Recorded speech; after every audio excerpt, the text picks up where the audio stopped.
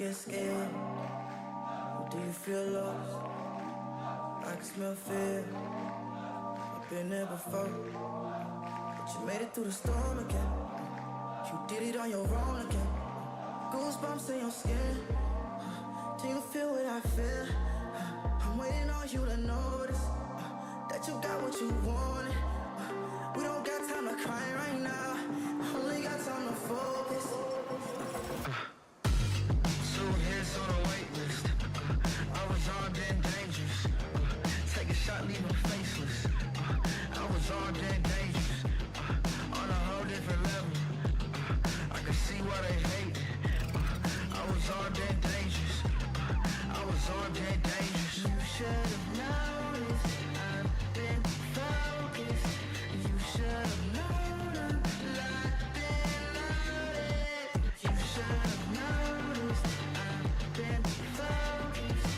You should have known I'm locked and loaded. Better watch your back, cause we aiming at your head. I don't need to pick me up and I don't need a rest. Knock down, top down, hit him in his leg. Pull up with the trio and my eyes all red. Like 2, 3 of us can't compete with us. Everybody screaming like they did and believe in us. Believe in us, believe in us, believe in us. 2 hits on a wait list. I was armed and dangerous. Take a shot, leave them faceless. I was armed and dangerous.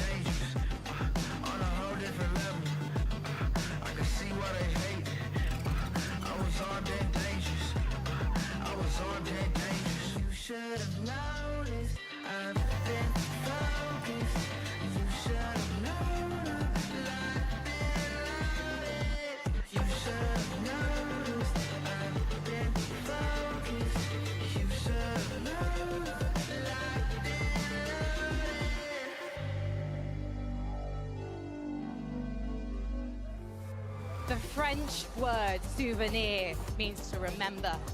And today, one of these teams is going to make a memory we'll never forget. This is the final day of the 2025 Fortnite Global Championship. Lyon, vous êtes prêts?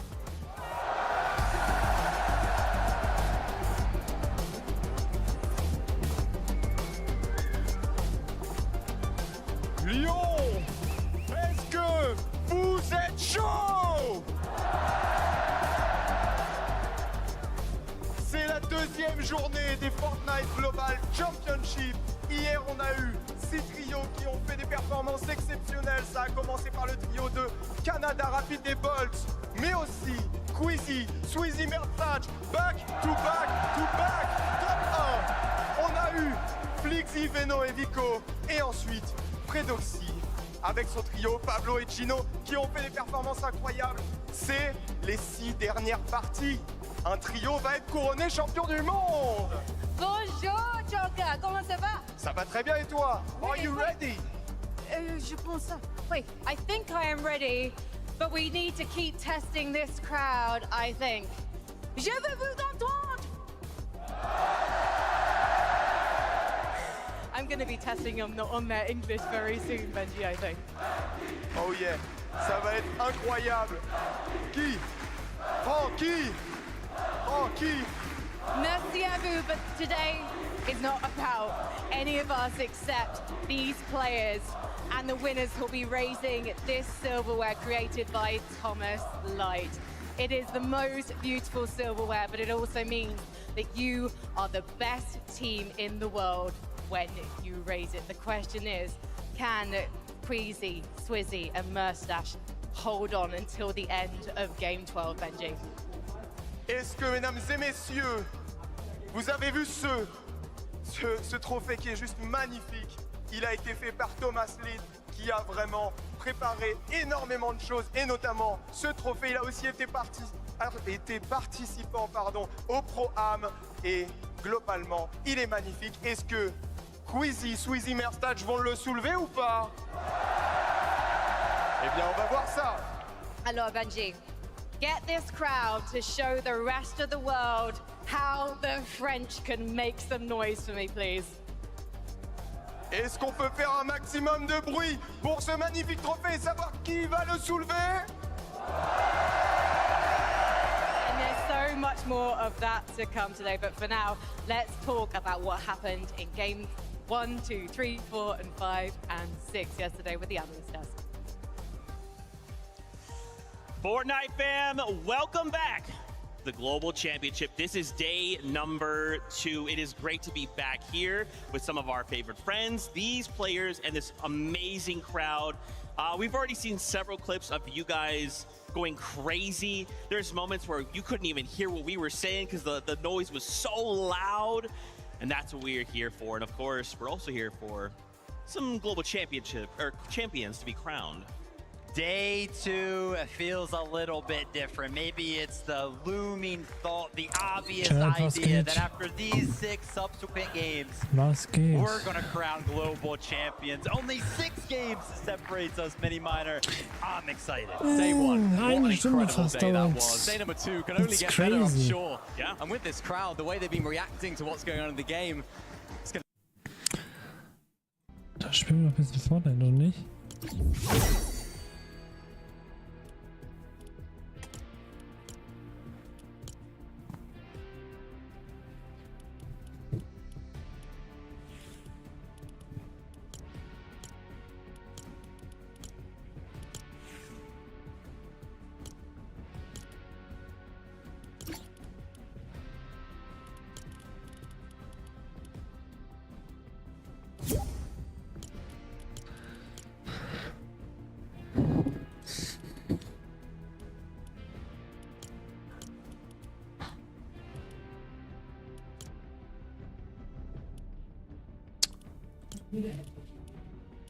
Also es ist WXP-Wochenende.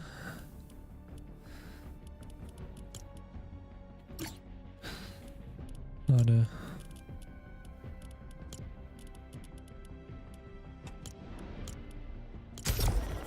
Ich Schön uns ein bisschen ein. Dann passt es.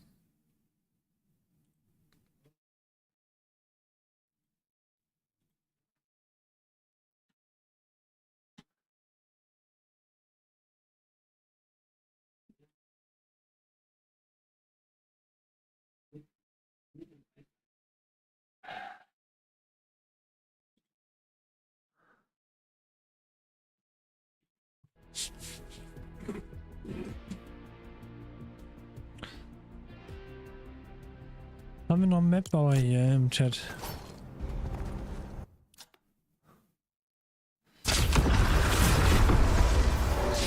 Ich bräuchte ein bisschen Hilfe.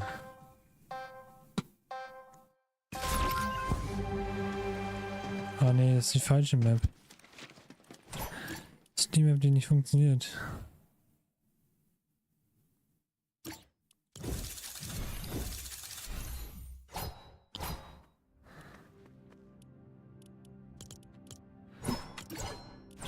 Oh mein Gott. Ist das ein Krampf? Schon wieder.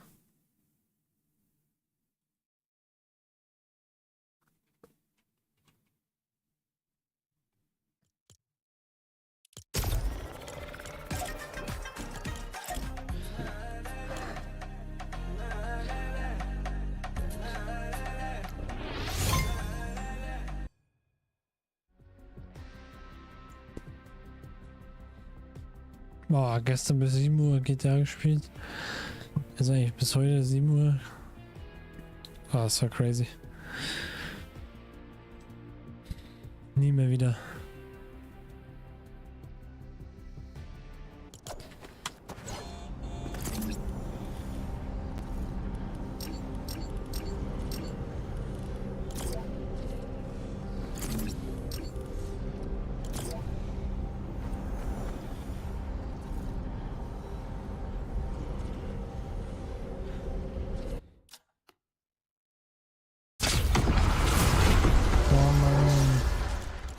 Die Maps funktionieren alle nicht.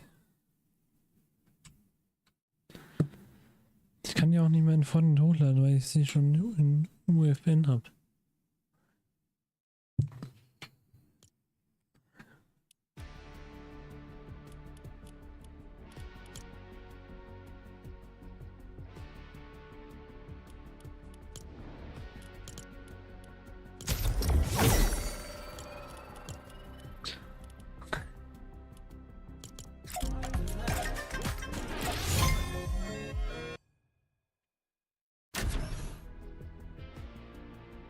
Bin gar nicht eingespielt. Ist wahrscheinlich nicht geil.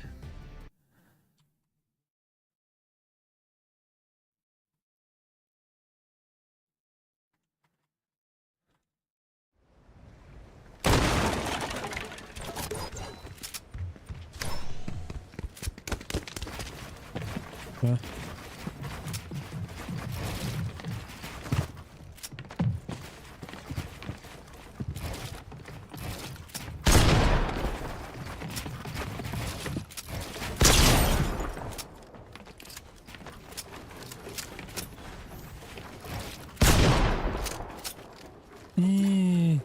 Nein, nein.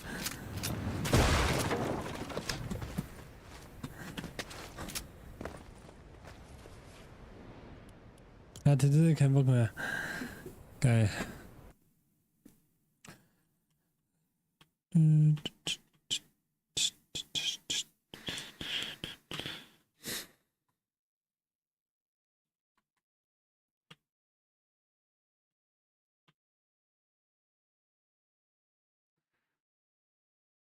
Aber keine Mucke.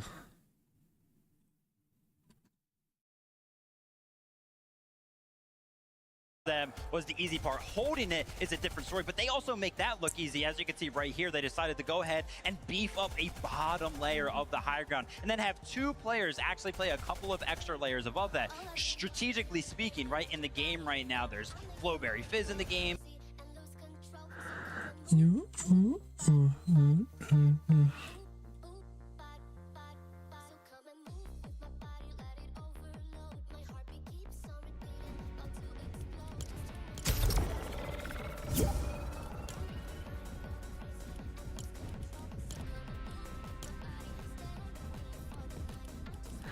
Ja, was ist das für eine Kacke?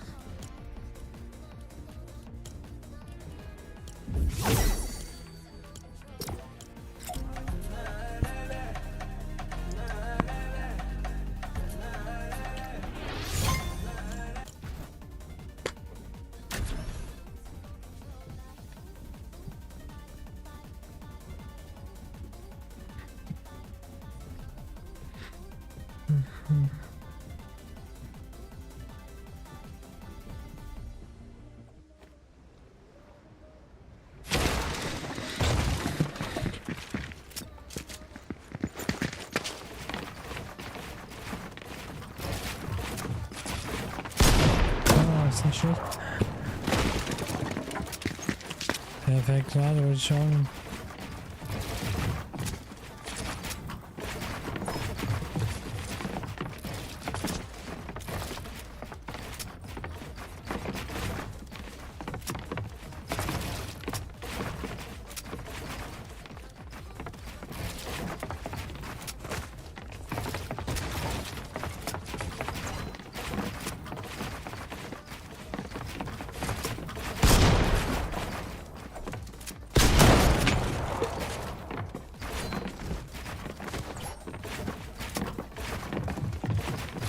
Spielt er?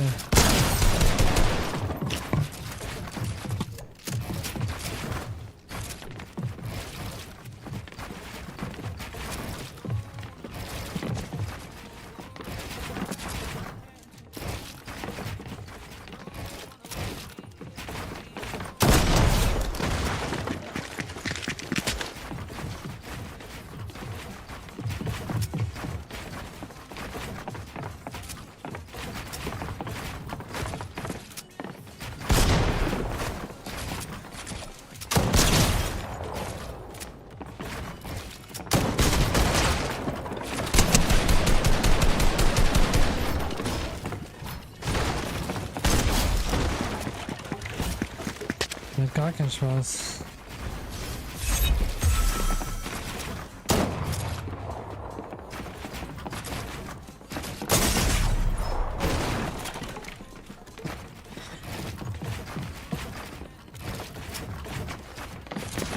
Ah, mein Auge.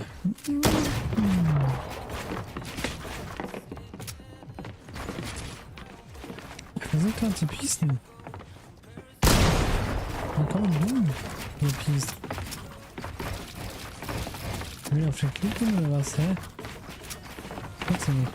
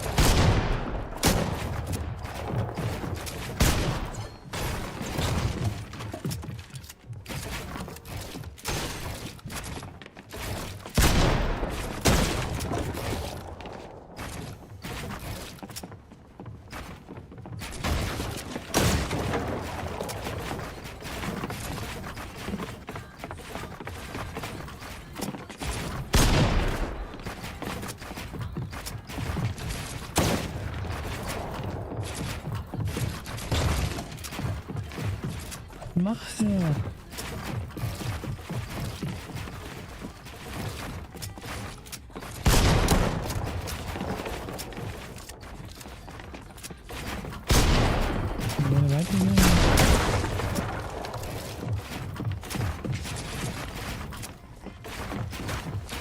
Mann, Digga, Spam, die treffen den Cones, weiß es nicht. Ja, er kriegt auch zurecht diesen... Ist ja okay.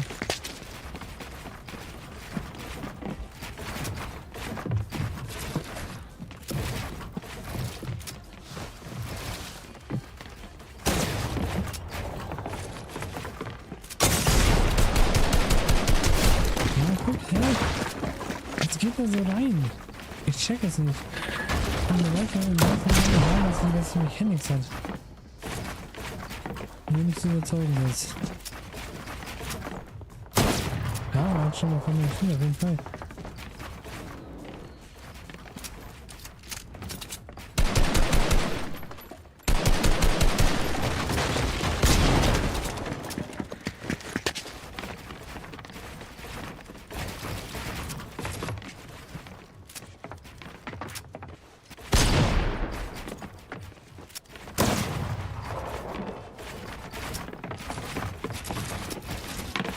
Nein.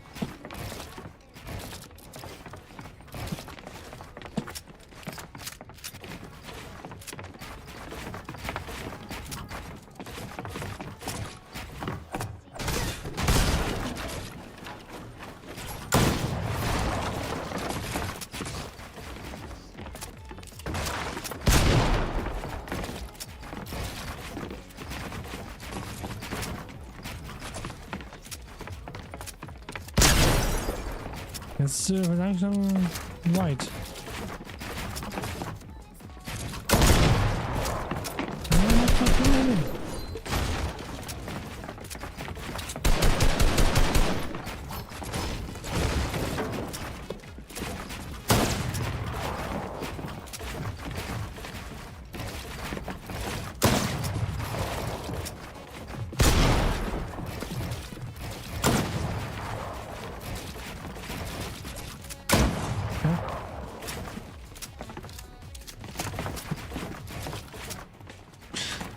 Spielt er auf eine Pumpe, ist der Totarsch.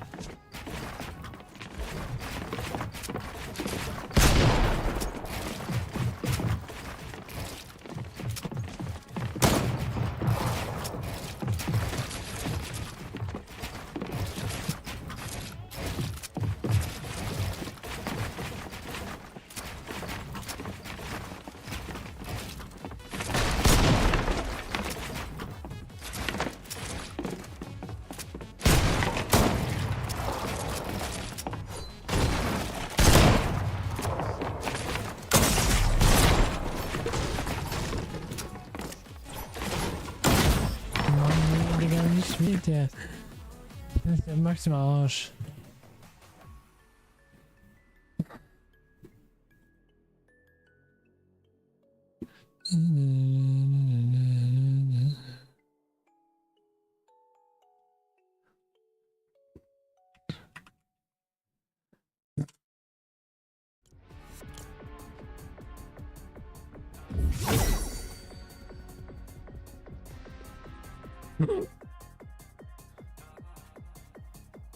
So, Chat.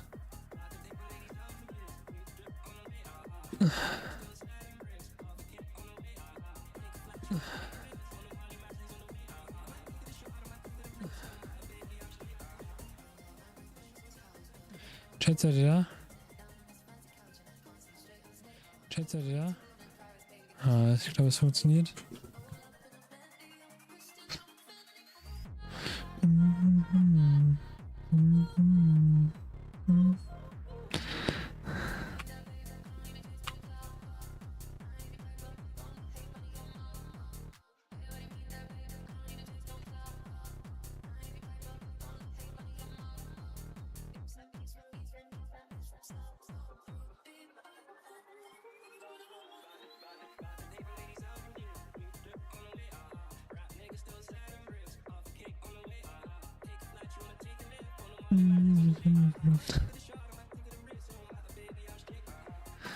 Ach, Digga, der Streamer ist noch vorne live.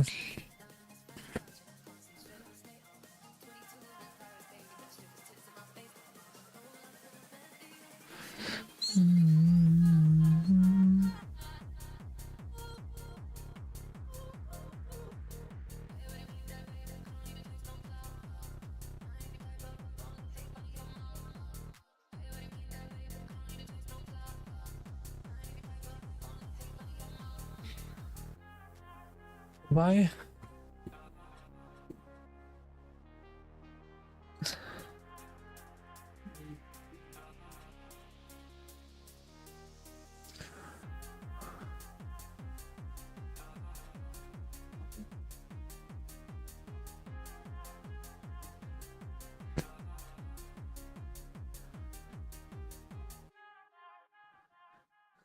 soll das denn sein?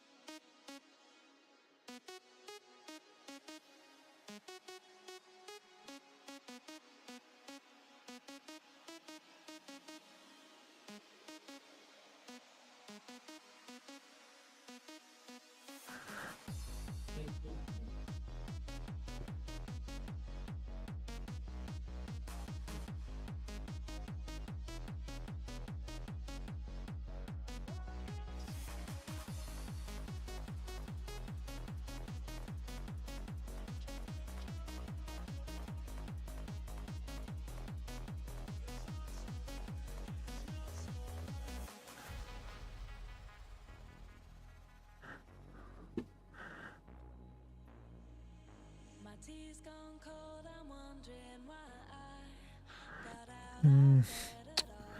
The morning rain clouds up my window, and I can't see it all. And even if I could, They actually split.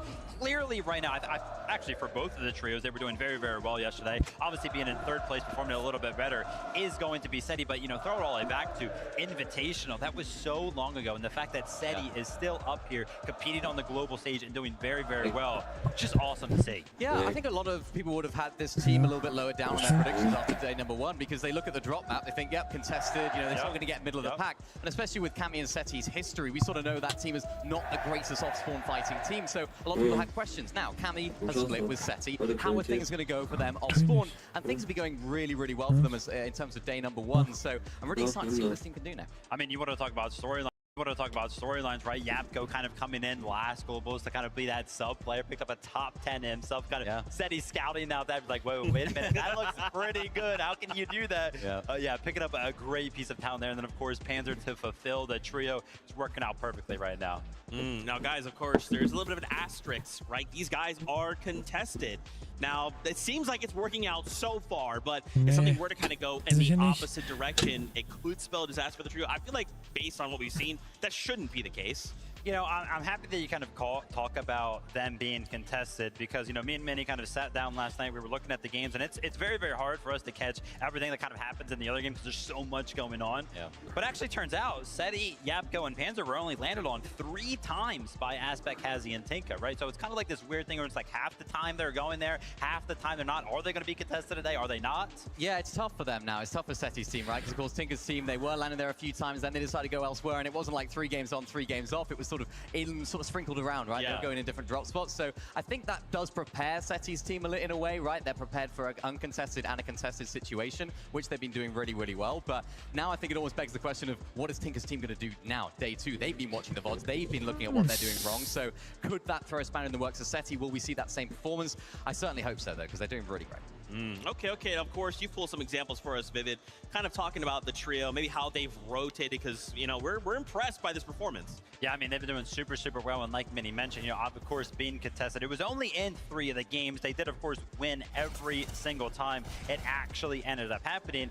But I think the most impressive thing for this trio right now is the fact that they've been able to come up with a strat that actually works regardless of how the game kind of goes to them, right? They're contested, they do the same thing. They're uncontested, they do the same thing. The zone, the storm is covering Kappa Kappa Factory very, very early on. They do the same thing. It just doesn't matter. Yeah, one of these things that they do is, of course, they find these launch pads, right? These huge launch pads that can send you so far up in the sky. They actually place one down. They almost use it as a static launch pad, although it's not there on the map all the time. They find one, they chuck it in the middle of the POI, and then, of course, that gives them not only so much visibility, but also Tinker's team, when they're contesting them, one of them might dip, as we saw right here, Tinker do himself. SETI was able to then go on out, close that fight out, get all of that storm surge damage so effectively, and even go down here to farm a little bit more as well. Yeah, now the specific strategy that they pretty much do, SETI is kind of just sent off to go ahead and pick up as much loot as he possibly can, right? And he returns to that quote-unquote static launch pad that they kind of throw down in the middle of the POI. He usually will end up dropping all of his loot and then continue to go ahead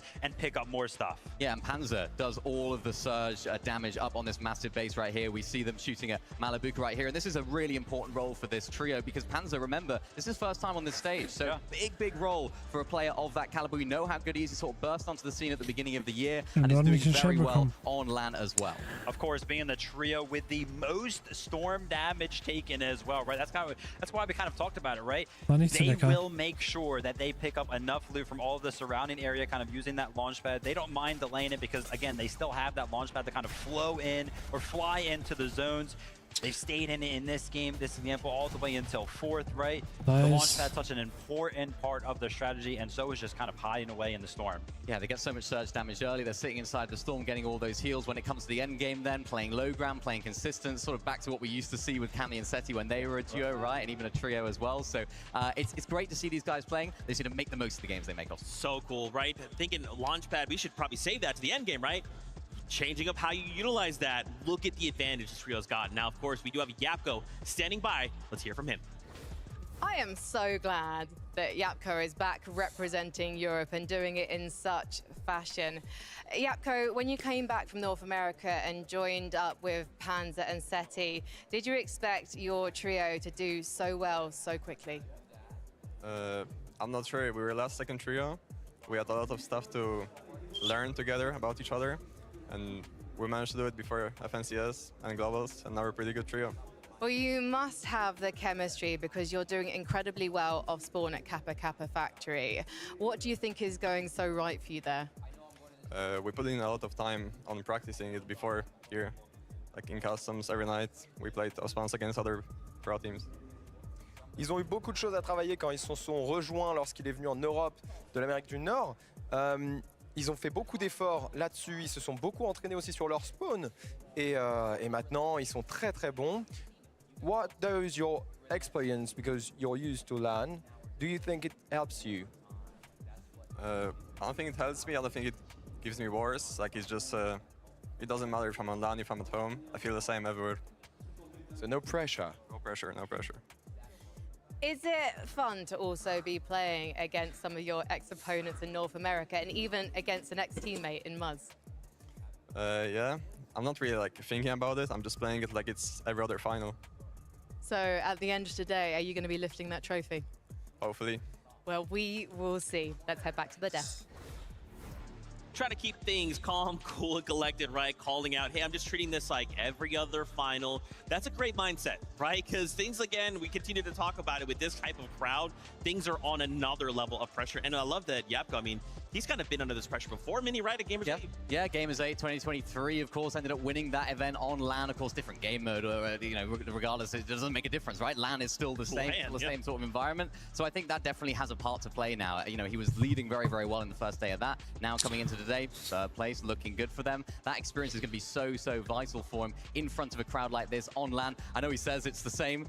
It's not the same. It's never going to be the same. I'm like, it's good to have that mindset, yeah, right? I'm like thinking to myself, like, that's got to be a lie, right? There's no way he feels the exact same way about that. But I love the fact that he goes ahead and mentions, hey, listen, you know, we're kind of a last-minute trio that kind of formed, right? We kind of tee up Globals. We're like, hey, listen, some of these trios, they've been playing together all year. They're going to be so experienced. They're going to be used to playing together.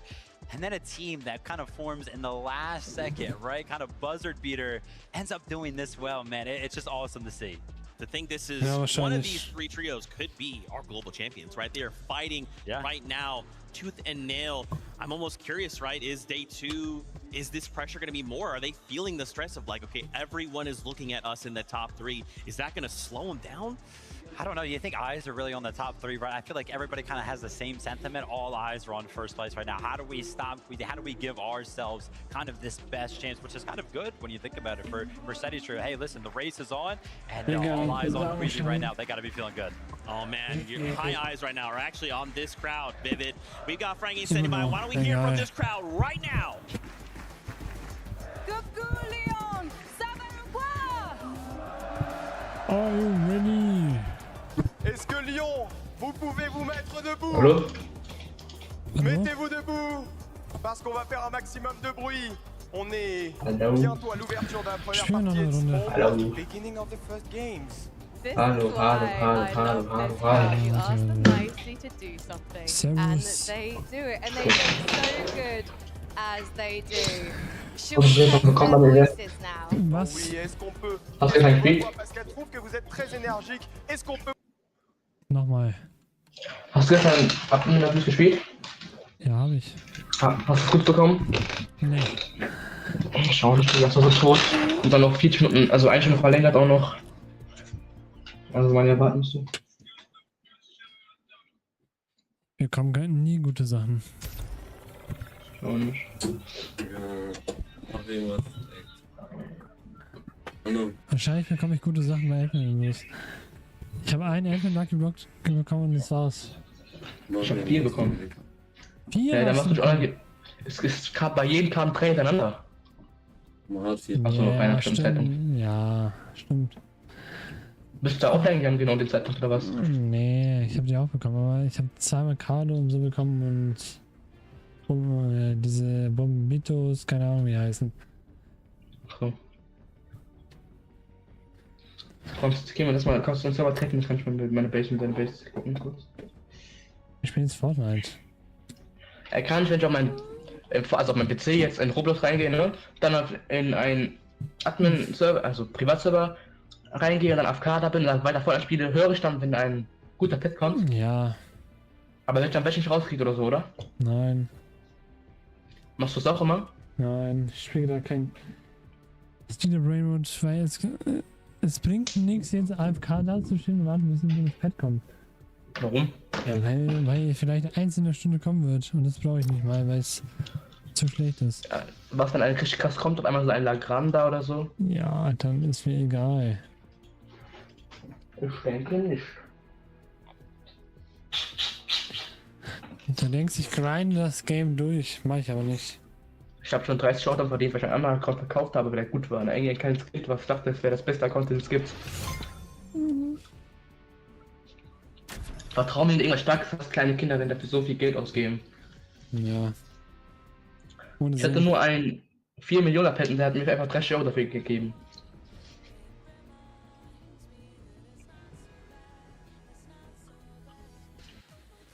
Schaust nicht Fortnite World Cup? Ist der gerade? Ja. Ich muss gucken, ob irgendjemand Dings da Party macht. Ich mach Ich kann leider macht mein zweiter Account halt nicht diese Dingsbums, Digga. Ich mach Viewing Party. Du machst Viewing Party. Ja. Oh oh.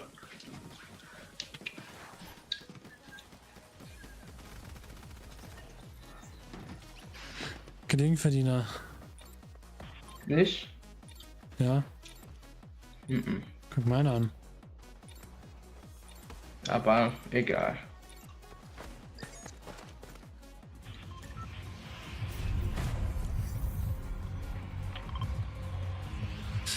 Der Bus sieht ja Kombinage aus. Gelb und blau.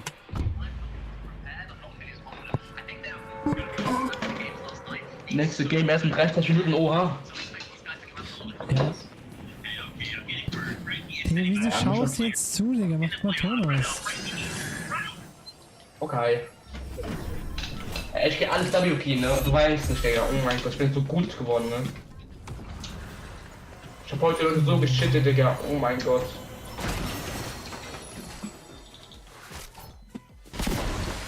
Ich bekomme zweimal hintereinander eine Hammer, ja. Oh mein Gott.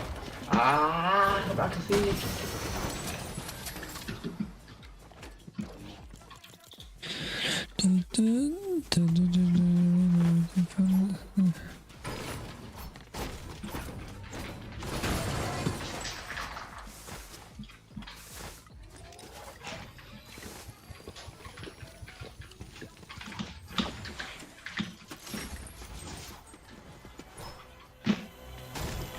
Nein.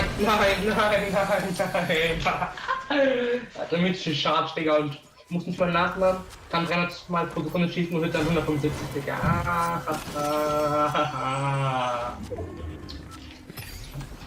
Der ermüdete Charge ist so stark, oh mein Gott. Wieso bist du immer so laut? Ich check das nicht. Warum bist du immer so leise? Das check ich auch nicht. Ja.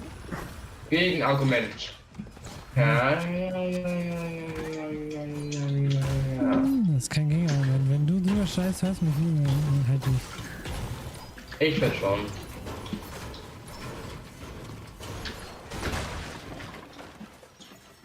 Lecker. Lecker. Können wir nicht über Discord machen?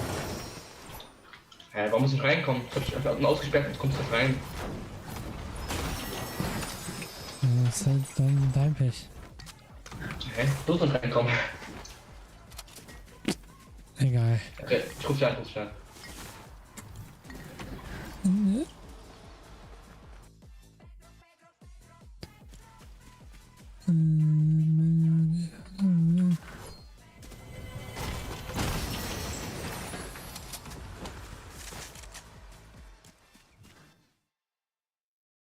Geht doch.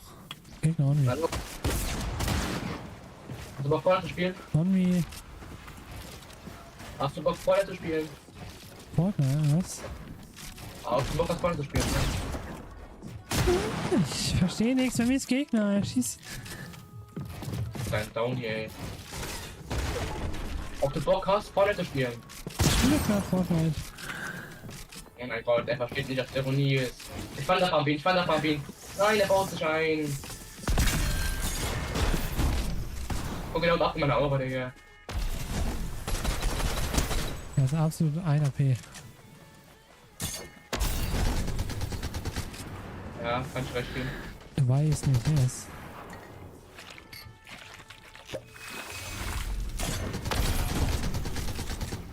Take damit.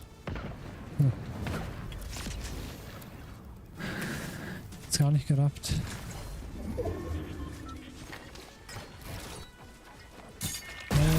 Sorry. Ja. Ja, kein Problem. Nimm dir mein Nutz. Nimm dir mein hart arbeiten Nutz, wo ich 3 Monate zur Arbeit gegangen bin. Nein, nimm ihn einfach, nimm. Dann nimm, wo ich 3 Monate arbeiten gegangen bin und meine Kinder ernährt habe. Aber egal, nimm, alles gut. Ich wollte Flowbase machen. Ja, ist okay. Ein anderer Gegner, der Mate ist hier unten, komm her. Komm. Hier vorne. Box, schießen, ich will die Pfanne haben, Mensch, dafür jetzt. Boah, viel zu weit weg, Digga, schade.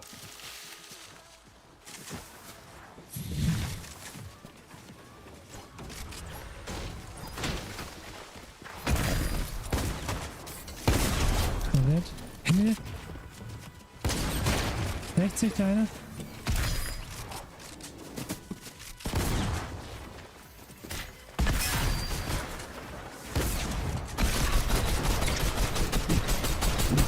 Was machst du?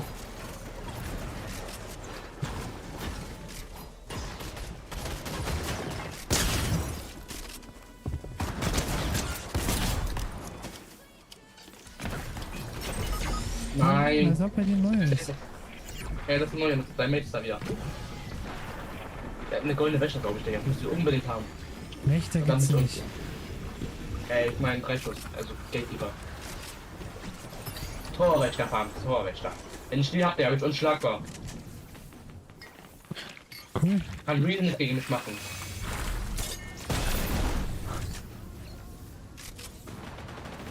Ja, lass mich einfach hier allein. Ist okay.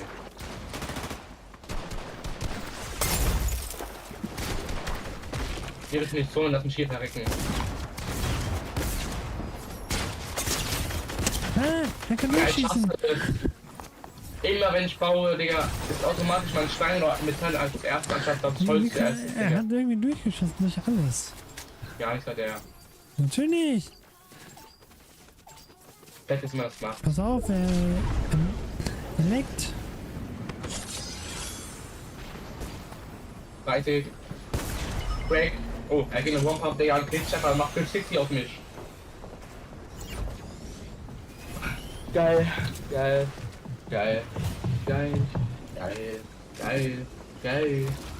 mach nicht, ja, mach was, ey. Genau so.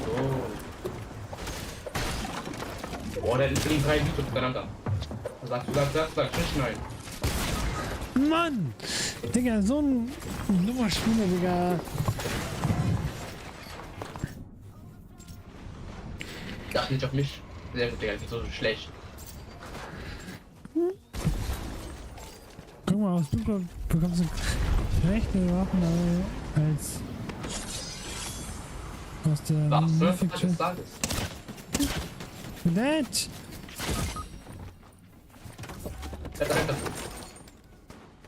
Okay. Weißt du nicht?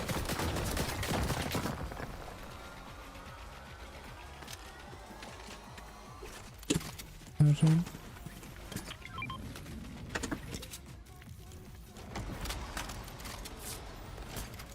Lass sie weg, lass sie weg. Right.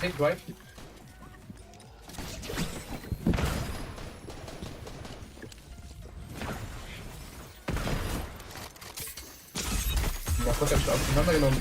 Hinter mir. Ich wurde auseinandergenommen.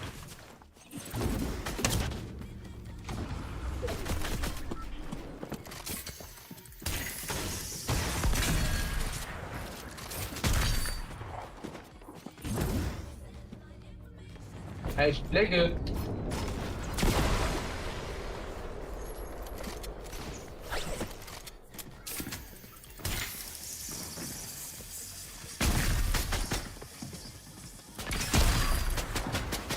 Hä? Mann, Digga, alles ist Ich bin doch schlecht. so schlecht. Es ist so schlecht gemacht, Digga. Das Game wird doch nicht. Was? Ist nicht dead. Hinter dir! Oh mein Gott, wie hörst du das nicht? Oder? Er hat 2 Schläge und hat mal einen Box gehabt, Digga. Wo wird eine Metal-Box hat da so hinten? Ich hab doch gesagt hinter dir. Hä, aber so mit Verzögerung.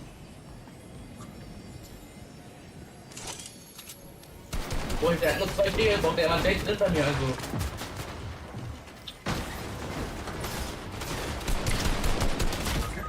Oh. Natürlich. Der Erste, der hat wieder einen Pump.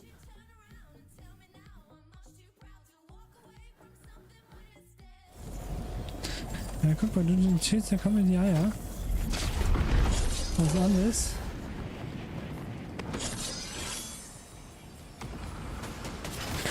Ich bin dead.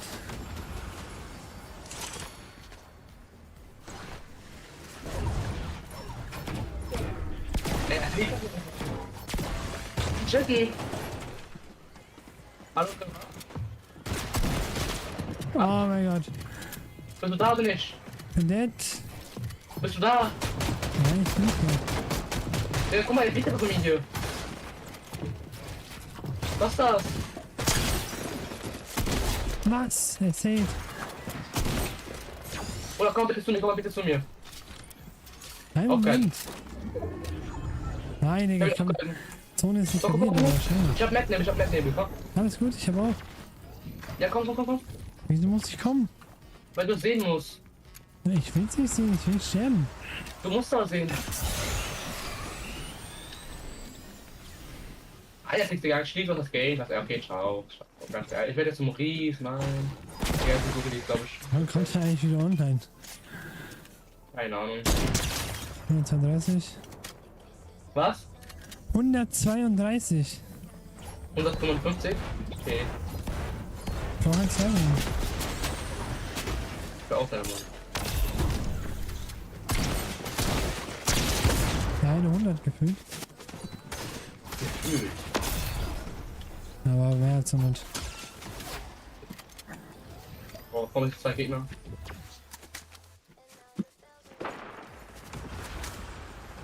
Elf, Digga, ich hab jetzt 11 gedrückt. Ah! 11, alles, Digga. Hinter dem Baum. Hä? Salam alaikum, salam. Hey, wie viele Leute? Auf einmal ganz ins Boot. Ich bin du. Ja, da waren aber Kein viele Squad, Leute. also nein, kein Squad. Bau das Capmats. Hä? Bau das Capmats. Okay. Nur mit 5. Ja, wegen dir das Dead, Digga. Du sollst mal bauen, das ist enttäuscht, Digga. Wegen dir ist das Dead, Bro. Ja, Wegen das dir. Gelaber, Digga. Bau doch Dead, Mensch. Bau doch Dead, Digga. Bitte, Bro. Der Mann mit Zeppe ist angefallen. Warum? Du halten müssen, Bruder. Du darfst du halten. Dein Treff ist falsch rum. Die Wand jetzt halten müssen. Shut up.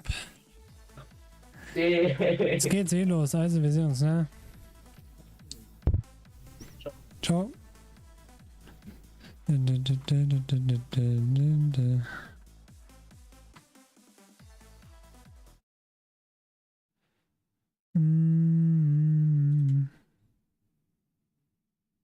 of our North American West players. So please, backers, pause, pump, please be on your feet. Let the fans see you. Pump, this is your very first Fortnite Global Championship. How are you finding it? I'm finding it good. I mean, I wish we were uncontested, but you know, it's how the game is. So hopefully we can pull off a better day. How are those Osborne fights going for you at the moment? It's going 3-3 right now. We're confident going to the next couple games next weekend.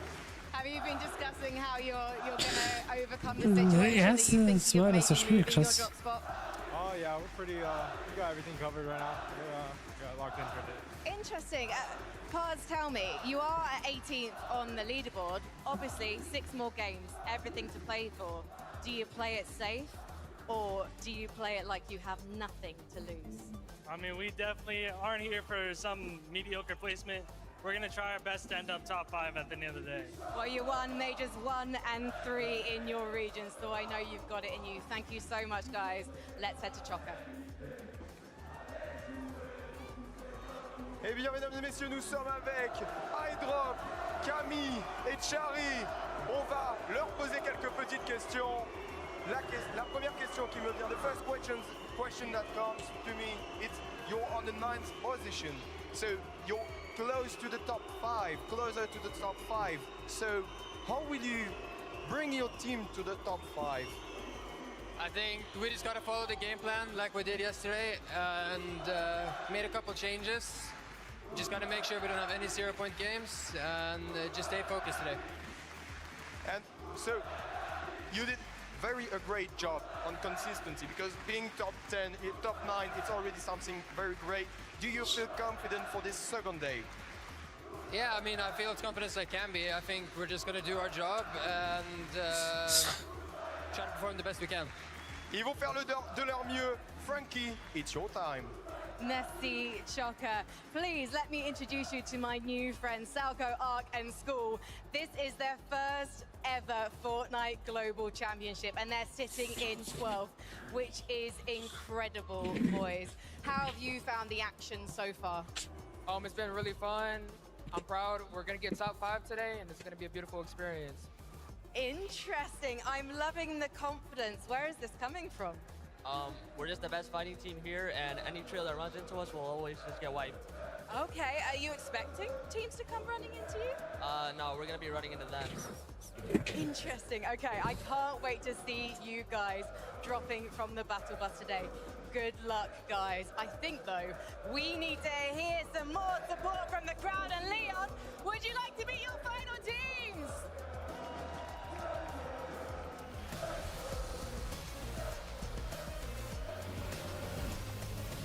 Up next, it's Shadow, Sphinx, and Muzz. Even with the odds against them, this trio's got no problems with defeating expectations to finish with promising results.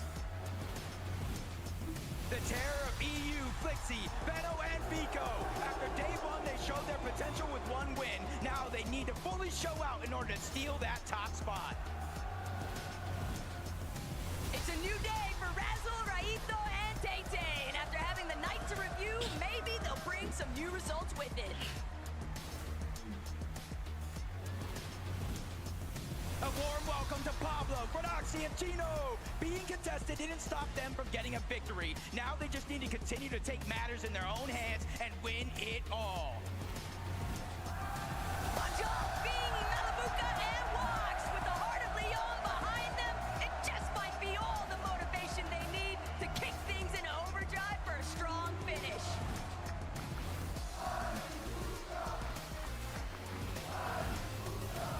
Give it up for Chap Reason and Mr. Savage. With Mr. Savage. the top sex, they've shown experience and firepower, but now it's show the world what you got left. Snowy, Ryu, and Zod put on quite the show yesterday with their constant box fighting, and if they add some good placements with it, then the Middle East might just be due for an upset. The NA champs, Peterbach, Cold, and Ritual. With their backs up against the wall, there's only one thing they can do. Take over the competition like they've done many times everything to gain. It's Cassie, Tinka, and Aspect. Looks can be deceiving, so don't sleep on some of Oshi's finest. They're ready to lock in. It's visuals, grades, and a finish. Even though things didn't go their way day one, they're just a couple of games away from a comeback. It's now or never. Ooh la la! It's Swizzy, Queasy, and Mustache! Their gameplay said everything, while their results wrote a new chapter in Fortnite history. This is your moment, so take it!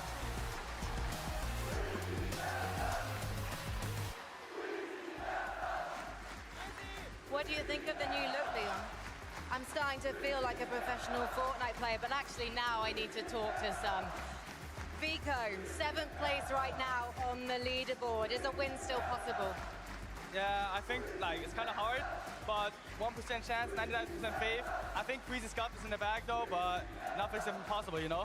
You seem to be very nice about some of your fellow European teams, also the American ones. I saw you fist pumping some of the North American guys. Is it all love on this stage? So I think that's not all love. There's 0 French players at this LAN. Keep booing me. Okay, I might give him the sunglasses to put back on.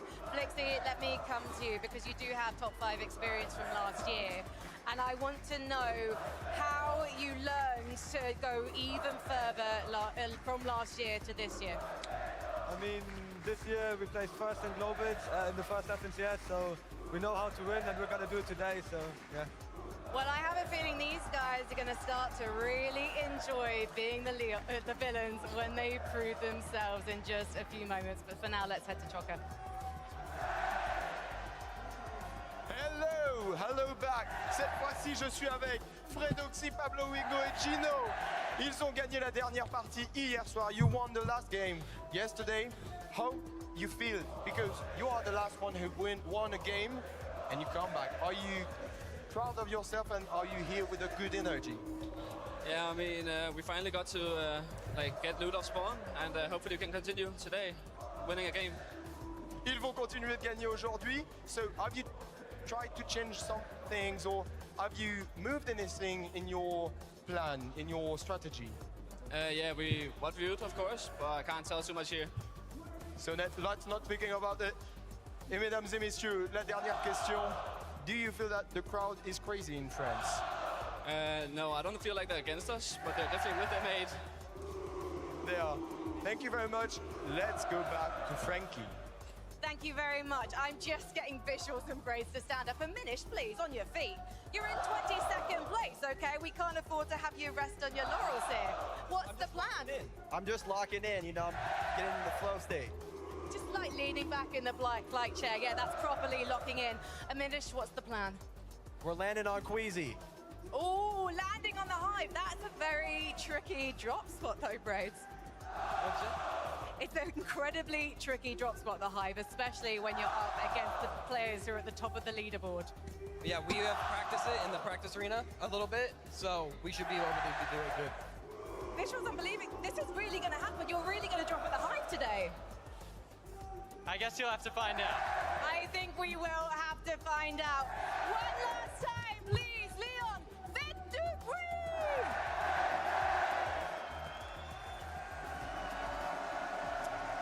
Guys, let's be honest with ourselves for a moment. There's no way they're gonna land on Queasy. There's no way they're gonna land on Queasy, right? There's no way. A little bit of farming going on. I'm pretty sure. They did a good job of it, right? 2 minutes left to go for the game, and we'll actually see what happens. But a little buzzer beater right there, kind of getting that clip in.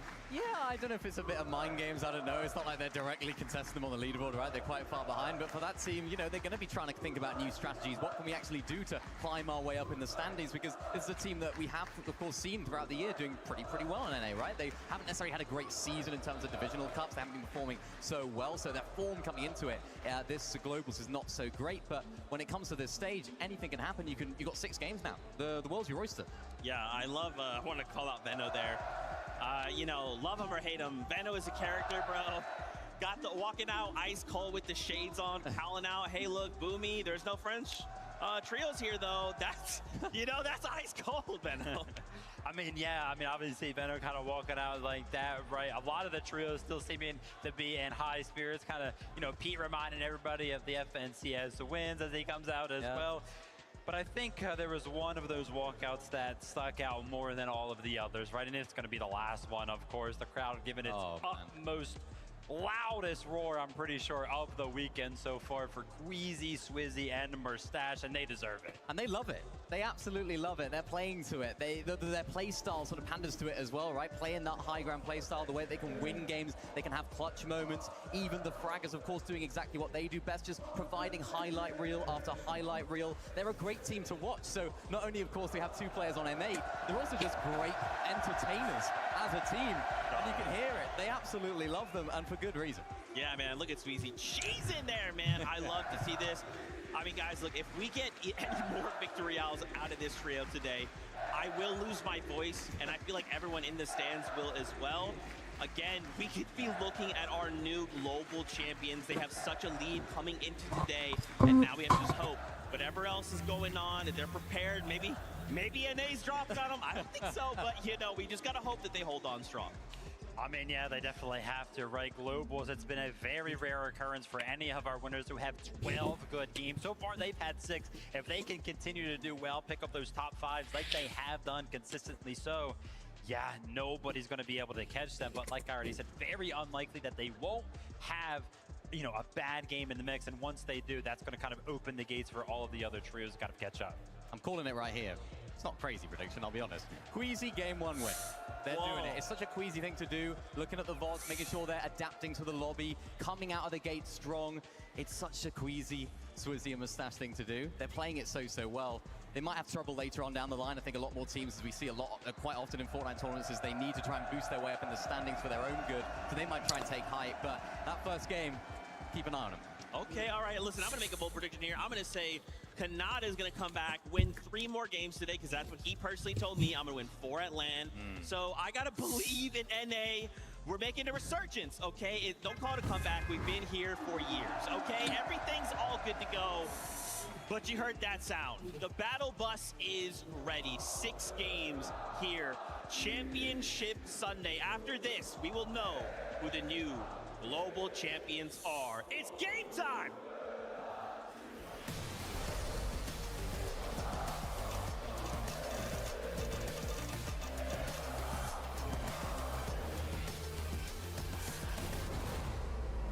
Almost a year in the making just to get to this global championship. 3 different majors. So much heartbreak, emotion, and passion going into this moment.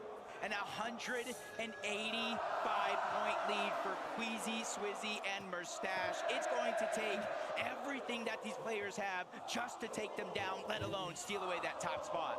It's always going to be a battle of mental fortitude, though, in a 2-day format, Jacob. And with a whole night to review, I'm expecting to see a lot of adaptations. And Pixie already feeling a little bit of pressure.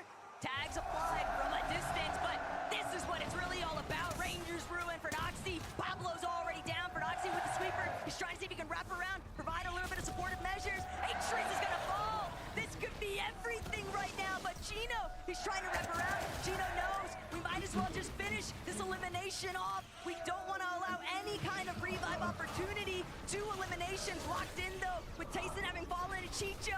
Chicho barely standing, but it's all for Noxy, Pablo, and Gino to win it out. Now, let's see what they're really about for these end games. And this time around, versus so many other games, they finished this fight rather quickly, minimizing the chance of any third party coming over. And you know, I know, and I think the world is on notice now. When Prodoxy is able to get off spawn, he goes on runs. Queasy, Swizzy, and Mustache. A little bit of rumblings taking place all throughout the course of the early morning hours, and even leading into this morning inside the player practice room, you heard the possibilities. Maybe Queasy gets contested, but that's not going to be the case, at least not for Game 7. Same scenario taking place for Higgs, Iamzo, and Clicks.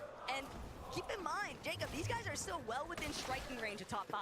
Yeah, 8th place basically to end the day yesterday, and it's kind of building momentum, building confidence. These guys have all played on the global stage before. They just need to go ahead and channel it. This is day 2, the last chance, 6 games. They just have to leave no regrets left on that table, just like this team here. Contested, uncontested, they made it work no matter what went their way from the Kappa factory, and now they are just der besten durchgeführt. games away from potentially taking a second or even a first place spot, depending how Swizzy, Quizzy, and Mustache continue to perform throughout the day. And while being uncontested is a likely ideal for Seti Panzer and Yapko, it does force them to have to revisit where is our search strategy going to come into play. They're not the only ones that have had Ja. to take those instances and just rewrite how they want to work it through. Keine Ahnung, on the das other ist hand, nicht. Nein. lurking, Du siehst es waiting, nicht. farming. Ja, entweder schauen wir jetzt so oder nicht, hä? Plan. You said it yourself, Ja, lurking, but from one team to another, you're kind of Kann man seeing sagen, the das change up of strategies. Genau. Instead of finding out over at Dystopia, it's like Epic, Ich glaub Paper, and nicht. Victor B are ready to make moves. 72 points after day number 1 is a hole that they didn't even expect themselves to be in, especially to start the day. It was Victor B that stopped the momentum from building from Peterbot himself by taking him out in a crucial 1v1 to save Epic Will because he was down. It actually looks like Epic Well Paper and Victor V might have visited that bird a little bit too late. I drop and Co likely already stripped most of the metal here, and it's just the scraps left behind. Paper, Victor V, and Epic, they didn't exactly have the most primed up loadouts, so they got to be really wary of that team on Shining Span. Yep, just kind of taking the risk of not being able to get loot early on, try to get a fight to go their way. We'll see if it does continue to work out, but Peterbot, Cold, and Ritual still spinning that wheel, landing at the outskirts, not contesting Dystopia, and quickly moving on over towards Fox. But from one side of the map to the next, the contested fights still continue. Nice. Adapter landing good shots onto Pump, forcing him back, and he's kind of separated from the rest of the team. That's going to give Adapter just a Kein little Netz bit mehr, of schade. confidence to move on over. But since he doesn't know exactly where all 3 members of this trio are at, it's just a little bit too risky for him to keep that aggression up as Baka, Pars, and Pump all drop down low to that low ground just to re-farm what little materials that they do have. Problem is, both of these teams are now rather isolated, Jacob. They spent a decent amount of time in this position, way far east of everybody else. So now Adapter, Mansour, they don't even have any materials. They were trying to pounce on this opportunity, but when the time to elimination isn't wrapped up nice and pretty like what we witnessed between Tayson and Prodoxy, you just get these drawn-out exchanges, and it's not necessarily going to benefit either team because they're both really low on materials. They're so far out of the way compared to everybody else. They still got to push in eventually, and they're not really going to get a whole lot off of the Ja, die other sind party, nur even if one Fußkraft. does win the fight. So Adapter, Mansour, Ballord, they spot it out. Ja. They know they can't afford to spend any more time. They need to create some space. Yeah, and I kind of like what you said, where there's not enough resources as well. And you got to realize, even if they do win this fight, especially Baka, Pars, and Pump, they are missing chunks of shield, a little bit of HP, so Storm Surge is not going to be much, even with that elimination there on the Mansour. Not sure that he didn't get the memo that the rest of his team already rotated out, but that's a blessing in disguise for Baka, Pars, and Pump. Just a little bit of Surge, but as I was saying, it's not a ton. So their job isn't done yet. They're going to have to be predators in this lobby to try to hunt and figure out where they can start to accumulate that damage, because yesterday that was one of their weaknesses. Just like a few of the teams in this lobby, falling below that damage threshold, you kind of lose control over your own game. You have to push teams in which you normally wouldn't push. The elimination feed certainly lighting up though with a chunk of Nox, and Bolts Yeah. loses his shield, but based off of what we just saw inside of this surge base, don't think that Bolts is all that. Samstag geht's wieder richtig los mit Fortnite rein. Da bin ich richtig back. Taking their time, these pre-established surge bases, you have a pretty good idea of where other teams are going to be at, so you know that you're very likely to be able to farm a few surge tags if you just set up in advance. Activity still going on this side of the map. It's actually going over. Back Viele towards schon that am OSR Nerven. HQ. Peterbot, Cold, and Ritual continuously trying to hunt down Visual's Braids and a Minish. But Razzle Tate and Rido, they're also rotating on over from Dystopia City. And this is kind of becoming a cluster of teams trying to take this high ground position outside of the OXR HQ, which I can understand why, but you're seeing Peterbot, Cold, Ritual, and some of the other teams choose, hey, maybe this is not worth it. We still need damage elsewhere, and as long as both teams stay boxed up, there's no opportunity for said damage. Problems definitely occurred though for Visuals Braids in a minute. Raito, Tate, they're also fully aware of the fact that Peterbot's team very likely still lurking nearby, so it's not like they're gonna have a smooth exit. But Victor B, Epic Whale, they found themselves a little bit too tangled up here. Reek, Curly, and Cooper certainly have a little bit more priority positioning, but Victor B, he's got to try and hold things down. He wants to provide a little bit of relief towards Epic Whale. They just don't have a whole lot to work with in comparison to Curly, who's just trying to charge, see if he can run Epic down, but Reek now taking the forefront positioning. Reek instead going to be left to fall behind as Epic now scattered, but that's breathing room. Yeah, and this is just a tough position. Seeing both Victor B and Epic Well's loadout, they only have bandages, which is really not going to help them in this situation. No extra shields, which means Epic Well is just one pump away from going down. Victor B and him have to figure it out, but Benno, Flixie, Fico, they're trying to do the same thing.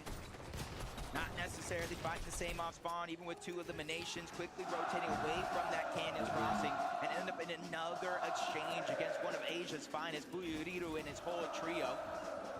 But you can see neither team just kind of going all in, just trying to end the fight quickly. There is a little bit of elevation difference, but that's going to go over to Benno, Flixie, and Vico. So now they have the options, the choices of what to do next.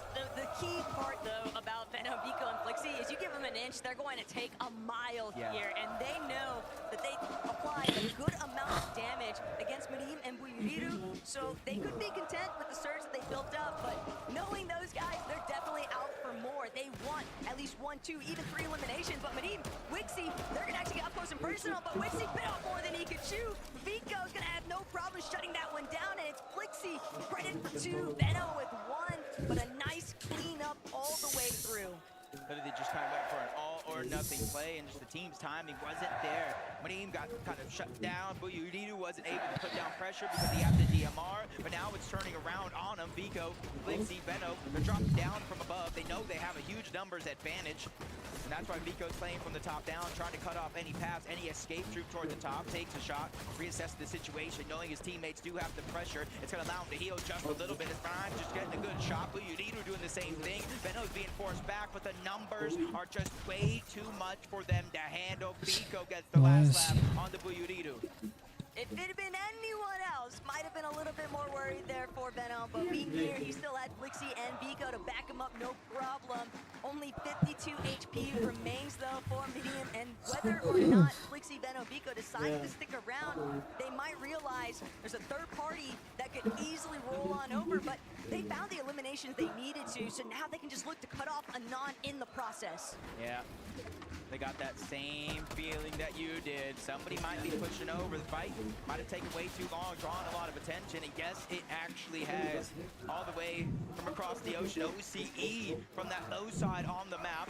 Storm Surge is going to be one of their biggest worries dropping there if the zone does pull towards the top. They really have to figure out a way to take advantage of it. Okay. And with 2 teams here, Vico, Flixie, and Benno, and a solo player that they did leave behind down below. They're just kind of waiting here, getting information. They know Ager's team also lapped on this side of the map, so they're trying to figure out where is the easiest possibility to get that damage. It's just no secret. Anon was very vocal about the fact that he is not a fan of the way Surge has been working zone by zone. Up 1,000 and one, down 300 and another. It's the nature of the game, and it can be brutal at times, but that's exactly why we see them trying to be more proactive, trying to create those aggressive Surge instances. But I'm not sure Benno, Vico, Flixie is the team that you want to take your chances on. I feel like this is the team right here. Poyo, Agers, and Acorn, 10th place after day number 1, and I feel like the majority of the community had this team in their top 5, in their top 3, possibly winning the entire thing.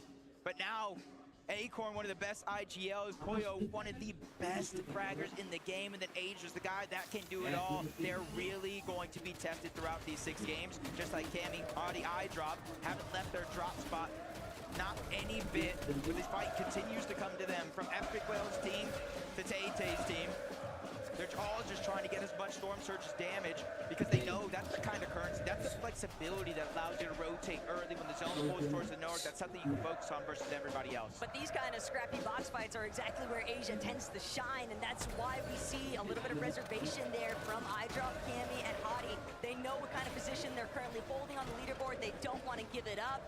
Boyo, Agers, and Acorn, though, they just continue to take advantage of all the objectives surrounding them, even if they have to make some earlier rotates. We saw how difficult their day one started out, but by the end of it, we started to see that little bit of a bounce back factor, Jacob, and now with the whole night to actually hit the buys, I'm so certain that Acorn has definitely cooked up something.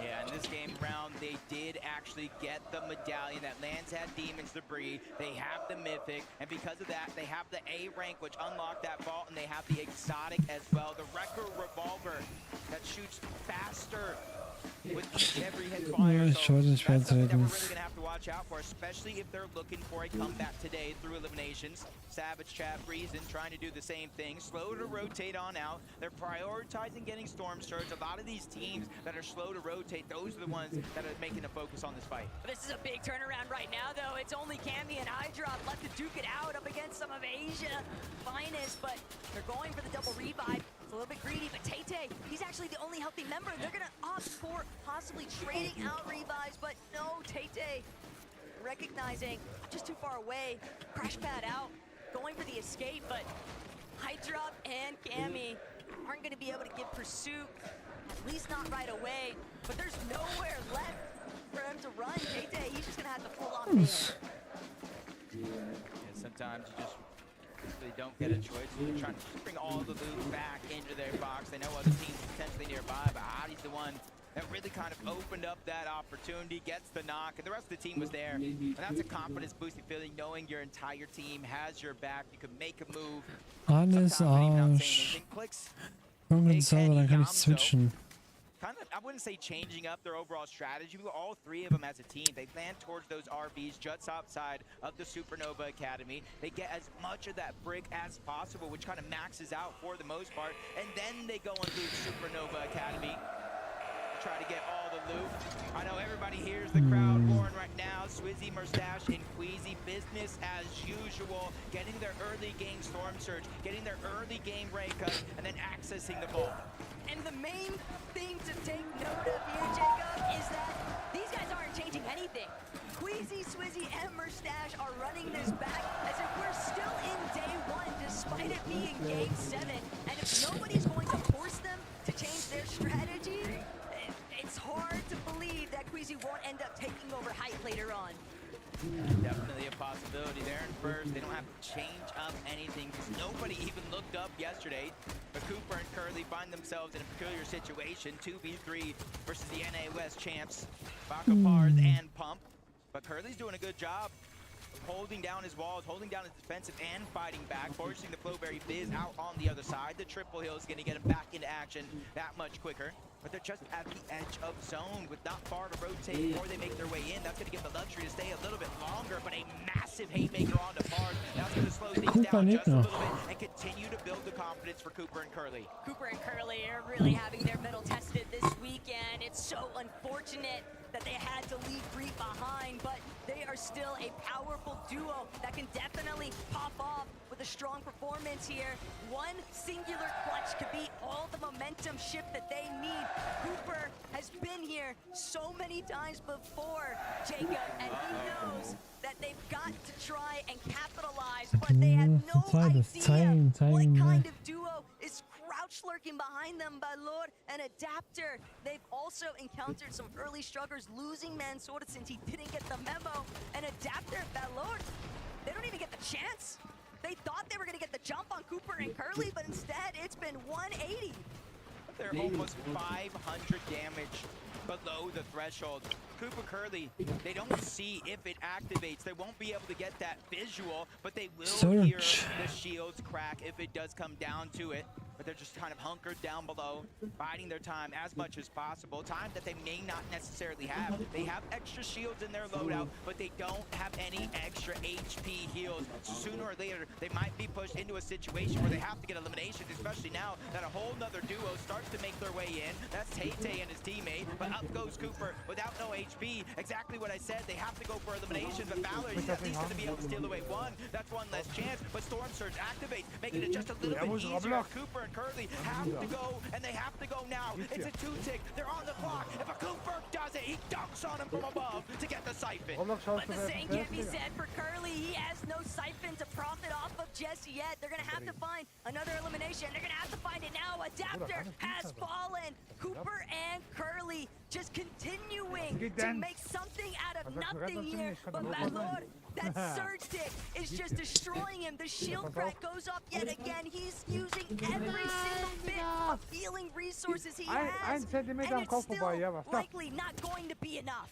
Yeah, like I said, the shield's cracked. That's a giveaway for Curly and Cooper, and immediately turn around, tried to land shots. Valor's doing just that. He barely gets himself above that damage threshold, and he knows he cannot go back for his teammates' reboots card. This is a solo journey from here on out for him, and he does some good damage yet again. Will he pick up the elimination? We'll wait and see. But big save from Tanya and Marius. You can see the zone just outside of OXR HQ. These guys have been smooth sailing so far in this game.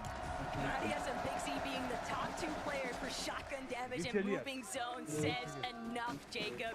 These guys have been getting fraggy, and they plan to continue their streak, especially with all the company that's starting to dogpile around them. I saw in the distance, Baca, and I believe ours both going down. Going to get cleaned up by Chap, Savage, and Reason. 410 damage above the threshold. Slap dab in the middle of the zone as well. Cold, Ritual, and Peterbot. I was talking to them before today. They didn't have too many game plans other than just play better. They know their performance yesterday was abysmal, and that's just a huge fire underneath their belt to do just that and have a good comeback. And Chino's just fighting on the other side. That's Anon all the way from OCE, but his teammates are coming in. Backup has arrived. Chino's just getting pushed back further and further. Resign's starting to feel that confidence, but there's too many players all around. For Doxy, surprisingly, Resign's catching him off guard. Multiple players trying to push in, but for Doxy making sure to save the day. Down goes Resign's, and up goes their chances to win this fight. Just look at the way that Fordoxy and Chino played this box fight, though. So many separate angles opened up at once. Resign's HP just disappeared. Fordoxy and Chino still looking to try and hold things down too here, Jacob. They're fully aware of the fact that they've done enough to at least push Oshi back temporarily, but that's not to say that it has had the same effect on the Polish counterparts directly next to where they're located. Ah, Buff sind die, was ist? Und wie viel auch Buff? Fast 1000 Buff. Aber er ist alleine, Felix jetzt. The audio visual is coming out. Proxy trying to reposition. He has to let the cone go. He has to let his teammate go down. That one's quickly cleaned up, but that doesn't mean he has to stop fighting back. With 2 versus 1 in this situation, and him being slightly on the edge of zone, if not out, he has to start getting information that is vital to his success.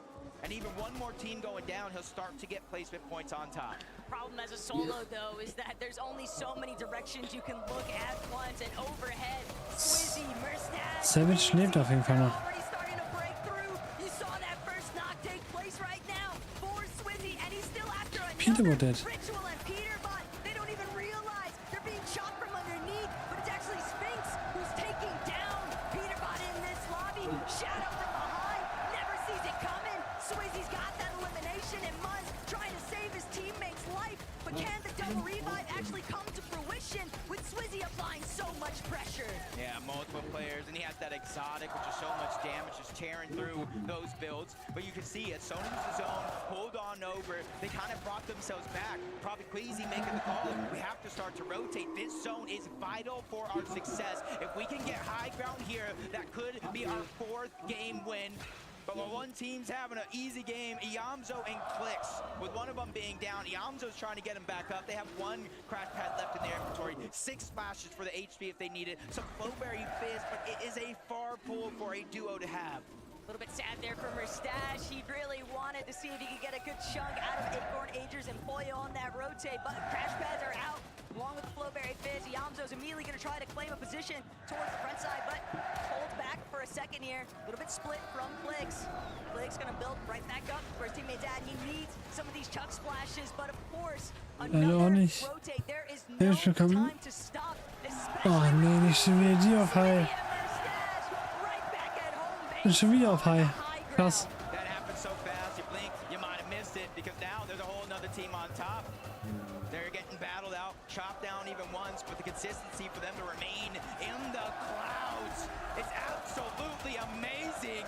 Swizzy, Mustache, and Queasy making it Man look muss das Savage Channel Reason und kann unter den Rücken durch, maybe. Everybody is at their disposal, and this is where we know what they do. They just target out a second height over and over and over. They reconnect along the way, so teams are going to have to think of something different here compared to yesterday. Zone geht anscheinend back. A little bit more intent on just trying to stake out these front side rotations. But for Clicks and Yamzo, it's likely going to be a backside of zone play. They're going to have to find a refresh. They have hardly any materials to work with. Yamzo doing what he can to drop whatever builds he can for Clicks, but there's nowhere safe to tarp out through inside of these lower layers. Everybody is frazzled here. Yapko, Panther, and Seti also in a very strong top 3 position, and they want to hold on to it, Jacob. They don't want to let it go. They worked way too hard to get this far. To go down here in 15th place. Storm Surge still active, forcing players to fight one another. Even though they have to rotate to the zone, they're trying to keep their 3rd place spot intact. They're only 8 points behind as we stand in this game, but Mustache, Swizzy, and Queasy are just double tarping, making sure to reinforce the Venno. The two are trying to look up. At one point or another, maybe 2 zones ago, they were the team on high ground, but it got stolen away. Up comes Acorn! They're ready to battle it out! M8 versus M8 as Poyo's ready to take on the competition, but towards the backside of zone, they chop it all down. Queasy, he saw that one coming from a mile away. That's exactly why they had Mustache overhead, still looking to try and build things out here, but Swizzy blocking off Acorn. So professionally, everybody's been chopped though. They're all falling down. Agers has been eliminated. Poyo and Acorn trying to go right back up on the height, but it's Malabuka, it's Lux, it's Ping. They're the ones that have fully overthrown the high ground. They're the ones. Also 2 Streit und scheut sich der dritte. Mustache, Queasy still as a duo, but they're still holding that 1st place spot. Kanada is going to go down.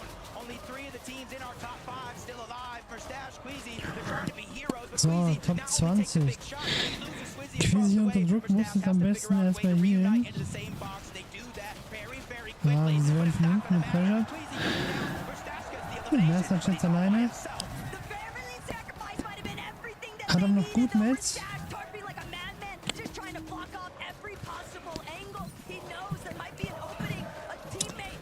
Nico ist keine mehr. Kriegt noch den Kill. Wer ist das? Nee, geht erstmal weiter in Zone. Hat er noch Metz? 8 Builds noch. Vigo holt noch ein. Vigo hat Reason geholt.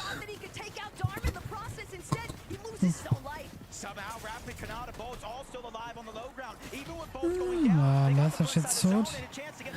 Chap alleine. Mr. Savage ist auch ganz hinten, der macht viel auf oder so. Kanada jetzt dead. Teilen sich jetzt die Metz nochmal. Chap ist jetzt bei Savage jetzt wieder. Chap lebt noch. 8 Leute noch. Savage dead. Chap dead.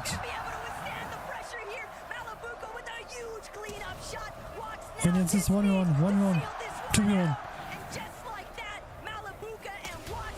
Malabuka gewinnt. Geiles Game. War nicht spannend. Reason auch stark gemacht. Und Mika auch.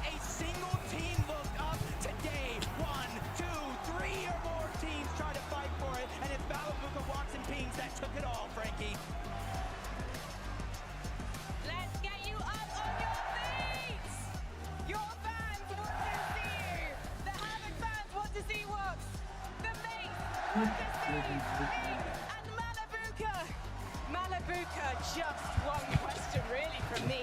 What took you so long? I don't know. We were not sure what to do on first day, but maybe we'll figure out something today. You definitely figured something out. You managed to take the high ground from the high ground kings, led by Queasy. Was this something you worked on, managing to take high ground from the top spot? I mean, it was pretty high ground this game, so we just climbed it. So do you have the Americans to thank for taking it first and chopping the boys on top? No, we just saw. Just everyone. So why would you? I'm gonna actually head over to Chopper. What? Do you have a word for this crowd that are supporting you and your teammates? Yeah, appreciate you guys coming out, supporting us, and watching us play. It means the world.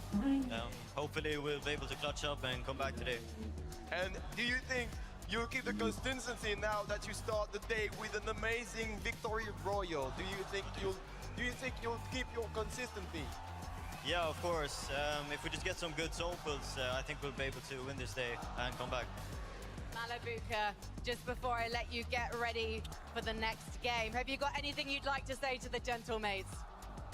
Might win.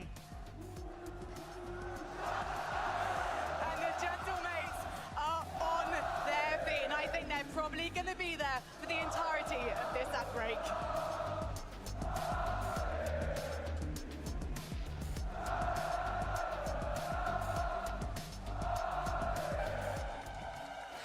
Oh, jetzt dauert es hier bis Game 2 gemacht.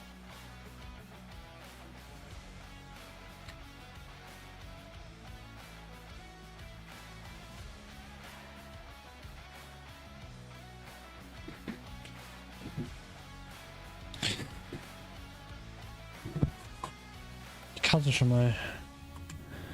Hoffentlich kommt es wieder rechtzeitig raus.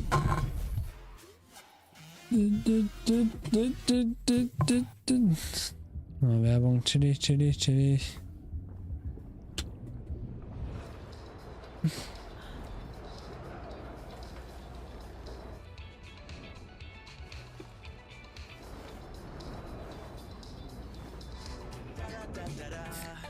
Unverschämt gut.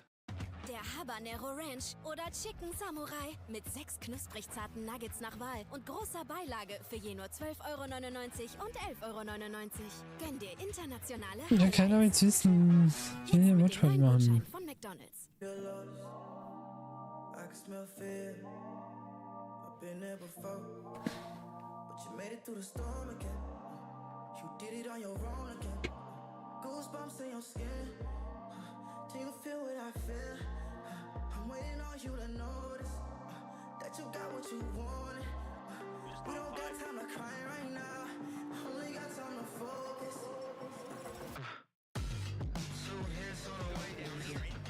I was armed and dangerous. Take a shot, leave him faceless. I was armed and dangerous. On a whole different level. I can see what I hate. I was armed and dangerous. I was armed and dangerous.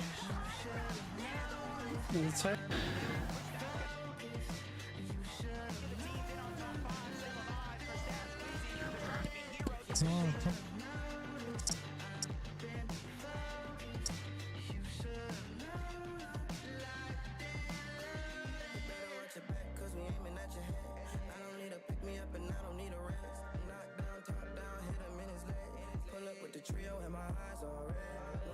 Bevor. So.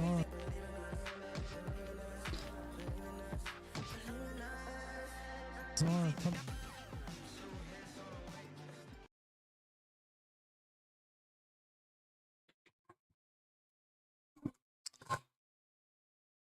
Moin Leute, herzlich willkommen. Heute gibt es nochmal die Match-Zusammenfassung von allen 6 Matches in Day 2. Es gibt ja die... Oh Mann, Digga. Ich kann es nicht.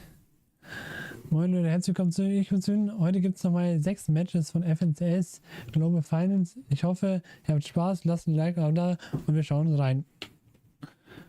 Ah, das wollte ich eigentlich auch nicht sagen. Habe ich aber jetzt so gemacht.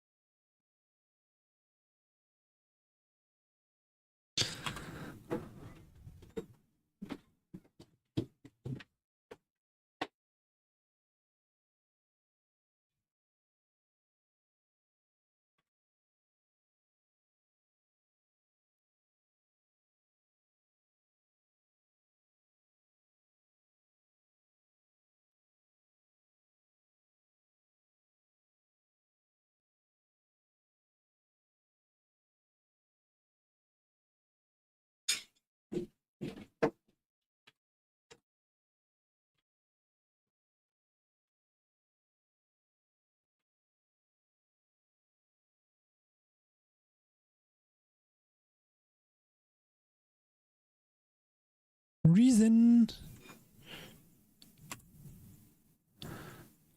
Oh, das habe ich schon mal gut gemacht.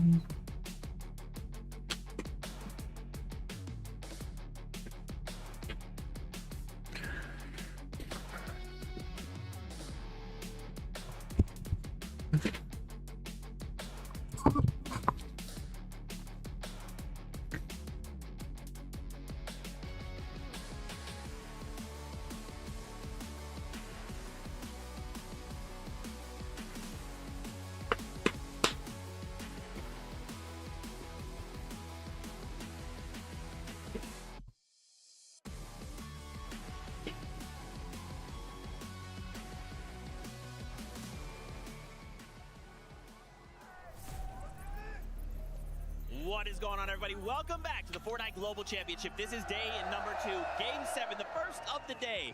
Malabuka Ping Walks get a victory royale. They take away high ground from Queasy. We've only seen some attempt that incredible task so many times, but in game number 1 of the day, to start things off, Malabuka sends it? I can't believe it is even possible, right? We talked about how secure we thought Queasy was as soon as he was able to get up on the high ground. I can't lie though, Minnie, it kind of felt like it was the team effort, right? Multiple teams kind of going for it. At the end of the day though, Malabuka Walks and Ping, they were the ones that waited for the exact right moment. And oh my gosh, man, Malabuka got to the high ground. He quickly was like, nah, I don't want to be up here. I want to get in the mix. I know I need these eliminations to soar up the leaderboard. Yeah, what was crucial about this height take is, of course, we saw Queasy on right at the beginning of that end game. Then we saw Acorn's team going up to try and take it. They actually were successful in that height take. The crucial thing that actually ended up allowing Malabuka to take height was that zone pulled back. That 10th zone pulled back over all of the old builds that Queasy's team ended up making. And then, of course, it allowed Malabuka to save all those materials that they would have expended by extending out. They could then use that to then take height. So really well played endgame from these guys. More of the same needed. I think they made a few adjustments early game. So, wir haben Queasy immer noch auf der 1, dann Vanjak mit Marius, dann auf der 3 haben wir Pixie, ist Pixie, glaube ich, Pix, Darm in Demos, in Jacob, Panzer in Seti, der WORLDCUP-Gamer, dann Kanada mit Balls und Racket, dann Flixi, Vico und Venno, then Pablo Mingo, then iDrop, and Havoc. Reason Mr. Savage haben ein bisschen aufgeholt. Die können jetzt 10. sein, die haben einen Kind weniger. Eins unter Malabuka, weil sie einen Win haben. Ein Kind mehr haben. Aber die schaffen es locker noch. Heute ist alles möglich. Die Top 5 ist immer drin. Ich würde sogar sagen, Top 2 ist auch noch drin. Top 1 ist schon schwer, aber kann man auch noch schaffen. Alles möglich, seit Tag 2. Again, unfortunate, as I mentioned at the beginning of the show, day 2, people are going to go for height, so things are going to look a lot different. Maybe that's now an adjustment to their playstyle. They might need to think, oh, maybe we need to go down, play mid-ground a little bit more. But it's not bad for them. They're still getting points. They're still clutching when it matters. The result won't show it, but I just cannot believe how quick and decisive this team can like switch strategy on a dime. We saw them on the higher ground, right? Acorn's trio, they crash padded up. They were instantly fighting for it. And I swear it was within literally like 4 or 5 seconds, the entire trio of Queasies was shooting up and trying to break out Acorn's trio to prevent them from actually securing the hideout. It was literally instant. So good, and that's what makes Queasy such a great IGL. He has those things on lock, whether it's to try and retake height, whether it's to actually then drop down and try and take a different position. Yeah. As long long as you're all doing the same thing, that's what's most important. When you get teams that are trying to split, one's going up, two going down, it doesn't work. Queasy's got that team really, really well prepped, understanding it's my call, whether we go up, whether we go down, they're on the same page. And I kind of talked about it, right? They defended it. They defended against the take from Acorn. Unfortunately, Malibuka's trio just way too aware of what was going up on the high ground. They kind of joined in on the fight and were like, hey, listen, you guys can keep fighting, we'll take the height. That is crazy. We have a listen in from that last game. Let's see how things were going for Queasy. Watch out high, things left and right now. Wait, take it, take it. I have it, 100. I have it. I'm above. I'm gonna get the next shot. Yeah, I think. I went down. I'm gonna jump now. Chop it. I'm coming back. I'm dead, I think. You got chopped again, fine. Good. Can you come to me? One side. I'm up. You guys get I need backside. I'm saying, you can save me, no? Nice. Can you save me?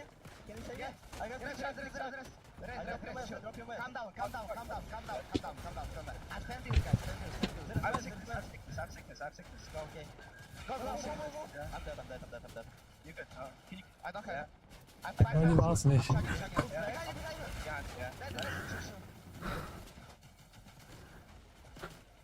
Go up.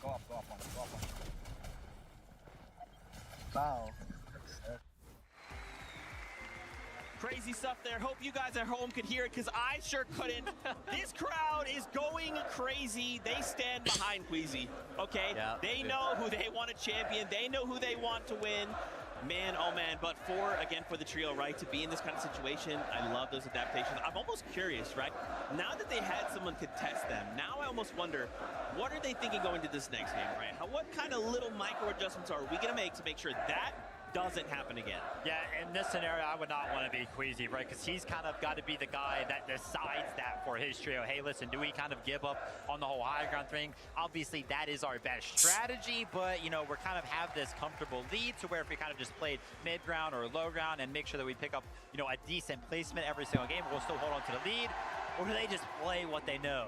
It's these moments where champions are made, right? When things aren't quite going your way, when something happens that you didn't expect, how do you adapt to that? How do you adjust what's been working so well for you to have the courage to say, right, you know what? Let's change up what we're doing. Let's maybe loot in a different area. Let's try and look at other teams for Storm Surge early on, because it looked like they were a little bit lower down than we've seen them in previous games. Maybe we change the way that we play our end games. That courage is what makes champions champions. That is crazy. You know, yeah, you have that comfortability.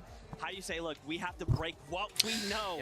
If we want to be champions, maybe that's the answer. Let's go back to these standings, though, and start taking a look at the second page and see kind of where things are going. Wanted to highlight here Mr. Savage showing up here in this final end game, having a good game. We still need work, right? There's still work to be done, but having, you know, starting to kind of pick up steam, starting to pick up momentum with 5 games more to go. I'm excited to see what else they bring. I'm actually kind of surprised they didn't move at all from 11th, right? They were in the mix during that end game right there. I think it was Mr. Savage from the trio who took some of the splashes out into the storm early on to make sure that they ended up clutching up.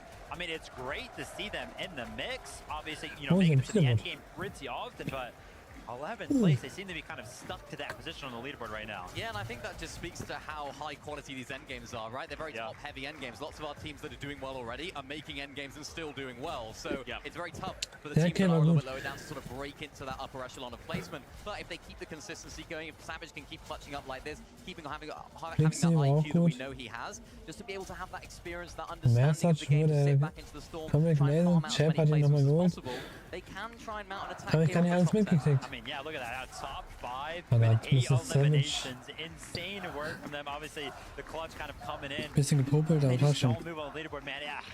It's just so Kann nicht anders sein. Ich glaube, wollte da raus. Think about Links. this year, right? Mr. Savage comes in, he's like, guys, Da hinten war einer. wipe my hands, I'm not competitive. And then here we are on a global stage putting on this performance. I'm interested to see whether this can sort of reignite that sort of love that he has for the game, right? The grind factor that he has, his burning passion, desire to want to win an FNCS, because I really hope it does. I think this is a great opportunity for him. You know, they're not doing bad. They're in 11th place. It just came off the back of a really good game. They have the firepower. We've seen them performing very well in the end game as well. Maybe this is a sort of a beam of hope, if you like, for him, going forward. Aber sie konnten ja nichts sagen, ne? Es gafft ein bisschen. Also kein Metz mehr oder so. Here. What a story. Oh my gosh. Also, we can't forget Clicks as well, right? NA. Yep. He's coming back. Don't even worry about it. He's putting on a show for us here. Again, though, the job is not done, right? We do have 5 more games, but 5 is going to dry up so quickly, Vivid. So for not only Clicks' trio, but for every other trio, we really need to make sure our strategy is locked tight. Yeah, Yesterday, I was your almost strategy is begging einfach for a brain. game from Clicks' trio here to just please make it to the end game as a healthy trio. You know, give them an opportunity, give yourselves an opportunity to show your game plan, show how good you are, show how good of a year you've had over on the NAC region. Again, right there, game number 7, a whole night's of rest, opportunity to go over Hex hatten wir auch schon lange nicht mehr gehört, oder? Yeah, it's tough. I mean, it's not the ideal start for them. They've made it to the end game, which they've been doing quite consistently well so far. They're not in a bad position by any means. And I think they just need that one big game. Ideally, sooner the better, right? Because they're a team that does thrive on hype. I know Clicks is, you know, one of the biggest streamers, if not the biggest streamer in Fortnite. He lives off of the people watching him. He wants to be in the spotlight. He wants to have that moment to himself. And that could almost catapult them. That could give them that confidence, instill that confidence back in them for the rest of the games. For them, they've just got to try and make something happen in the end game, more so, as you said. Stay as a trio, make something happen, and hopefully feed off of that hype and confidence. Maybe that's a VR and getting rallied behind, like the crowd, right? Like having them to push you over the line to kind of start to build that momentum. But I like what you called out, the sooner the better, right? And it's not even just them, it's everyone, right? These little strategies with only 5 games. Guys, it's only 5 games. If we're going to try and pull out some kind of strategy, if we're going to try and swap our drop spot to land on someone else, it has to happen now, right? Like if we're not in this top 10, we got to get ourselves in there. I mean, the best time to do it would have been last game, but the best time is now, right? This is the time to switch things up. I think this is an important moment for the teams, right? They've had a little feel as to what the lobby's looking like, well, what teams are doing around them, which is so crucial for the Surge meta. So now they can really make those adaptations. It's all well and good looking back at the games from yesterday. It's a completely different day. Everyone's doing different things. Yeah, and touch on a last couple of few points here from that game specifically, right? We even saw Venno. He was kind of up on the high ground. He was kind of, you know, tutoring with the idea that he could maybe take it from like 8th zone. I saw him kind of build up for it and actually end up like fighting for it or trying to defend it. But hey, listen, they were kind of thinking about it. And then obviously Kanada's trio finding themselves in the mix towards the end game as well. Guys, you know I love breaking down things between the games. But I'm getting word it is almost that time to kick back into all of it. Never mind. That's the battle bus. So you know what time it is. Game 8 starts now.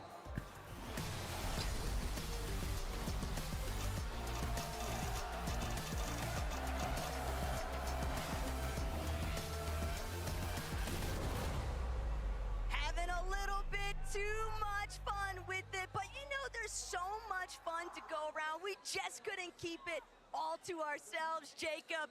So Levin, why don't you give a big hello Wo landen die denn nochmal oben, oder? I had to get involved in the action tackle. I mean, the games have been way too good. I couldn't watch for too long. I just wanted to jump in for at least the one game if you'll have me. I'll have you, bro. We could be here for the rest of the day. We could just put a day 3 tomorrow, and we can just cast all those games. But Levin, this fight, one that's been going all Vielleicht gewinnen ja das Soundteam jetzt mal. It's been relentless. Prodoxy's trio have had the better of them of late, but can they do it again? We know both teams can do incredibly well when they survive off spawn, but the surviving part is the hardest. And that's the real issue here, Levin, because Tyson, Chicho, Atris is the most split that we've ever seen both of these teams drop, but we know exactly what comes next. If they're not quick with these eliminations, if they don't clear this out fast enough, somebody else is bound to roll on over. That one looked a bit different. We're used to seeing these guys get to scrapping straight away. Both teams getting some time to loot up. And Venno actually got that first elimination onto Coyote. It looked like Yuma was trying to play aggressive and try to clean it up, but Venno just created so much distance, it made it too much of a risk to continue to try to push it down. But back and forth, these off-spawn battles looking to get chaotic more and more so. Tayson almost piecing one up, but they found an exit. Chicho is in a struggle. He goes down. That's the first one knocked, but Prodoxy's down as well. That's going to be a 2v1 situation with Tayson getting knocked. It's all a Chris to try to get away. He's scrambling around. He evens the fight up with a knock onto Pablo. But the damage has already been done. Gino's just not healthy enough to stick around. He can't even attempt to play for that revive onto Pablo. And this is why these off-spawn battles between these two teams have been happening so quickly. Both teams are aware that once they take a second too long, this trio is going to roll on in and make it a nightmare. Again, Gino able to get away, and maybe his trio still has hope in this game, but not the start either teams would have wanted that. And they're still going to have to revisit some other method to reestablish all of that lost surge from those full eliminations. But Gino, still, bit of a mastermind play there. He knew the fail was the perfect moment. This is it right now. Uncontested yet again, but the biggest difference from that last game to every other game before, there's more and more players looking up. There's more and more teams ready to contest it. But they realize there's only 6 games left throughout the entirety of the day. 5 now with 1 already done. And their chances to overcome that point deficit is going right out the window. I mean, watching it on the sidelines, it doesn't look like anything really can get in these guys' way. I think they've showed their ability to still get so many points out of games, even if it's a game where it doesn't quite go their way. One of them still able to clutch. Can anything stop them today, Taco? And that's the thing, though, is can anything stop them? Not necessarily, but can anything catch up to them? There's nothing scarier, in my mind, than a wounded animal, and that's exactly the position that Peterbot, Cole, and Ritual have been in after yesterday. But Gabzetta, Way, Scarpa, they picked up exactly what they needed to. Chino's not going to have that opportunity to try and play hero. Uh-oh, the third parties, maybe in this case, going to be a 4th party overall. They're trying to move in. Braids, Visuals, and a Minish. They realize with 105 points, that's not nearly enough, or at least not close to what they thought they'd have. So they're now just going on the hunt. Eliminations, 4 points each. They look at Gabzetta, they look at Way and Scarpa. That's 12 possible points. 1 less team in their path, and a chance to try to at least steal away some of this loot and XP. Thinking about Gabzetta, Way, and Scarpa having priority control right now, though, on the Queen. Braids, diminished visuals. They see just how distracted Gabzetta, Way, and Scarpa truly are. They are lurking. They are creeping up ever so steadily, perfectly concealing themselves. But this is where patience and trigger discipline really come into effect. Schlau, dass keine Münze geht. Direkt Another total. team. That's a 5th party. Nicht? A 5th party's now coming in towards the side. So even though Braids, Diminish, and Visuals are trying to lurk and grab some eliminations, surprise attack 1, they could be the ones that's happening to them. Bakadu, Tisco, Striker, instead of going for a lurk, they just immediately take the high ground and say, hey, if you guys want to rotate out of Ranger's Ruin, you're going to get tagged up the entire time. Traum drauf. About a Dann rechts und dann links. just waiting in the wings. Und eigentlich können wir eine Rotwitz sterben. Kann ich jetzt schon sagen. Which team is going to play their hand first? Who will make that first move? Weil die unten drin können nicht angeschossen werden. Und die oben werden sicher nicht sterben. Just a little bit of a stare down currently. Gadu, Tisco, Eigentlich Striker. kann Rot jetzt komplett Well, they had seemed initially so intent on getting involved. The way that they've now just put everything to a pause. Surely this has got to work out for Visuals. Kann ich jetzt think so, tippen? right? We know in this lobby the thresholds for Surge are so high. Time is such a valuable currency. The more time you spend doing nothing, the less Schießen, glaube time ich, nur nach ein Team to raus. get Surge later on. Someone has to do something quickly, and I think they're starting to realize that.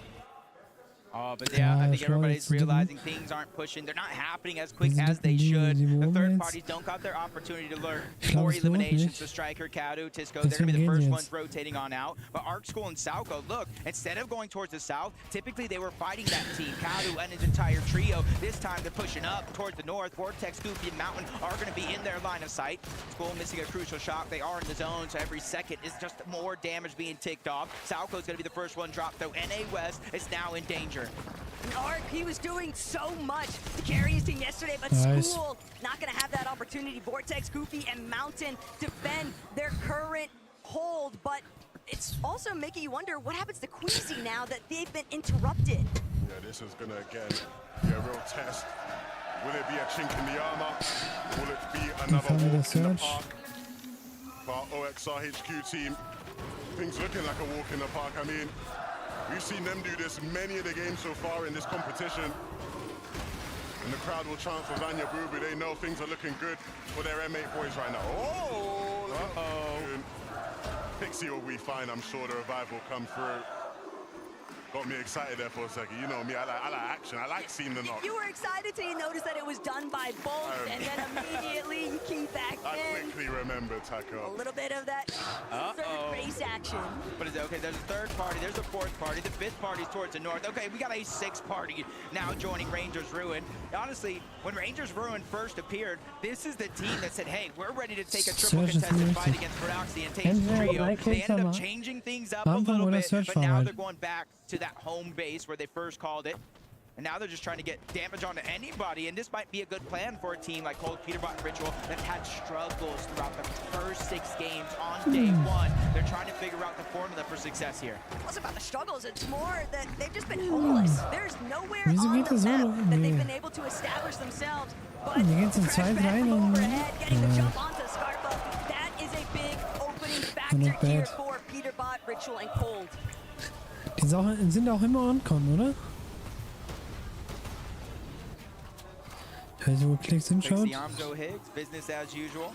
And here's the thing about this team is they know how to fight. They know how to play for Surge. And I think that's why we see them in the top 10. It's just they kind of have the little hiccups, the little speed bumps towards the end game, maybe getting a little bit too aggressive, playing as individuals, and we do see them kind of stuck as duos. This game around, I want to see a change up. I want to see no matter what happens, right or wrong play, they stick as a full trio, because when you do that, sometimes miracles can happen. But you're seeing kind of one side, the north side of the map, kind of getting a little aggressive. Teams just trying to push each other in order to get their Storm Surge. On the south side of the map, with the zone pulling over in this direction, this is where you're going to see more and more of those Surge bases set up. A lot more time to accrue some damage. A lot more flexibility here. Hands up. Big weekend for him. Wir müssen mal links oben bewachen, wenn jemand stirbt. With 2 experienced LAN players. Wer den Kill gemacht hat. He's shown that he can hold his own. Ich kann viel auswählen, welches Team schon raus ist. Isn't a fan favorite. The crowd aren't loving Seti, but Seti is used to not being the favorite. He's used to people doubting him. And so he won't let that bother him too much. Wir kämpfen einer. Over here, the zone's kind of favoring them out of all 3 trios that are in this direction, but shots continue to pour in. It doesn't even look like he knew exactly where those shots came from. Look, I fully understand that Peterbot, Ritual, and Cold, these guys are such prominent players on their region and just considered top players overall. But even still, there's only so many drops that you can actually practice efficiently, and that has been a real thorn in their sides throughout this weekend. Oh no! Oh nein! They dropped down the Surge base, and with that ball damage, that's easy Surge for them. It's raining loot and a chance for them to come back. That is so. Sie haben keine Ahnung, wo er ist. Not for paper. Victor, epic whale, but one team's slip up, a little bit caught lacking. That's exactly what the adaptations you have to kind of anticipate heading into a day 2 format. It's on the feed. Gagers going from that to getting another knock around the map. Kanata bolts, rapid. They haven't had to move far from their actual initial drop spot. You see them saving the turret, push us down below for those extra heals. Seeing Rapid just kind of eye out the land right now. He is the IGL for the team, just trying to figure out where players are currently at, deep into the zone, and where they need to start to rotate to, so they have the least congestion. And in the background, Queasy, Swizzy, Merstash, that's the team that you gotta think that Kanata just spotted out. And you know what they're looking for, Taco 11. They're looking for that bunker. They want it, but are they going to actually be able to grab it with Kanata, Bolts, and Rapid so close by? Be hard-pressed to believe that Kanata would let that one go for free. Same case scenario for his teammates, but picks Demon's Arm. They've just been playing their own methods, and it's worked out heavily for them. A team with such little experience, but you could never tell from watching them in the lobby. Set game plan, set structure, and excellent execution. Jetzt auch wieder. The young Poles continue to make their mark on this lobby, but there is still plenty to do. Acorn and Aegis die sind schon wieder zu have zweit. plenty to do here. Foyo gonna have to be picked up. Oder immer noch. Somewhere along the way, they might be able to find him, Es gibt but doch if they Videos, oder aren't nicht? able to bring him back, a lot. It's basically an uphill battle for Acorn and Aegis. Merstash, Swizzy, and Queasy, though, they're still able to make their way towards the bunker. So Kanata, Rapid, Bolts, probably thinking better. Not really willing to get caught up in this instance, but maybe they choose to wait outside. Maybe it's somebody else entirely that might be looking to shut Queasy down.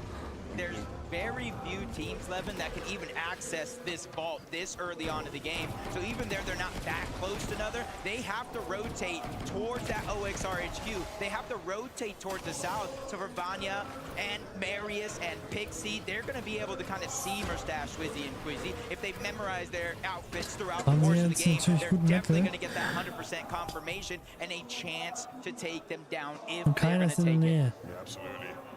You know, that's something Vanya will keep track of. Was macht er?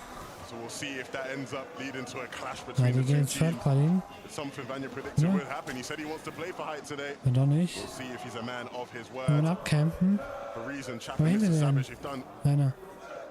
incredibly well at times throughout this competition, but speaking to Mr. Savage yesterday, he said, hey, I feel like we can do even better. We got Wir another wissen es aber gear nicht. to go up. Multiple games yesterday inside of the top 6.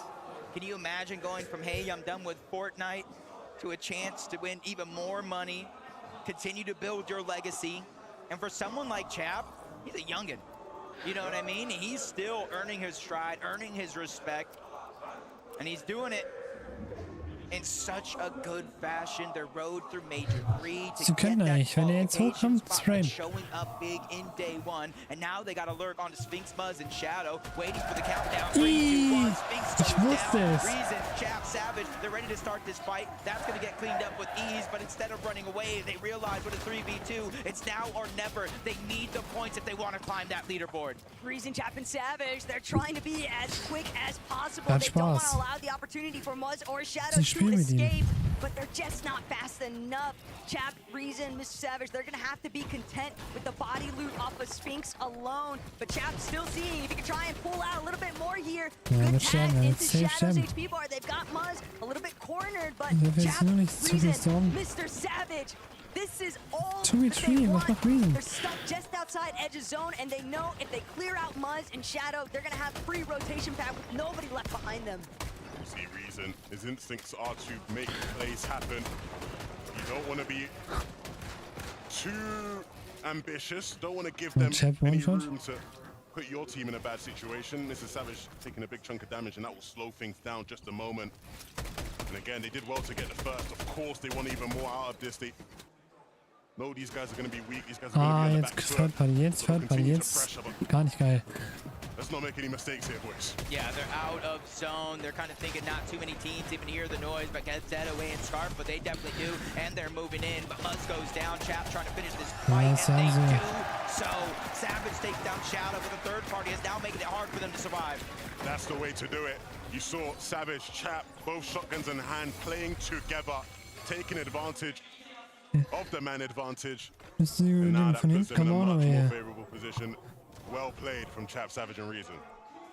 Not Yep. the same Sehe story ich though genauso. for Clicks. Visuals Braids and diminished since it didn't work out at Rangers Ruin. They're gonna have to find that surge elsewhere. And unfortunately, it's only Clicks, last man standing from his team and just being absolutely battered. There's no way he's gonna be able to Das war die withstand the Minigun, pressure die of Minigun. Braids. Visuals diminished coming out on top. Not every day you see teams carrying away that minigun just to Unnötig. melt through those builds. You're not going to be able to hold the box at all, but this is exactly how that fight started. A lurk letzten play Reef coming kommen out of a rein. minute. He dropped a mini shed Also, on Hate's head, and they went in and Die cleaned up that versauen last allen elimination onto Leuten das Clicks. ganze You can Game. see the frustration on Clicks' face when he went down such Merkt a euch das. frustrating way to get out of this game. And they'll have to hit the drawing board. Malabuko walks being all it takes is a quick pan over. And M8 is going to send a surging roar through this arena. That has got Kolle to wieder be live. such an amazing feeling. But saw a glimpse of Mustache just now, and this could be trouble brewing for both of these teams. Yeah, and you know, Tackle, you'll know better than anyone else commentating over this trio this year. They're so good when it comes to momentum. They pick up that first win, they keep things rolling. This game will be a big sign of whether or not these guys are really here to play in this competition, or whether it was a one-hit wonder. Especially after that Game 7 win being in such a commanding fashion too, but that's the gameplay that we were almost expecting to see in day 1, but as long as they manage to capture that kind of performance in this secondary day, there might not be a point amplifier, but there's still plenty of opportunity to catch up on some positioning in the leaderboard. Yeah, I'm always saying you got to leave no regrets behind when you play on such a big stage like this with a huge life-changing amount of money. And I think yesterday, some teams may have played just a little bit too safe compared to how they played during the majors to qualify for this global championship. Being able to go back last night, VOD review, and really figure out what was going wrong. You're seeing a more aggressive pace coming out from some of these teams. Not exactly every step of the way, but when they get a key knock, when they get some good damage, they're now starting to play more and more aggressive, and most importantly so, more and more teams, just like Pollo, Agers, and Acorn that we see here, are willing to contest that high ground in the later portions of this game. Gentlemates will certainly be happy to see Pollo back up and in the running, but you have to wonder, Levin, what does their surge actually look like? They seemed a bit desperate there, trying to find some additional surge trades with Agers, Acorn, and Pollo, but it's the backdrop pressure. iDrop catching Acorn completely off guard, but there's such a direct path that they have to take into zone. They can't sit outside any longer, and it's just making them too prone to being picked off in the process. Yeah, this is going to be a tough game to fight your way back into. So many of our teams here just set up so well. Everything looking incredibly cozy for Dimash, Barm, and Pix right now. And they'll continue to pressure some of the teams looking to make their way on into that safe zone.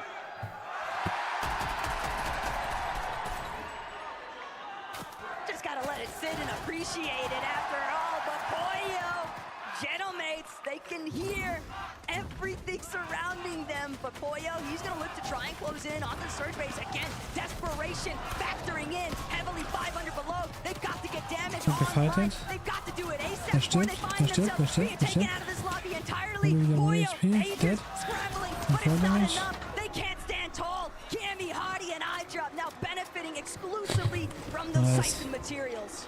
Cammy could smell the desperation on those guys, and they capitalize. Unfortunately, it was always going to be an uphill battle. Das kann ich auch mal leisten hier. And his trio, that was a tough game, but there's still a couple more for them to get back in it. Cammy, though, now looking much better off after being able to pick up some of them Cypher mats. Yeah, and it was actually iDrop who got that initial knock and elimination onto Acorn, leaving them that far below the damage threshold. But now the zone pulling up over towards the north. This is a good zone for the majority of the lobby. There's not too many different elevation changes, especially drastic ones at that. It's just as long as it doesn't pull towards the west. That's what the entire lobby has to be hoping for right now, including Pings, Walks, and Malibuca. From high ground victory royale in that last game to low ground for now. But this is exactly kind of the same pace they were taking. It wasn't until zone 10, maybe even 9, that they actually went up for that high ground and held it for the rest of the game. But you're seeing some teams above the damage threshold with their eliminations, but 4 eliminations though, Venno, Rico, and Quincy, they're 178 below the damage threshold. They know they have their work cut out for them and get focused outside of the lobby, making it hard for them to find their way in without burning through these materials. They've at least got an ample amount of mats though, so they're not too pressed just yet, but they're gonna have to start to kick things into overdrive because Rico, Quincy, Venno, they're still sitting underneath that damage threshold. They got Oceana directly next to them. This is the first fight they can find. This is the first fight they're going to take. And Anon immediately being thrown back. That's all the damage that they needed, just barely pushing them above the threshold line. Those are the fights that they strive for. Those are the fights that they are so effective in. We've seen it all year long. They'll find themselves in tough situations like that and create their way out of it. 511 damage here. Kanada, Bolt, and Rapid. They had a fantastic game number 1. Unfortunately, they weren't able to pick up that VR, like Kanada said, to start the day, but they're here again with another opportunity with Rapid and Bolts by his side. His IGL, his Fragger, that's a lot of confidence that's continuing to brew in that trio. Same here for Pixstorm and Deem. As I said, underdogs to top dogs. Levin, this team is probably one of the biggest surprises in EU, right? Yeah, these guys have been phenomenal. We've highlighted it so much. But this is another example of a game where they're playing at their own pace. Excellent timings. I know when we've spoken to Coach Sven, he's always talked about the preparation of these guys being so important. They understand how to play this lobby. And again, this looks like a game where we will probably see them in that top 5, top 4 towards the end. Pixivania Marius, they want this. They're starting to get a little bit of posturing now. 8th zone. They're ready to maybe try and make that approach towards holding height, but it's still very early. Are we finally getting to see it here on land? We finally got a chance here. 411 points. These are the ones that are essentially hot on the heels of that first place team. They're building out, looking for opportunities to reconnect. You see Marius focusing down that second height. It may not be an AR, but the damage is still there. But Flixie and Benno, they both go down. Vico's still 59 below the damage threshold. He does have minis. He does have some big pop. Even a men miss. But the miracle thing is that Storm Surge is going to turn off. It's going to reactivate later on in this game, but at least he knows where he stands. But they were just constantly teeter-tottering for far too long on that surge threshold. Mr. Savage in a very similar position. He's just trying to get out of the low ground, but he won't get the chance. Chap falls directly after him, and that's going to be a little bit of open ground now for somebody else to try and roll through in this ultimate lower layer. But still, Swizzy, Mustache, Queasy, they are plotting for that height take. Yeah, it's never a good sign when you see a team fighting on zone transition. You want to be ready to rotate. These guys are Queasy scouting out the rotate. Where can he find an angle to use that crash pad? Gonna have to create more space to do it. That one's going to be easy. Gets to the other side with ease. He's not even distracted by the other players in his path. He knows, get to the front side of zone, control the pace, control the tempo, worry about it later. And there's very few players next to him on that side. Camby, iDrop, Hottie going to be one of them. But on the high ground, there's not been very many teams that can contest them. Pixie, Marius, Vanya, this could be their chance to get that BR. And they get another elimination on the pump. Can they clean it up, though? I like this from Vico, though. Still just out of sight, out of mind, but he might be able to make a huge play if he can find another elimination. Said no, Vico jumped on first. That's going to be the dream ending here in Game 8 for Benno's team, but Alex resigns. They just got a little bit more time, a little bit of an extension here. They're going to take the crash pad frontside zone, but lower layers have already established themselves. They've got to be careful of not getting chopped out. Ich weiß nicht, ob er überhaupt Norwegisch oder Deutsch. Ich kenne ihn halt. Aber ich weiß nicht, wer das initiiert hat. Especially if you run into them. Kanata bolts rapid, scrambling around, trying to heal up. The splash is coming out, but that's the last of the white heals that Kanata has in his inventory. Up above, there's a team trying to put pressure down. You see them scrambling and forcing them to split up momentarily. From Queasy to still make the commitment towards the low ground. Meanwhile, Bolts, Kanata, Rapid, just doing everything they can to try and keep themselves up and in the running here. But iDrop, Cammy, they're still looking to break through. They recognize there's an opportunity here. There's a team that might be weak, but they're shooting into a box that nobody's even inside. Into the south, they got lots to figure out. Swizzy, Queasy now as a duo. We've seen them dominate from the skies. But how good can you guys take it? Swizzy wants it, looks to drop. Pixie, Marius, Vanya, they've held on well for now, but this is the hard part. Can they continue to hold on as the 11th zone ends? See the double pump coming out from Marius. That's not going to deal a ton of damage or even pressure. Marius is dropping down along with Pixie, staying to the backside of the zone. They're making sure nobody can flank him as Bolts takes down Cammy. He is a solo champion on land before. Third parties looking to have a masterclass performance here. 600 points. Swizzy is just trying to keep them going across that finish line, scrambling in and outside of the zone. The Slurp juice just a little too late. Just can't do it. Storm sickness coming into effect. They spent so much time outside of the zone, but now Watts trouble on the high ground here for Vanya. Watts still trying to see if he can come and hear it for himself. Gonna have to use the Blueberry Fizz. Probably only a matter of seconds before he might get chopped down. Jacob liegt noch. Panzer liegt noch. Genau ein. It's all a top 6 situation. They're looking strong, but can they close it out on the low Nice, ground? ich glaube, die gewinnen es. Will fall. And so now, Seti, Panzer, Yapko looking to remind the rest of the competition that they are in it for the win. Watts has no more HP to hold on. The tree will be the only thing stopping it. They just need to connect with the final shot. War Endstorm, oder? Ich weiß nicht, wer der letzte war, aber der war Endstorm. Der hat vieles schon gemacht. Ja, ich habe wieder gleichzeitig das Panzer. Und Jacob. I started the day saying just a few big games away from that top spot. Frankie, they're just a few games away. On your feet, boys, on your feet. Seti, it felt like it was just a matter of time before you got your victory royale of the 2025 Fortnite Global Championships. How did you manage to do it from the low ground? I mean, I just have the best teammates and we have very good chemistry, so it just works. But the chemistry has come so quickly for you guys. Hat er gut gemacht. Jaco, coming back, we talked about it earlier, from North America to Europe. Halb Why lang do you think gespielt. Europe is so successful here in Lyon? Und dann habe ich gewonnen. We're just einfach. crazy. You are crazy, absolutely. Incroyable, mesdames et messieurs. Félicitations, congratulations for this first victory royal. This victory is the beginning of a lot of victory, do you think? Do you think you will have more victory now that you started? Yeah, I think so. So, how will you manage to have more victories now and to keep going on this? I mean, we just maybe found the secret right now, so we're just gonna keep trying the same thing and gonna see how it works. Ja. Seti, I think you're enjoying this crowd. Yeah, I love them. It's like a love-hate relationship now. Well, I think I'm gonna leave you to enjoy them a little more because we need to take a break. We'll be back with game number 9. Haben sie gut gemacht.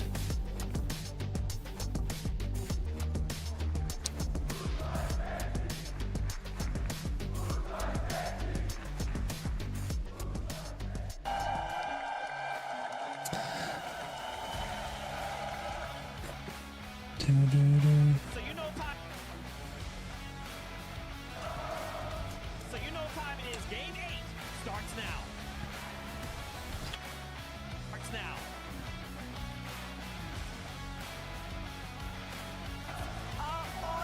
Frank, erklärt von Delfin. Delfin ist unzufrieden.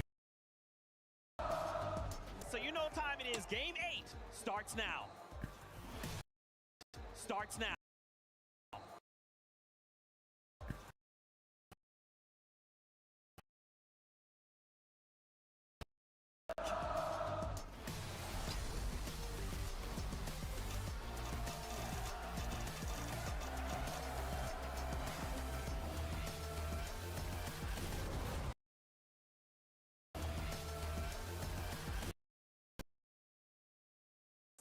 Jacob. No. Just out of commitment towards the low crowd. Everything they can Holen wir to raus, try oder? and keep themselves up and in the running here. But Hammy, So.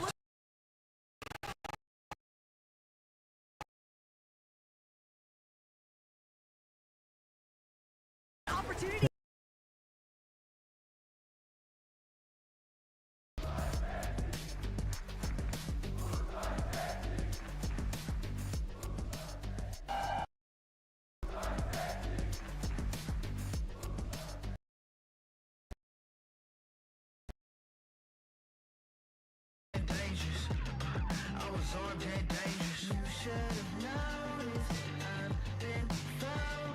So, Top 20. Irgendwie nur noch 20 Kills. Kanal ist meine Welt.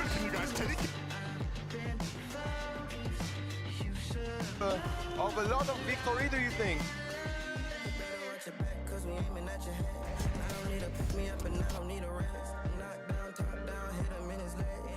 With the trio and my eyes all red. Three of us can't compete with us. Everybody screaming like they did it. Believe in us, believe in us, believe in us, believe in us. 2 hits on a wait list. I was armed and dangerous. Take a shot, leave him faceless. I was armed and dangerous. On a whole different level. I can see why they hate. I was armed and dangerous. I was armed and dangerous. You should have noticed. I've been focused. You should have known. You should. Welcome back to the Fortnite Global Championship. Oh man, we've seen it. It happened. Seti gets a victory royale in LAN. Unfortunately, the crowd, they boot Seti. They don't know him. They don't respect him like that. And they probably should. But still, for Seti and his trio, this is big, right? This is momentum, Kelly. I mean, this is huge. And honestly, I think all 3 of these players deserve all the respect. Panzer coming in here, never being in a LAN position, and now coming out on top. But really what I want to talk about, 11. Watching this team, zone 9, dead side rotate, look at the congested side on the western side of that zone. Everyone was over there and they just kind of snuck by on that dead side. And when you see a dead side rotation, that's usually earlier on in the game. But they did it zone 9 and they did it so cleanly, and they kind of avoided all the other aggression on the low ground, which allowed them to make it to the end game. And I mean, those are the type of rotations that, you know, Seti has been synonymous with in his career, right? He's always been able to execute those, especially in late game scenarios. I think the big thing with this team is, again, they had such a strong start yesterday. A lot of people sort of would have looked at them and gone, are they going to keep it going again today, right? Can they really get a foothold in this competition? Seti showing right here, he's here to stay. He won't let that crowd affect him. And that's going to be a big game for them in the stands. You see them now securing a position in third place. Man, they are moving up, dude. But guys, look, yeah, I mean, 438 points. If that was all, you know, that was the talk, it would be fine. But when we look at the top, Queasy, Mustache, Swizzy, 606 points. It doesn't matter what situation they're in, right? They don't need to be winning the game as long as they want to hold on to that lead, right?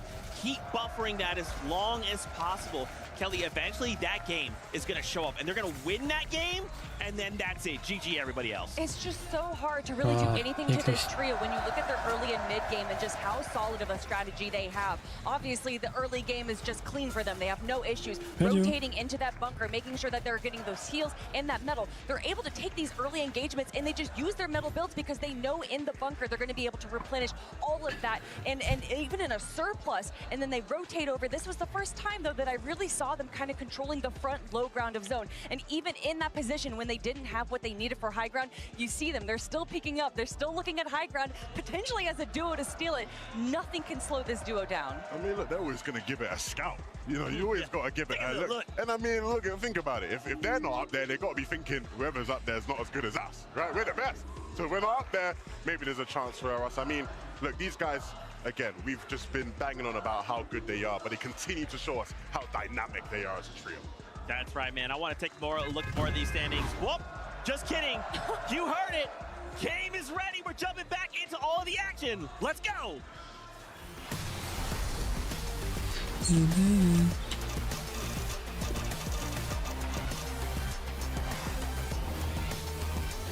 Game 9. Just when it looked like teams would get a chance to catch up, they have another phenomenal game. Even without wins, it's looking like teams aren't able to slow down the masterclass performance of Queasy, Swizzy, and Mustache. It's almost going to take somebody or a full trio or more to take matters into their own hands. We've still seen a little bit more of a stumble, though, from Queasy's trio in terms of managing those end-game instances, and Storm Sickness has definitely played a heavy part into how they're able to manage some of these moving zones. But right now, we got to worry about what's happening with Prodoxy. Tayson, Atrice is going to be the first one knocked. Prodoxy knows, though, he can't afford to let up the pressure anytime soon, but he can't get close either. He doesn't have a shotgun. He's only got this hammer assault rifle to work with. Pablo, Hammer assault rifle. That initial knock and elimination, they're going to have the advantage here. Pablo can't get overhead. Tayson and Chicho are scrambling. Chicho with an excellent shot, delivering straight damage towards Pablo, but it's only Tayson left to try and fend for himself, and the swarm is coming after him. Everything crumbling at his feet. 3v1 situation. Almost even more than that, with the bugs taking him down as well. Tayson's gonna fall, and another off-spawn victory for Fordoxy, Chino, and Pablo. We talked about this being the team right here that will try to win it all and take matters into their own hands. With the drop spot roulette, it's not just for one team. Venno, Flixie, and Vico, they've had enough of Canyons crossing. They go toward the north side of the map. Balor, Adapter, Mansoor, they're the ones now getting prize contested. The issue for Venno, Vico, and Flixie as they find that last elimination onto the Lord is that they know it's just not worth dealing with the delays of being contested at Canyons Crossing. They'd rather stake their bets elsewhere, and I like the idea to pivot. They have a very realistic chance of taking over the top 3 if they're able to actually play through their own strategies. But Pixie, Marius, and Banya, every time they're on the screen, you almost anticipate that the Banya Boo Boo's gonna follow shortly after. Marius just what a supportive teammate. Tossing medkits their way, making sure that everybody has ample white heals to play tag off Surge. Yeah, essentially consolidating all of those extra heals into one spot. Clixie, Amzo, Higgs, and even though Supernova Academy uncontested, they're sticking to the plan. They practice up until this point. They land over towards those RBs. They get some chests, but most importantly, it's how quick and fast you can kind of max out your brick material. And then they go right back on over to Supernova, where this time it's a little bit of a hot drop. Extra loot over there, but Epic, Paper, Victor B, that just wasn't a one-game wonder. They're going again at Cammy and iDrop. Hadi's already out, and that gives them a huge advantage. A momentum shift, confidence at an all-time high as Victor B looking to go toe-to-toe with Cammy there on the other side, fighting for pieces, knowing he has his teammates behind him. He's ready to go all in. Ever since Victor B was able to shut down Peterbot in the first lobby yesterday, Jacob, it seems like he's been playing with an all-new level of confidence, and that's the most lethal kind of confidence a player could possibly have. Victor B still looking to close in onto Cammy and iDrop, barreling at the walls here, and Paper directly underneath. It's a lot of pressure, and there's nowhere to run. That is until Pump possibly decides to enter the exchange. Directly overhead, Victor B closes off the back wall though, but he's scrambling. The Fragger is down. It's all up to Epic Whale and Paper to recover this. The aggressive nature coming out of Pump. He's the one that locks in and gets a lot of the damage and eliminations. He was the one that won Major 3, forcing that spot to roll down to Victor B, Epic, and Paper. But at least two of them are still alive. The IGL, the 6-time FNCS champion. And with iDrop, Hadi, and Cammy rotating out of this, they have a chance here. It might not be a massive one, but a chance to survive. Get Victor V back into the game. But you can see on the minimap, the zone is time to telling. It might kind of center up this game instead of leaning one side to the next. But it's all about that north or south pole where these teams are going to have to rotate quicker than ever. Different teams for Chino, for Noxy, and Pablo. Ever since they won that initial battle at Rangers Ruin, had full control of the swarm. Now they're getting the priority access and double the trouble. Gonna enter the conversation. I feel like that was best case scenario in terms of exotics, considering their playstyle. Yeah, Slapberry Fizz could be good, extra heals. Yeah, a Wrecker Revolver, the exotic could be good. But the way these guys fight, two different one-pump shotguns could possibly change the game, especially since they ended yesterday with a win and 19 eliminations. They're trying to channel that. Arc continues to take the fight toward the north side of the map. Goofy, Vortex, and Mountain, they're the ones they had enough of throughout the day. And Arc, yeah, they're scrappy, and that's the big thing here, is that Arc South School, they realize Vortex, Mountain, and Goofy are just farming Surge off of Queasy from a distance. So we're gonna take the battle to them. We don't want to waste any more time as issues continue to pile up elsewhere. Epic Whale might have just met his demise at the hands of Cold. So tells me that Peterbot, Cold, and Ritual, they're still on the move. They're still looking at third party, any instances they can get their hands on. But Southfield, Art School, first they've got to deal with Oceania. And the longer this draws out, Jacob, the worse it is for both of them. Yeah, when they won their major championship in Major 2, it was through aggression. It was through running down teams, forcing them back to the lobby, whether they liked it or not. They're trying to channel that here, but it's just not that easy because every one of these teams, regardless of the region, are one of the best teams in the world, which is how they qualified to this stage. Goofy, Vortex, and Mountain, they're just not going to roll over. They're going to fight with every fiber of their being. The Vortex takes a good shot. Shield goes out the window. Arc continues to pressure on that other side. Salco's there to back him up. Goofy just kind of gets tricked a little bit. Damage continues to pour in. Salco and Arc are feeling more and more confident with each second passes in this fight. But Arc might have bit off just a little bit more than he could chew. 40 HP are left is all he has left. A little bit of over-aggression possibly spilling through there from Arc, and that's going to give Mountain, Goofy, and Vortex much more priority inside of the box fight, but teams are continuing to collapse around the map. Pico, Veno, Flixie also looking to establish a little bit of a surge strategy. It comes as no real surprise that some teams are still looking to just trade knocks from their surge-based positions, but again, when teams are caught up in these close encounters, they don't have any other choice but to fight their way through. And that's exactly what School, Arc, and Salco are looking for, but they need to have commitment.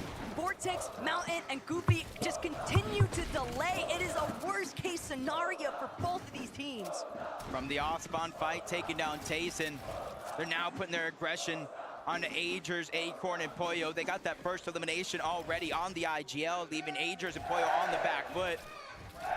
And it's not only that team they have to worry about. If you look at the minimap, the north, the south, even the east has third-party potential written all over it. Pollo's taking a lot of that pressure, and this is exactly what I warned you about. When you have that one-pump potential, they're immediately going to put it to use. Down goes Pollo. Ferdoxy, Pablo, and Chino are looking to take over Game 9. It's less about the one-pump potential for me, Jacob. It's more if you see Ferdoxy, Pablo, and Chino win that off-spawn as quickly as they did, you never know where they're going to come from. These guys are experts at executing the roam strategy and finding their surge through sheer elimination firepower.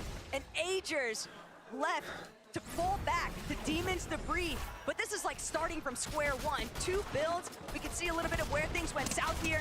Checking back in with Ferdoxy, finding that initial knock, leading into the elimination onto Pollo. It's just disastrous right now for Acorn. Not just them, though. No Savage. He was knocked. Chaps are trying to get back into it, but he's going to fall as well. Him and Reason just go down to Snowy and Saad. Ryu, he was eliminated early on, but they have to watch out. The third party's now looking to crash. They know, they heard it. That's Reed Cooper and Curly trying to make up for lost time. They were able to get the revive off, but Saad stays sliver of HP, looking for survival. The launch pad comes out, so they have to abandon ship. Cooper sees it into the sky. This is his only chance. They cannot let him survive because they need the points. They need the surge, and they're going to grab it all. Curly and Cooper, just the perfect tag team to nail those players. The moment that they try to escape, third parties are just so vicious, and it's crazy to think, Jacob, at how much action is really taking place inside of the storm. Oh no, I saw what happened in the feed, but now we get to see it here. Flixie down. Vico's trying to fight back. He gets the elimination onto Tay. Rido's essentially going to be by himself, and you see him lurking around. Venno just runs into the brick wall. Rido is out. Oh my god! Back to back! I'm speechless. I can't believe we just witnessed that. Venno and Vico have Raito in their sights, and yet somehow, some way, they're the ones that are sitting waiting for the battle bus to take off in the next lobby. Iyamzo, Clicks, and Higgs drawing us back into Supernova Academy. But Jacob, this is preposterous what is taking place. Was machen die da eigentlich so lange? Die können doch mit diese Dings gehen. All 3 majors was kind of like leaning towards one thing. A lot of these towers, the surge, the trading shots, but when you come to the global championship and things don't work out, you have to adapt. And you're really seeing a lot of these teams adapting at its finest. There is Vanya Pixie from the OXR HQ. This is exactly what you're talking about. Consolidating the heals early on in the game. 3 med kits in the inventory. Extra med miss. So now, even though they have to rotate on out, they're as healthy as can be. The Blueberry Fizz and that launch pad means they can cover almost 8,000 meters across the map before they have to land. It's all about just trying to stay out of that render distance. They don't want to be scouted out as they're soaring in off these rotations. But Pick, Darm, Demas just continue to impress. You would never believe that this is their first ever LAN experience. They have played with so much confidence throughout the entirety of this weekend. It almost feels inevitable before they find their victory royale. See, Darm clutched 60 points as a solo, the most of any other player. Taco, we have 8-time champions. We have 7-time champions. We have 6-time champions. We have some of the best players in the world, but it's Darm, the new kid on the block, that's really putting on a show here for his team. If they can continue this pressure, you know, I think that something can happen here when the score is over at the end of the day. Only time will tell. Non-Resign and Alex, they haven't moved away from their drop spot 2 yet. The zone has kind of helped them out, but now they're going to get a farther pull than they've ever faced so far. And the only big question, seeing nobody else really around them, is how much surge do they have? Well, at least have that rip pod incoming, a little bit more resources, a little bit more utility that they can possibly utilize. But heading towards the top of this mountain range, Anon bound to have spotted out those players a little bit further east from where they're located. So you have to anticipate that there's going to be a team possibly looking to set up a crouch sneak play. You can never be too careful. You got to check every single corner in day 2. Kanal rapid bolts rotating on over, trying to get as close to the center of the zone as possible, give themselves a little bit of elevation to work with, not too much. They don't want to be kind of the focus of the lobby overall. Steady Yapko Panzer, same thing for them. They already got their mountaintop. Just at the edge of the zone though, Seti's using that bush to his advantage, not even a full box. If you don't respect the player, you've got to respect the gameplay. Maybe Seti can win over this French audience. Maybe he can be an honorary, nominee for somebody to cheer for here, because they've really been playing lights out this weekend, Jacob. They deserve a little bit of credit for what they've been able to put up. But right now, it's all about Anon, Alex, and Resigns trying to shut down Seti, Panzer, and Yapko. They don't want to allow him to find any sort of rhythm. Yeah, it's going to be tough, though, because you saw that stat. Yapko, with 2 different versions of the AR, he has the most damage in the lobby, making sure that they can play these games out with flexibility. They can play these games out with space and positioning, because he is making sure they are almost always above that Storm Surge threshold. And it comes from positioning like this. Remember, Taco, they land at the Kappa factory all the way towards the east, so they're making their rotations a huge focal point of their game plan. As we jump on board, Clicks, Higgs, and Iyamso still rotating in from the north side of the map. They're being trailed by King Phaser and PHSin, which is not a comfortable feeling, because King Phaser and PHSin love to fight. And it's not only that, but look at how much material they've been having to burn on their way in. Not only that, but they're also just announcing to everybody else inside of zone already that's looking back, oh, there's walls going up. Oh, there's definitely at least one team approaching us from the flank, so they don't even have a chance to try and even posture more towards the inner section of that edge of zone. And Phaser, King, PHN, that is the last team you want behind you, because for the reasons you just mentioned, Jacob, they love to fight. And they do so as a full trio. So it's almost like a hope for Clicks, Iyamso, and Higgs, or any other team positioned nearby, that they're above the damage threshold, because that's one less aggressive team that you do have to worry about. But you're seeing when it comes to our top 10, 2 more teams have went down. Still got Malibuca's team alive, 332 points. He's only 2 points down from 8th. 2 more points after that for 7th. A little bit more of a run to get into the top 6, but with that player and team already down, it's a realistic chance. Uncontested has proved to be fruitful, but oh my gosh, the Daxter strikes somehow. Down. Seti, the invitational champion, has to figure out a way to fight back, but that Trey's on the other side. Visual diminished. They have to be nearby, and especially now, more and more teams are closing in on the distance. Seti has to figure it out, and he gets denied. There's just nowhere left for Seti to run, and France is going crazy. Watching Seti be eliminated, but the action isn't done just yet. Anon resigns. Alex still overhead. Underneath, Buyuhiru and Wixie, they're trying to prevent Braids, Visuals, and the Minish from actually leaving this territory. But for how long can they actually stop them? The moment that they move out of here, Visuals bound to take notice. He's immediately trying to apply a little bit of additional damage, maybe get some good shots up, but revisiting what was going down with Clicks, Iyamso, and Higgs, they're actually going to be the ones to get the jump onto Asia. Brazel a little bit too isolated, and that's going to be an immediate knock into the elimination. Yeah, Brazel got frazzled by Clicks, Iyamso, and Higgs, but they're not giving up. And this is a change-up with another knock. An elimination going over to Iyamso. It all comes at a cost, because Clicks goes down.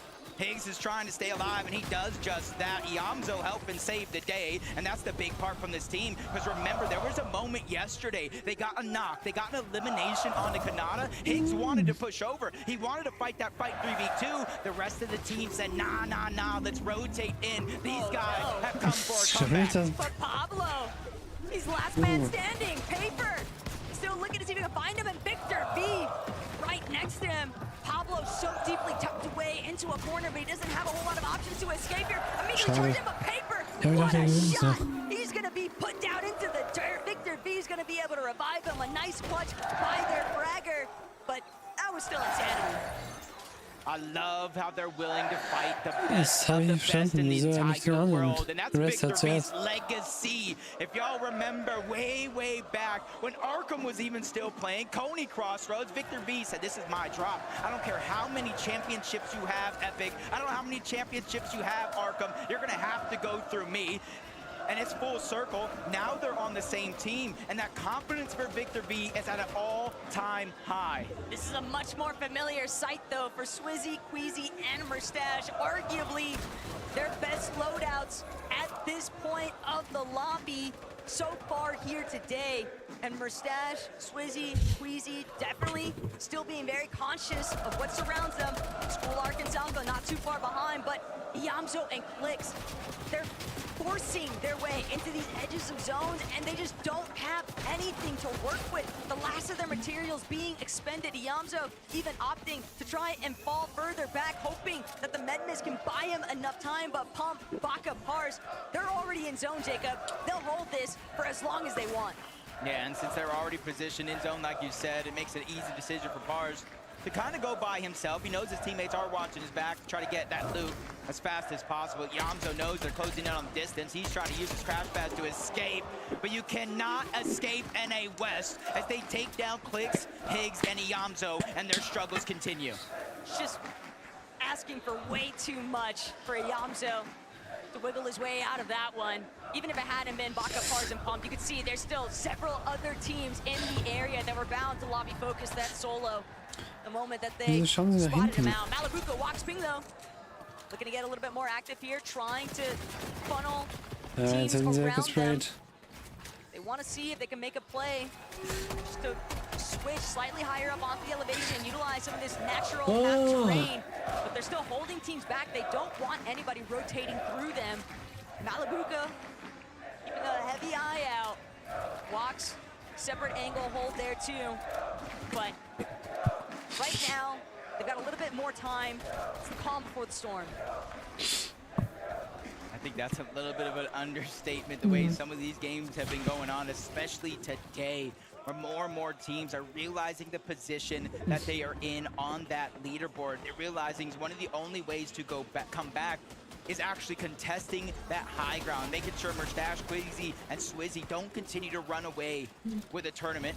I mean, they're doing the same thing. Him and Braze get active early on. They get another elimination on the mid-team. As the arms just continue to look around, every team that crash pads to the zone, they're at least landing 1, 2, 3 crucial shots, which is where you see the difference right there from Coyote, Yuma, and Raise, is because they used a Flowberry Fizz with the crash pad to cover more ground, get higher up in the sky, and make it harder for them to get tagged up. A little bit of a look back into what went down with Brazil. Phaser actually winning out, getting a good knock onto Cooper. And that's going to leave a very difficult entry point for Salvo, Arc, and School. They're not even going to be able to push through. Just completely forced back. The interruption so steep, but up on height. Watts, he's been knocked. He never had a chance to close it off. He's going to have to depend on Malabuka to get him back to safety, but they're going to have to forfeit height here, Jacob. Another team bound to try and jump immediately onto them, but Ping, Malabuka somehow brought back without much of a challenge, and that is actually insanity to witness. And it's the surge underneath, that's the real problem. It's not just surge, it's active surge on top of that. Alex and On resigned, they're trying to rotate away. They get some shots, but they're still 160 below. Every 7 or so seconds, 25 damage pours out, and you don't get knocked, you get straight eliminated. Crash pad, Flowberry Fizz, they're doing what they can to rotate towards the zone, but it's Queasy, it's Quizzy, it's Mustache on the other side. M8 versus M8, Malabuka has no choice. 128 below the damage threshold. Queasy down, Swizzy, a sliver of HP, it's all up to Mustache. But Mustache knows how to play it through as a solo. He can maybe clutch up big time here. He just needs a few more placements to continue in first place. Malabuka walks, Ping, still underneath that surge threshold. They're trying, they're so desperate. Everybody around them knows it too. They're not trying to allow the opportunity to let these guys break through their builds. But Mustache is a solo. What more could you possibly do? He's still buying points. He just needs players to fall around him. But like if anybody could start to make this clutch happen, it's him. They are above the damage threshold, but no Queasy. No Swizzy. They're not in this lobby, and that means a new team is able to claim that high ground. Pixie, Vanya, and Marius. Last time we seen them on this high ground, they weren't able to convert. But this is a second chance for them. And this is a big chance because we're still into the top 15. They have no eliminations from Merstash, Swizzy, and Queasy. They only have 2 placements versus placement points. This is how you close the gap. They're certain to have seen what that elimination feed looks like, though, but Demas, darn Pigs, seeing them control the low ground comes as no real surprise, but they know they've got to keep a hold of that front side. They're immediately going to start making their way towards it, but they still got to be careful. Height overhead. Merstash is a solo. He'll be forced to drop to ultimate low. Malabuka creeping directly underneath him, but Merstash, he doesn't realize it. He only has 6 builds. He's trying to conserve as much as he possibly can. He's just so quiet in the background. Yeah, he's kind of waiting for the zone to force him out, let all these teams bypass him on this rotation, and hopefully try to get some sort of a sneak attack. Peterbach holding Ritual still alive in this game as well, but their material count rather low. A lot of the teams being affected by the high ground and the pressure that they keep pouring down, but at least they're 134 above the damage threshold. When it comes to Storm Surge, I think they're good from here on out, and even Pixie from up above getting another knock onto Coyota. Alex cleans that one up, so Luke going on over to him, but they're just pressuring over and over and over, whether it's an AR, the double pump, they're not letting any team look up. It's an issue, though. Anon, Alex resigns from the low ground. They might be able to pick off Yuma, but they got to worry about Pigstorm and Demas, who've essentially cut them off. They've completely surrounded Oceania. They're going to be the ones to overtake the front side of zone now, and with Darm leading the charge, spraying back next to Pump, Pars, and Baka, but no one dares to challenge Poland underneath. That was a good time to take him out. There are 12 placements worth of points still left, more than half still on the leaderboard. Resigns trying to go in. They lose Alex along the way. Underneath, they have to turn back. That's Kanada. They're wreaking havoc on the low ground. Resigns falls all the same. The whole team gets sent back to the lobby. Even Baka's feeling it. Tars has to go on by himself. Vanya's taking down Peter. Nobody has had a chance to look up. They're denying opportunity after opportunity. Marius, Pixie, and Vanya could go all the way. Without a Queasy in the lobby, we knew Height was probably going to default to Vanya instead, but darn, Demas, Pigs, they refuse to give it up. They're still looking to bring this one home. Kanada has a solo. Marius with another elimination, just carrying all of the resources back to his Tarper. Vanya down to his final couple of builds, but thanks to that refresh, a little bit further, he can extend that Height take. Pixie thought he could maybe drop. He's got Marius right next to him. They're causing so much catastrophe. But Pigstorm and Demas, that's a fight they might be willing to take. I could count on one hand how many healthy teams are still left in this game. Kanada has no shot. He's trying to get as many placements before he eventually does go down. Vanya, I'm not sure what happened, but he gets knocked. 2 players up on the high ground. Sphinx trying to battle back, but Pixie gets dropped. Marius falls as well. Pigstorm and Demas, the underdogs, are looking to take it all because they might be one of the only trios left in this lobby, but I spoke too soon. Darm goes down. They have to get the revive. They're the only team on the low ground in the zone. Sphinx and Shadow, they don't have a chance. They can't push through. They know they need to find a way to break open. But Darm, that's a big shot. That's all that they needed. Phaser, last man standing on high. Pig still trying to see where's his last player. He's looking to chop out Phaser. Whether or not Phaser can even drop, does he have the Flowberry Fizz? Will he fall for it? Get the chance? He was hoping somebody else would deal with Poland, but Pigs and Demas, this is damage. Und sie haben gewonnen. 200 hat ihn geholt. Pigs, Demas, and Darm bring it home. From underdogs to top dogs. And with Queasy, Swizzy, and Merstash going down early, that shoots them straight up that leaderboard. They look like they have been here for years. Frankie, we need to know their secret. I don't know what their secret is, but I have to say, all year in Europe, we've been looking at Pigstorm and Demas. This trio that seemingly came out of nowhere and have been impressing us ever since. I mean, this has been just an incredible event for you so far, Dom. Yeah, it was incredible, to be honest. Like, I mean, it's our first globals and we played this good. It's crazy. And tell me how you've worked on your game through the year, because when we first saw you competing in Major 1 as a trio, You were so aggressive, and now you know how to not over-aggress. You know how to play the game right through to its end. What have you learned along the way? I mean, we worked with our coach Sven, so like we learned a lot and what to do and what to not do. But he's taught you very well. I have a huge question, but just before, je crois que Avoc a beaucoup de fans ici, faites du bruit! Bix, you have a lot of fans there. Do you have a word for them? I love you all. Thank you for support. Merci beaucoup pour le soutien, ils vous adorent. Faites encore du bruit pour leur trio.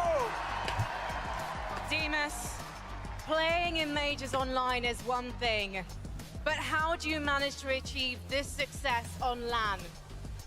We played the game actually like the best as we can, like, and we just won it. Do you think you can go even further and do the back-to-back? I'm sorry? Do you think you can win the next game too? We see in 20 minutes, no? We will see. You're going to have a bit of a break and a well-deserved one. Please, Leon, Havoc fans, show your appreciation. Pitstorm and Demas! We have to take a bit of a break, but don't go anywhere, because in a few minutes, we're going to assess what we've seen so far. Okay.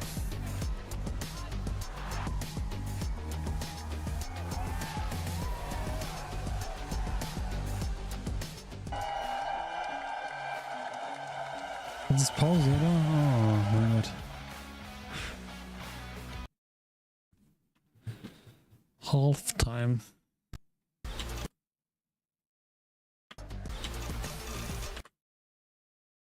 Championship and whole of that front side. They're immediately going to start. Thought he could maybe drop. He's got.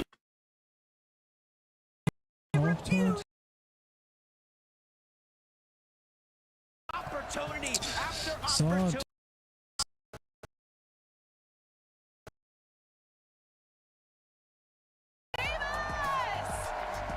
We have to take a bit of a break, but don't go anywhere, because in a few minutes, we're going to assess what we've seen so far. Okay.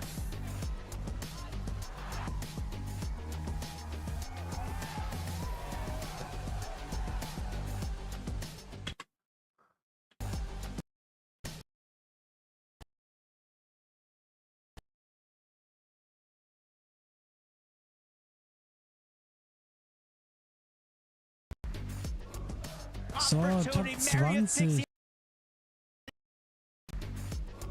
So, Top 20. So, Top 20.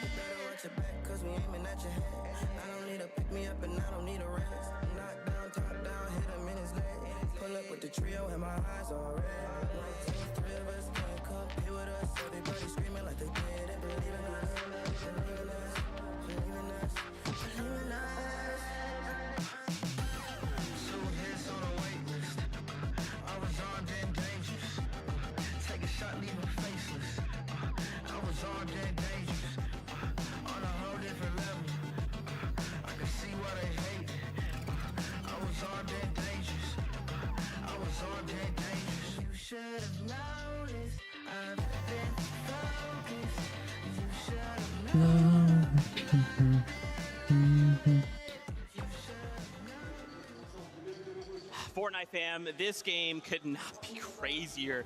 Pix, Demas, Darm get a victory rolling out at the halfway point of the competition. Game number 9 going their way. It is getting more and more chaotic. Kelly, I cannot believe with only 3 games left to go. It feels like in some ways we just started the competition. And in some ways, I wish we could just start over so we didn't have to, this is game 12, then start over game 12. Like just keep doing that. I don't want this to end. Well, speaking of starting over, I want to start over from day number 1. Actually, the 3rd game of that day, we saw Pick, Storm, and Demas in a very similar position. They were front low zone or low ground, making sure that they're kind of taking some peeks, not really going on the aggressive like we've seen. Unfortunately, though, the team that was on high ground was Queasy's team. So although they weren't able to get the victory royale in this game, to see, or in that game, to see.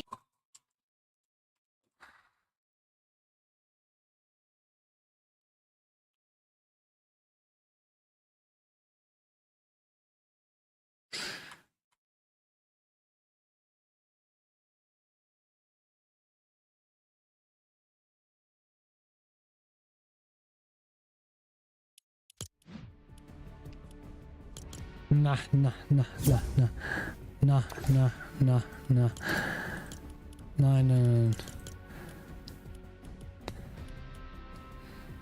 Nein. Das kann nicht sein.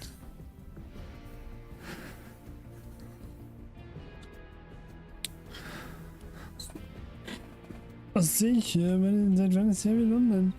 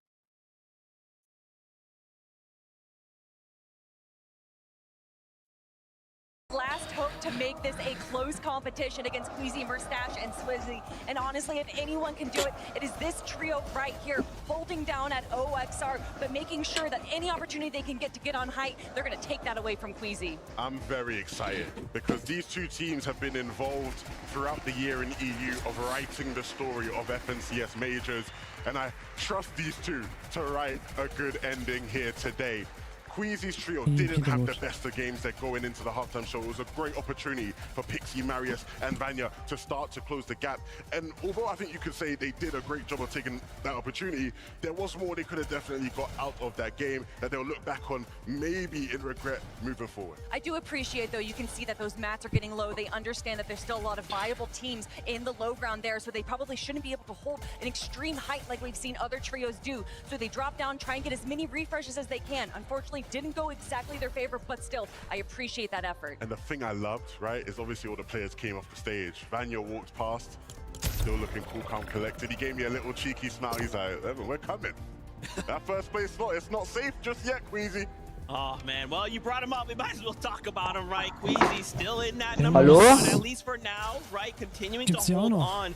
You know, again, ja, es weiß, ich war ein bisschen weg und... Bisschen. Ja, also es tut mir leid, aber ich bin eigentlich noch genauso gut wie vorher, ist das Ding, weil ich kann noch irgendwie merke ich keinen Unterschied. Und das Problem ist, ich finde gerade einfach nicht, also ich kann irgendwie nicht editieren gerade. Ich weiß nicht warum. Also irgendwie, ich stelle es ein und ich drücke auf Bearbeiten und es geht nicht so. Also läuft wieder super. Digga, wenn das nicht geht, Bruder, ich gehe wieder 3 Monate weg, dann kann ich wieder Tschüss sagen.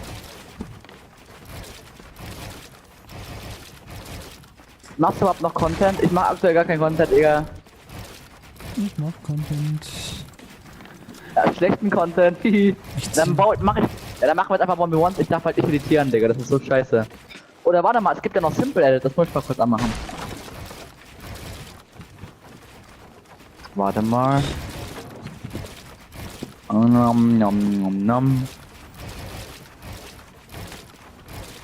Jetzt komm mal her, Digga. Das vergiss ich. Hast du auch die Spitzhacke? Ja, ja, die hatten, hey, natürlich ich hab die gewonnen, so. Wahrscheinlich hast du die gewonnen. Eigentlich will ich jetzt, ich habe jetzt, ja, ich habe eine, guck mal, warte mal, hier. Hier. Und meine? Ich habe FNCS gewonnen. Boah, Digga, die sieht aber schon geil aus, ne? Mein Freund hat sich auch geholt. Digga, also hast du trainiert oder hast du gar nicht trainiert, so, weil... Nein, man merkt keinen Unterschied. Ist genauso scheiße wie vorher. Junge, wenn ich einen Tag wieder spiele und editieren kann, oder dann, ich schwöre, ich nehme dich so tot, Digga. Ah. Warte mal bitte, ich will mal neue Waffen testen. Also ich weiß ja schon, was alles gibt. Warte, hör mal auf. Ich glaube, diese neue kleine Brot-Pump, ist die OP oder ist die scheiße? Schon OP. Diese Leute meinten, die ist sehr, sehr krass. Wo ist die denn? Ich will die spielen. Afrika, ey. Ich habe hergeholt. Wie viel? Hey, ich hab gesehen, dass auf EU gar kein PR, Digga. Das ist cringe. Auf EU? Was laberst du? Ja, wirklich? Natürlich, ich hab schon auf die EU PR, aber was laberst du? Ja, aber du hast mehr auf NA oder so. Na aus? Ja. Das ist mehr PR, Digga, das ist cringe. Ja, Bruder, halt die Fresse, Digga. Ja, Digga. Hallo? Ey, aber hättest du gedacht, ich komm nie wieder? Nein, Digga. Ja, keine Ahnung, ich hab dir geschrieben, das ist auch nicht geantwortet, schade. Und ich bin auf WhatsApp gebannt, weil ich die Sticker, du weißt ja, ich hab dich voll gespammt, ne? Ja. Und seitdem bin ich gebannt. Hast du mich gemeldet, Digga? Nee, ich hab dich nicht gemeldet. Und ich wurde einfach gebannt danach. Und ich hab keinen Bock mehr, ich muss alle Nummern neu machen oder so. Kannst du bitte nicht so ernst spielen, ich muss die Pumps dann aufsetzen. Ja, muss ich wissen. Digga. Ja, so werde ich auch wieder gewonnen. Ich bin gerade live, Digga. Was Digga, wie soll die... Achso, sorry. Alle mal kein Like da lassen, weil ich war... Wie lange war ich eigentlich weg? 2 Monate? Ja. Es gibt ja jetzt Double Pump, hab ich gesehen. Ist geil. Warum soll ich machen, Digga? Ich kenne diese Pump gerade nicht. Ich treffe damit nicht einen Hit, Digga. Du musst schon treffen, ne?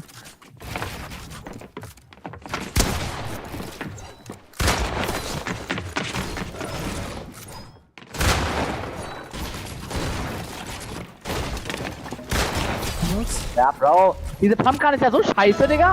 Ich treff zwar. Ich hab mal. Nein, ja, ich hab's schon. Ich hab aber immer noch in der alten Zeit das eingespielt.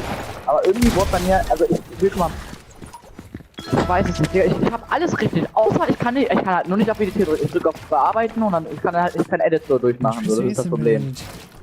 Nein, ich werde normal wieder spielen, aber es geht nicht. Ich muss ja jetzt gerade Triple S spielen, das würde ich. Und ja, die ist aber anders geil, die AR, ne? Welche spielst du? Diese neue. Oh, die ist ja anders geil, hä? Das beste Pump dran, Digga. Dann hast du Glück, Digga. Warte, nein!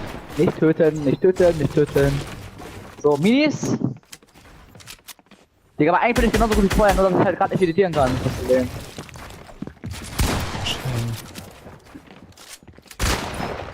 Und dass ich mit 2 Monate nicht online war, das ist der Unterschied. Oder gerade so ein FNCS Globals, ne? Irgendwie denkst du, Reason macht das? Na, egal.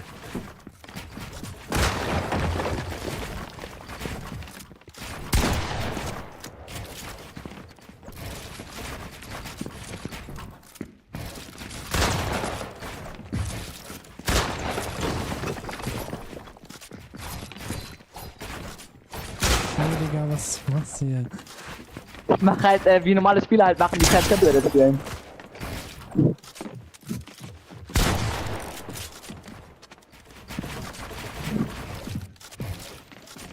Nein, Digga.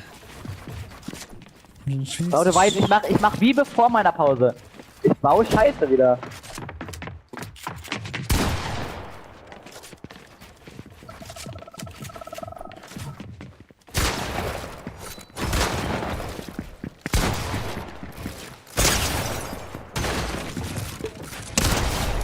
Nein, Digga. Aber diese Pumpgun, irgendwie ist die auch trotzdem gut. Irgendwie habe ich die ein bisschen unterschätzt, aber die ist wirklich gut eigentlich. Digga, Bro, was? Hey, du warst doch Count, Digga. Und wo bist du gerade live? Twitch, YouTube. Willst du und Korb, warte, ich hab aus Versehen Waffen aufgesammelt. Und willst du immer noch deinen deutschen Döner probieren? Was ist ein deutscher Döner? Du hast gesagt Döner auf Deutsch, Digga. Ich esse deutsches, ich denke deutsches Essen. Döner. Döner ist auch richtig deutsch, da hast du recht. Mann, Digga. Ich hab genau ein AP. Oh, warte, beschrieb mich mal ganz kurz, weil ich hab genau ein AP. Ach, Digga. Ich wollte eine Treppe bauen. Aber...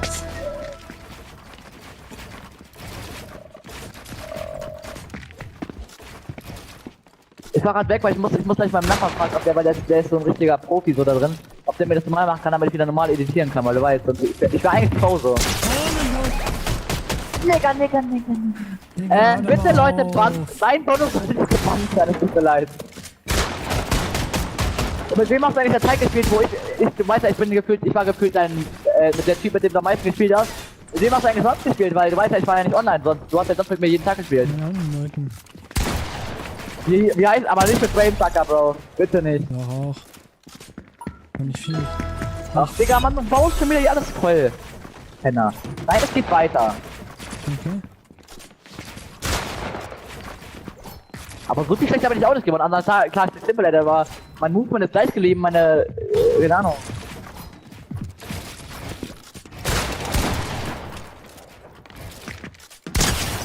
Mann, Digga, wie kann man so schwul sein? Oh, ich glaube, ich sollte wieder aufhören mit Fortnite, oder das fange ich wieder an zu beleidigen. Wenn ich kein Fortnite spiele, ich bin der netteste Mensch. Ich beleidige keinen Mensch. Fange ich wieder an mit Fortnite, beleidige ich jeden Naturensohn. Das ganze Fortnite ist nicht so gut für so Leute, die so... mich...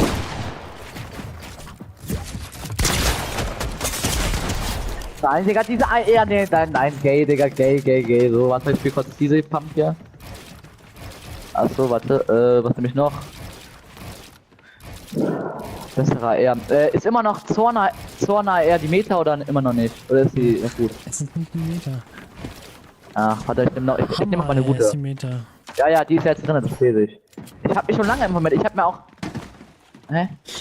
Und du spielst eigentlich Raider, 1v1. Scheiß drauf, komm, fest drauf.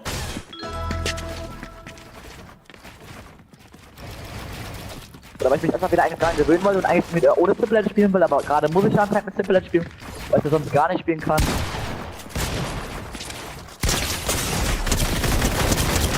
Ach, Bruder, ich seh nix, alles leckt, Digga. Alles leckt. Also wirklich, wenn du in meiner Box bist, dann leckt alles, also ist ja ganz klar.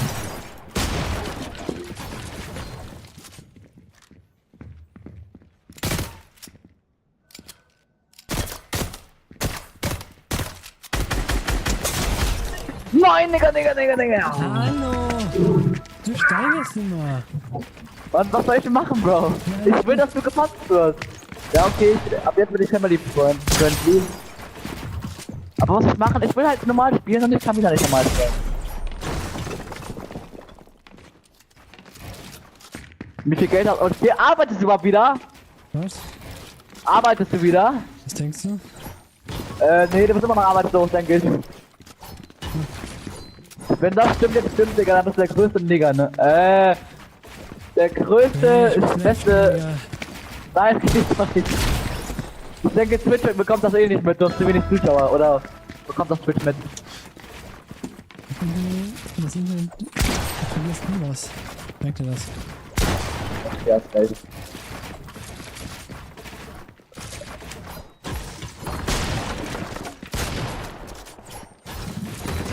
Ey, ich kann jetzt einfach CapCut Pro benutzen, ohne dass ich CapCut Pro habe. Irgendwie ist das ein neues Feature oder so. Neues Feature, krass. Aber sonst muss man dafür 10 Euro bezahlen. Jetzt kann ich halt auch krasse Sigma-Edits machen. Und jetzt muss ich auch keine Videos mehr klauen. Die Videos werden trotzdem besser. Wie war das letzte Mal was hochgeladen? Ist BMW, W, bayerische Motorenwerke, das haben wir noch geklaut. In wie vielen Jahren? Keine Ahnung.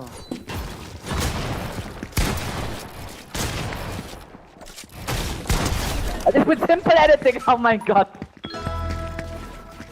Bro, das wird Simple Edit, du guckst, du machst gar nichts, du wirklich null. Bro, ich gebe mit Simple Edit, Bro, ist zu alt geworden.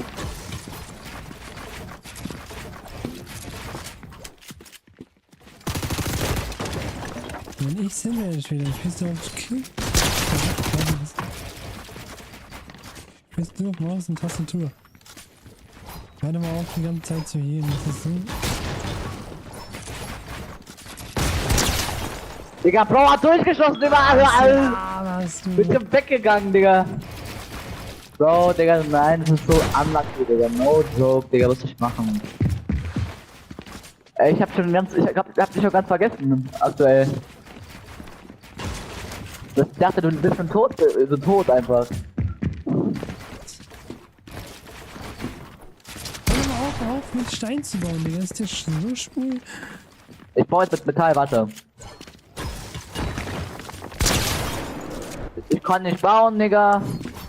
Hör doch mal auf, Digga. Aber Bro, du bist eh nicht gebannt, glaube ich. Ja, wahrscheinlich. Also auf YouTube ist das egal, oder? Ach, Digga, nein, Digga, was bist du eigentlich für ein netter Mensch? Was ist das für eine Pump, Digga? Uhrzeitschroten sind oder was? Was ist das denn? Das ist die neue, ne? Ja, was ist das für eine neue Pumpgun? Sieht ja aus wie Alien-Scheiße.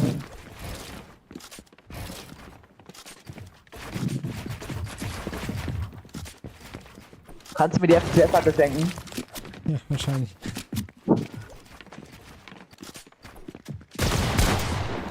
Ich hab gewonnen.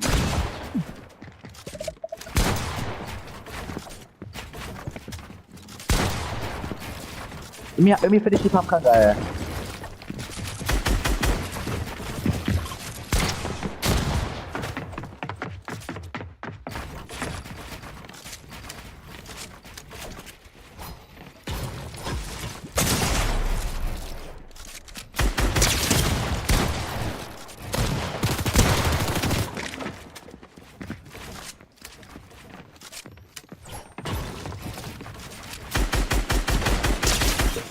Oh, er schießt durch alles, Digga. Durchgehen zu ihm.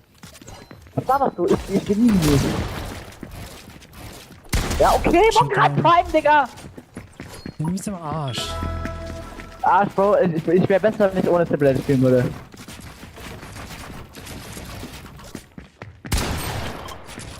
Was mach ich, Digga?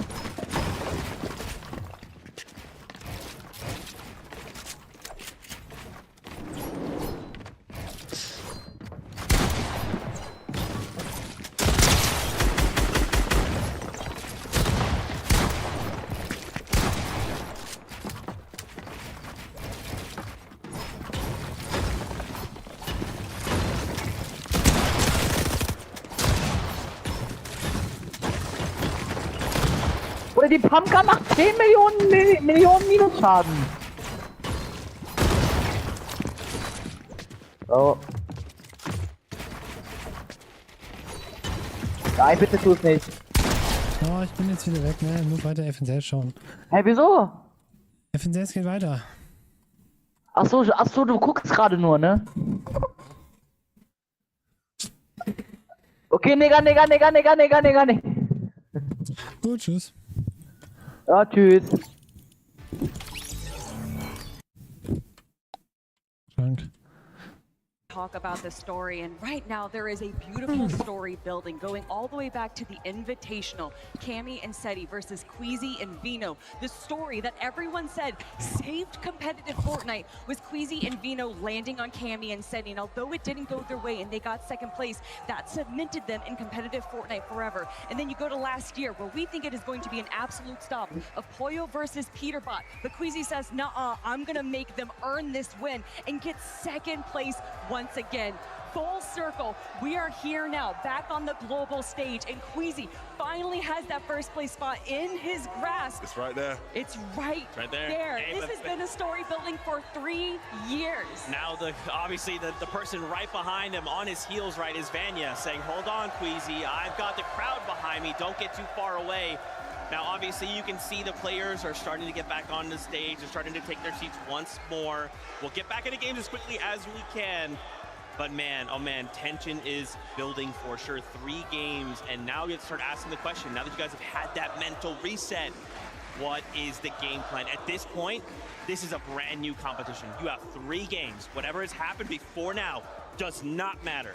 We're either playing to try and take away first from Queasy, or we're trying to play to get a top 10, because that is life-changing money. You leave it all out on the server. 3 most important games of your Fortnite life. Yep. You have to do whatever it takes, as crazy as it sounds.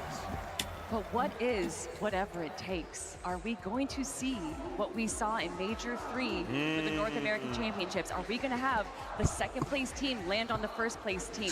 Are we going to see some crazy rotations? We've also seen teams change up their drop spots in the final moment. Is that what's going to happen? And it's not just fighting for first. We keep talking about first place. That is where the glory is. However, all of these teams are making sure that they can climb up that leaderboard, grab the bigger piece of the pie, because everyone here is fighting for notoriety and fighting for that prize pool. Absolutely. I mean, look, we always speak about the top surprising players who have performed. You know, your placement here might catapult your career in the next direction. I look back to last year, right? A lot of the players who didn't win, but ended up becoming sort of stars in the world of Fortnite. There are guys like Wox, guys like Bolts, right? They didn't win the competition, but everyone left the competition talking about how they performed. You want to put yourself in that category, someone who people are talking about for months and months after the competition. It's only a catapult, right? From this point forward, regardless of where they end, I would say at the end of the day, these guys have made it to the Global Championship. This is the biggest stage possible. These are some of the best trios in the world. And now, like what you're saying, right? To say, let's just get into the top, let's place top 5. Instant respect, instant street cred.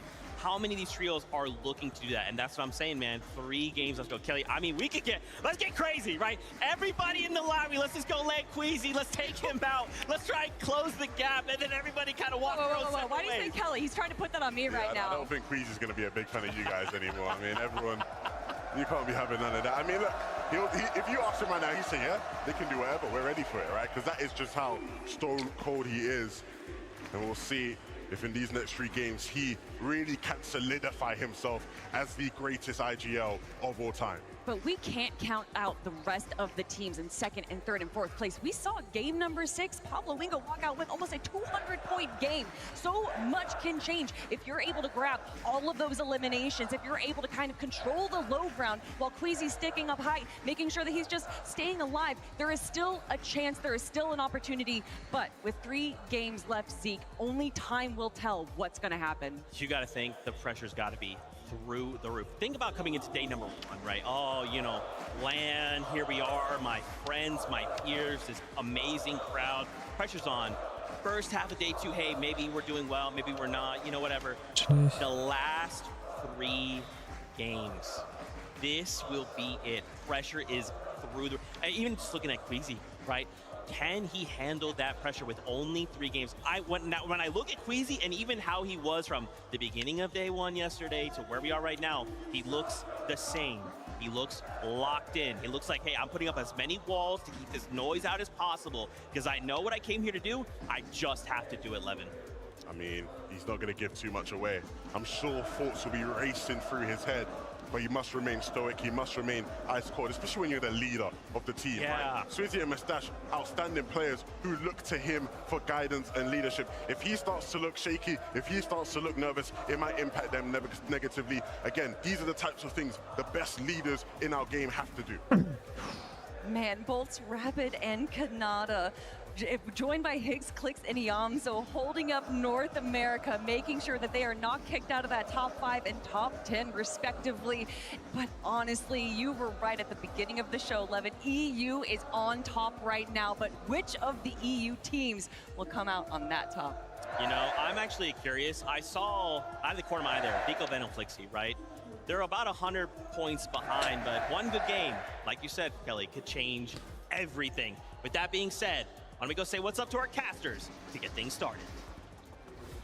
Thank you guys so much. This is the final stretch, the last leg of day 2's competition here at the 2025 FNCS Global Championship, Jacob. And anything could happen because that top 2 starting to get uncomfortably close. Yeah, anything has happened already. 185 points to start the day. That was the lead from Queasy, Swizzy, and Merstache, and it has been decimated. Only 81 points separate first and second place. You got to give it up to the EU teams all weekend long for performing great, but the next game is ready. Let's get right into the action.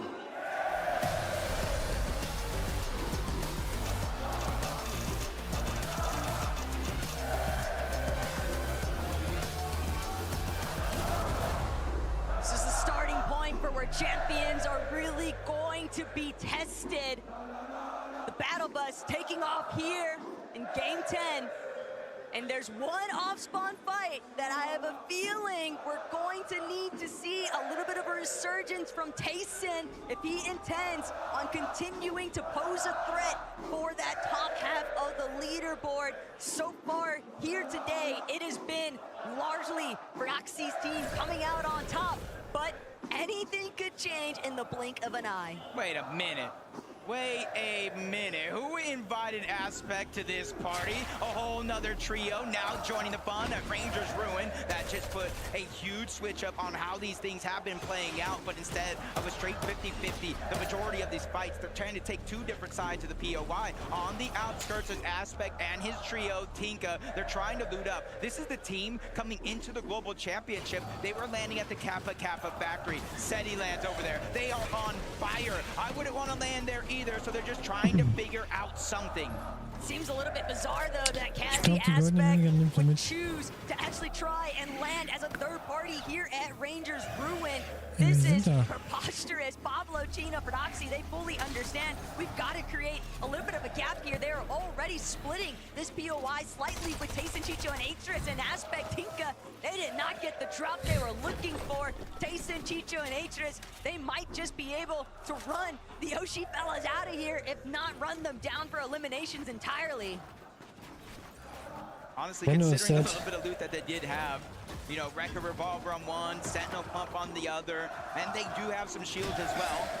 Not what I expected out of this drop, but they're doing it, figuring out a way to stay alive. Prodoxy just immediately runs out of Rangers Ruin, and he said, nah, I do not want to fight that triple contested drop. They immediately move towards the west and find a key elimination. Prodoxy, Chino, and Pablo are revved up and ready to go. This is the effect of VOD Review, because they completely shut out Striker and Tisco's teammate, Kadu, just nowhere left to escape. That's a really nice elimination to find, too, especially considering that they were pretty much forced out of Rangers Ruin due to Kazi third partying. Now Striker and Tisco just kind of hiding. They know their teammate went down in that direction. All those builds, and he's trying to figure out, assess the situation. Can we get those revives, boots back up? But Pico, Benno, Flixie returning back to their throne. The first elimination's cleaned up. Toyota figures out a way to even the fight, even landing some crucial damage on the Flixie as he tries to run away. Toyota finishes the job. 2 straight knocks right off the start. It's definitely going to be a bumpy road for Benno's team if this storyline just continues to hold strong here. But someone who hasn't had any issues with their early game, it's going to be Swizzy, Queasy, and Merstache, just taking full advantage of everything that's provided by the Hive. And Swizzy even doing a great job scouting around, heading straight towards the top of their surge base. They're ready to start getting some tags in. Oh my, another team, Aspect, Tika, Kazi. They say, you know what? We already affected one fight at Rangers Ruin. What's the harm in going to another? They immediately make their way on over towards the top side. Tayson, Chicho, and Riz say, you know what? We're going to chase them as far as we can towards the edge of the zone. Once they reach that point, they realize they don't have the loadout they want. 30 builds on one of those players, an empty item slot. They're immediately about face. They're trying to figure out where they can pick up the scraps from. But you don't want to be operating with scraps when players like Marius, Pixie, and Vanya just have so much at their disposal. Uncontested, Poix are headquarters. They can spend so much time here, Jacob, and they tend to more often than not. But Visuals, Bray diminished. They might have something to say about it. They went for an attempt at a sneak plan last game. It was delayed, but they're still able to, follow through that last lobby. But now, Big Star and Demas, a little bit of a fickle position at Kappa Kappa Factory. No one else in sight. But I wouldn't be too worried about these guys just yet. I mean, they're rolling off that momentum from the last win.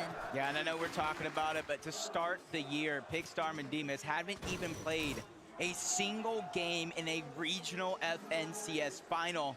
And now you look at the end of the year, they've not only won a game on the biggest stage Fortnite has to offer, they're in contention of winning the Fortnite Global Championship. If I've ever seen a Cinderella story, this will be one right here. But they have so many juggernauts in their path. Not just Mustache in the trio, not just Pixie, Vanya, and Marius, but Seti, Yapko, Panzer, Kanata, Bolts, and Rapid as well. But something that took place in the last lobby, Jacob, is that we saw many of our top 10 players on the leaderboard getting eliminated early on. Poyo, Agers, Acorn, well, they're still looking to try and break into that in the first place. Agers gonna find the first elimination onto Wixie. Sehr gut. Bisher der erste Kill ist immer am wichtigsten. Für die Confidence. Alex und Max wahrscheinlich.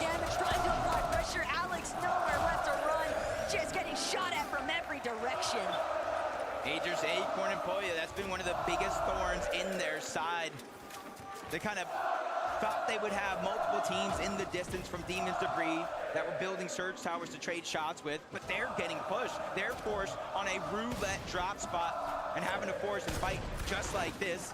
So a huge change in the game plan coming into the weekend, but Poyo's not going to slow down. He doesn't want to stop or be denied this opportunity. Acorn picks up that elimination on the Resides. OCE is out of this lobby in Game 10, and that's continuing to build the confidence for Poyo, Agers, and Acorn. And the main reason why they're even pushing this far south is because the team that they've been typically trying to establish a little bit of surge trading action with, FKS, Hero, Halad, they have not been faring well off spawn. And so with that trio being eliminated, well, Acorn, Agers, Poyo, you've got to look elsewhere. So where do they end up?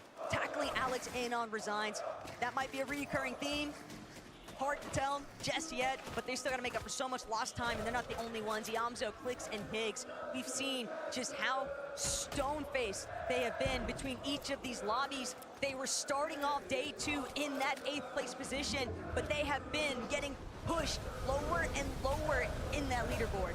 Yeah, more and more teams choosing to rotate early, not giving them the surge that they were looking for. But back to this fight here, it may not be off the drop on this spawn, but they're all looted up, ready to go. Back at Ranger's Ruin, Tayson looking across, Pablo's there, but he's gonna go ahead and try to disengage as far as possible, using the crash pad, even if that means...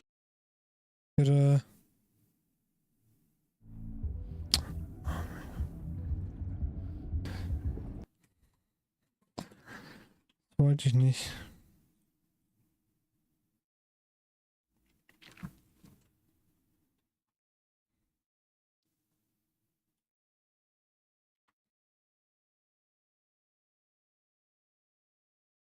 Malabuka, though, on the ropes here, trying to see if they can battle their way out of this box fight position, but Kappa Kappa Factory, this is all just spilling over and against them. They're seeing whether or not they'll even have the opportunity to go for an immediate fight here, but Victor B, he's immediately cranking up onto Hype, just all stuck inside of these early storm ticks. Yeah, he's gonna knight with Paper on the top side of this fight. Epic Whale kind of stuck down below as a solo, but with Paper and Victor B being a distraction, Walks is gonna get dropped down to only HP. Epic Whale is moving up that high ground. They finally figured a way on the side of Malabuka, Walks, and Pings to converge into the same box. But this is a chance now with all those extra heals. This is their original surge base. Just gotta sit towards the middle and figure out the plan for Epic Whale, Victor B, and Paper. So that way, they can try to make that smart move. But Victor B, Paper, Epic Whale, they're just gonna go ahead and disengage on out. They got that early storm surge damage, and now they just wanna beat teams on that rotation. Just looking to get a little bit of space creation here. Because eventually, Bing, Malabuka, and Watts are going to have to move from this position, but might have been a little bit too ambitious, trying to just crash pad out directly in the line of sights there from Watts, Malabuka, and Ping. Of course, you're going to eat some damage in exchange. Pollo, Agers, and Acorn. Not only did they get their Demon Debris Medallion, the mythic weapon, they got the eliminations onto Anon, Resign, and Alex. They immediately moved towards the eastern side of the map. One of the only teams on this side of the map having access to that bunker, and they immediately take it. And this is where they start to replenish everything from materials to resources, their loadout. And since they're ahead of all these other teams in that path, they have the time to go ahead and continue to rotate toward the north. Same thing for some of these teams that are working their way from the top down. Savage Chat Reason, even though they are missing some shields, it's in the name of Storm Surge. Taking those shots, taking those chances, so that way they don't have to worry about it later in the game. Mr. Savage, Reason, and Chap are going to have to dig deep here, though, Jacob. They took a way too early departure in the last lobby, and having been chopped just now. Fortunately, Chap, Reason, able to utilize some of that Flowberry Fizz, their surge base, obviously stockpiled with more than enough resources, so not too heavily in danger, but at the same time, fully aware of the fact that teams are looking to try and catch them slipping. Yeah, and for that team that knocked down, even though they survived, it's like, do I invest the resources, build another surge tower, or I just try to rotate? Chino, Prodoxy, Pablo, one of the more aggressive teams in the lobby, especially Chino, the most eliminations in all of the Fortnite Global Championship so far when it comes to individual players. And guess what? Let's add one more to that total as Gabzetta goes down, and that's a little bit personal. It's not just for the points to catch up on the leaderboard. It's not just for the Storm Surge. It's just to shoo that fly away from their picnic. That's really all it's been, kind of just that gnat in your face. They won't leave them alone, but you know what? Prodoxy, Chino, and Pablo, when they've actually got some materials and a loadout to work with, this is the last team you ever want to get caught up with in a box fight because they have such a commanding presence in those aggressive instances. Yeah, here's just that.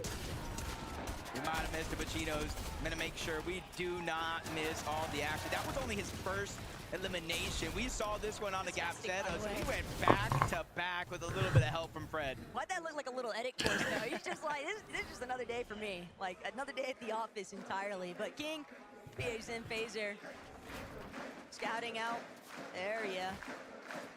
Never want to leave yourself too overexposed, but Prodoxy, no intentions of slowing down just yet. Now, they can finally enter this fight. Tayson has been knocked. Chino, once he gets going, it's like impossible to shut him down. And Chino, side by side, racking up the eliminations, several now to boot. That's just on his own head. Prodoxy and Pablo also rocking their own individual eliminations, but they are a little bit hurt. They do have so much to bring themselves back up to full HP though, Jacob, because of these win outs on their fights. Yeah, even after taking down Tayson's team, you still see Focus, Upple, Mixon here, Tinka Aspect, and their trio were there at one point or another, but they immediately saw what was going on and said, hey, it might be better for us to try to go to the zone, worry about Storm Surge a little bit later. At least there's two teams we could try to look back on and try to focus. Fred underneath, along with Pablo and Chino, they're just trying to assess the situation. They know another team is up there. They just don't know exactly where they're positioned at. After yesterday, Upple, Focus, and Mixon, we saw opportunities for where they were able to shine, but dealing with a team like Prodoxy, Pablo, and Chino, it's usually not worth sticking around. Better to just prioritize the positioning, shoot out the crash pad from behind you, but both these trios just gonna head their separate directions, two different styles of rotate. Ooh, it might not be the biggest upgrade for them, but they are going to be able to replenish their crash pads if it does spawn out.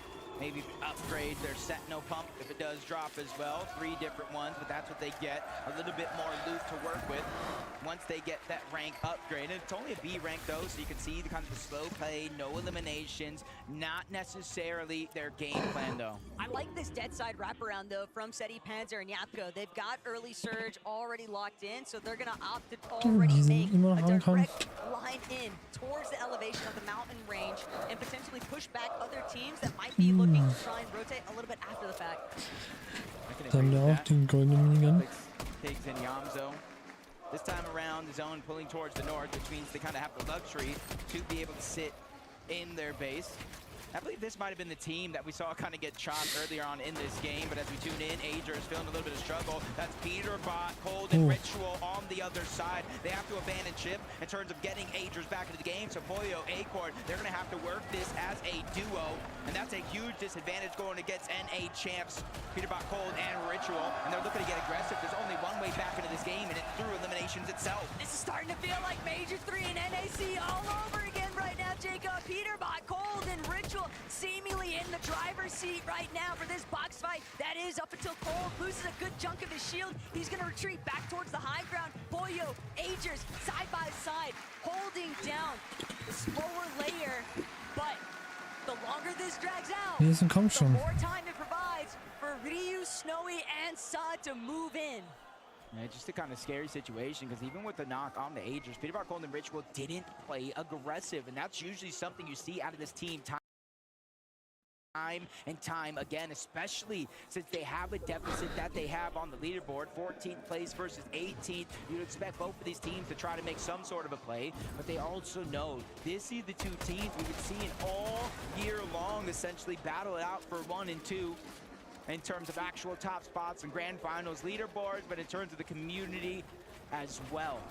But Pollo and Peterbot, Jacob, they were just global champions. They did that together. And now, here today, both of them going on huge recovery tours just to try and bring themselves back into contention for top 5. But Peterbot, Ritual, Cold, they're just continuing to push themselves up the cliff face there. I have to check back in to see whether or not Acorn Pollo even decided to pick back up on that engagement. But right now, Reason, Chap, this is dangerous. They've got Chino, Vernoxy, and Pablo trailing them, and they've already lost Mr. Savage. They want to play for the reboot, but they've got to deal with Hero first.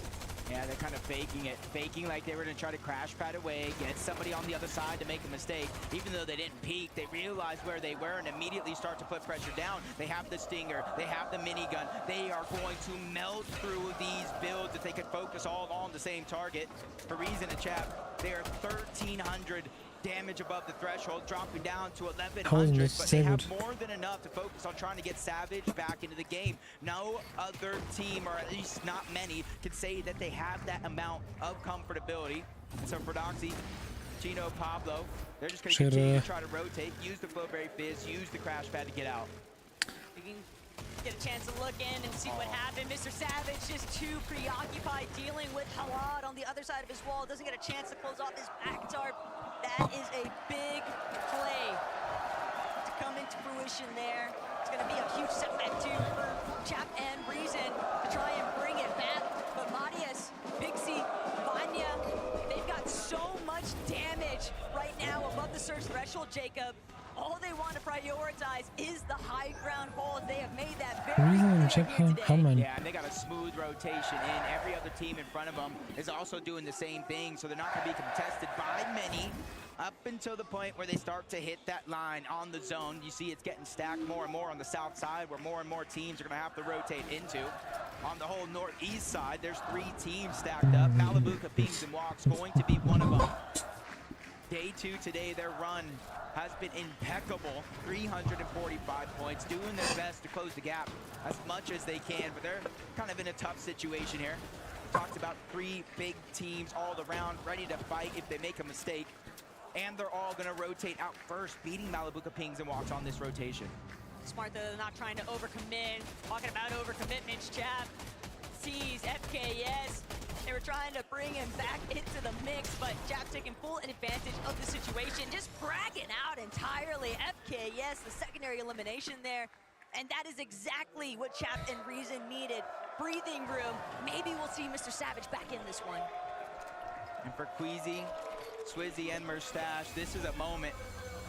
This is a moment because they've had 2 lackluster games so far. One decently well-played one, and that 185-point gap got dropped to 81. But with still an 81-point lead, it's about a game or so. They have a cushion. They just need to execute here and now. They cannot wait, because if they falter early, that's just opening up the floodgates for anybody and everybody to start to catch up. But the north side of the zone, it's starting to pull so much congestion. Clicks, Iamzo, Higgs, they want to take over the position that Curly, Reed, and Cooper currently reside in, but they don't even realize just on the other end of that box, Chino, Pablo, Fredoxy, and you want to talk about guys who are looking for a fight. Just look at the amount of eliminations they've already acquired by 7th zone. This is one of the few teams, it might even be the only team capable of dropping a double-digit elimination win. Capable, they did it yesterday to close out the day. 19 eliminations. This is giving me flashbacks of just that. They're moving from Clicks, Higgs, and Iamzo to a whole nother trio towards the north side of the map. That's Baka, Pars, and Pump. And they have the luxury. They can wait. They can let that team make a mistake, but you're seeing Storm Surge really start to affect this lobby. Kanata, even while he's 1,500 above, finding opportunities and not trying to let them pass. They started off the entire tournament with a Game 1 victory royale and doing their best to remain consistent ever since. NA's best hope to win the entire tournament and stay inside of the top 5. They've got a lot of surge, zone, pull, rather favorable for the time being. And being in that 4th place position, they gotta hold their own. Vortex, Goofy, Mountain, it could be a real threat, but Kanata just immediately pushing them back.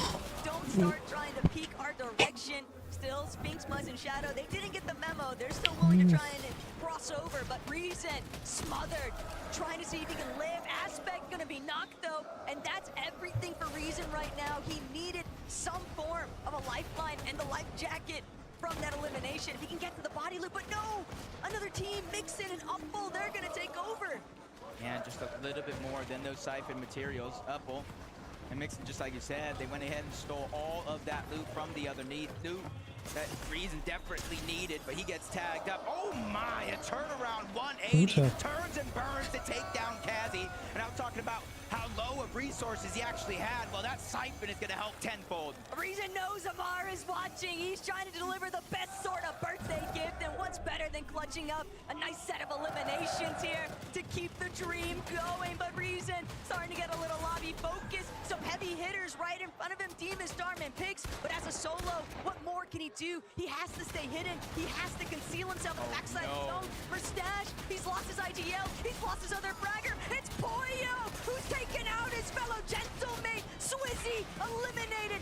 Agers gonna come at a cost, but the double revive, they might be able to pull it off. They're gonna drop all the way down to the bottom of the mountain face, but it was too far. They weren't intending to stand themselves directly outside, but the zone pool is saving them. Yeah, the zone pool is truly a blessing for Agers, Acorn, and Poyo, because it also stopped them becoming a focus of that lobby on that side. But with Queasy, Swizzy, and Mustache having some difficulties in this game, it leaves high ground open for none other than Vanya, Marius, and Pixie. Does anybody challenge that high ground? Fredoxy, Chino, Pablo would probably be one of my best bets, but you could see a huge amount of resources missing. 6 HP, only finding bandages, and eventually we'll go back to 2 empty slots. There's so much metal, all these pre-existing builds, and not only that, but the shift in elevation. Pixie well overhead.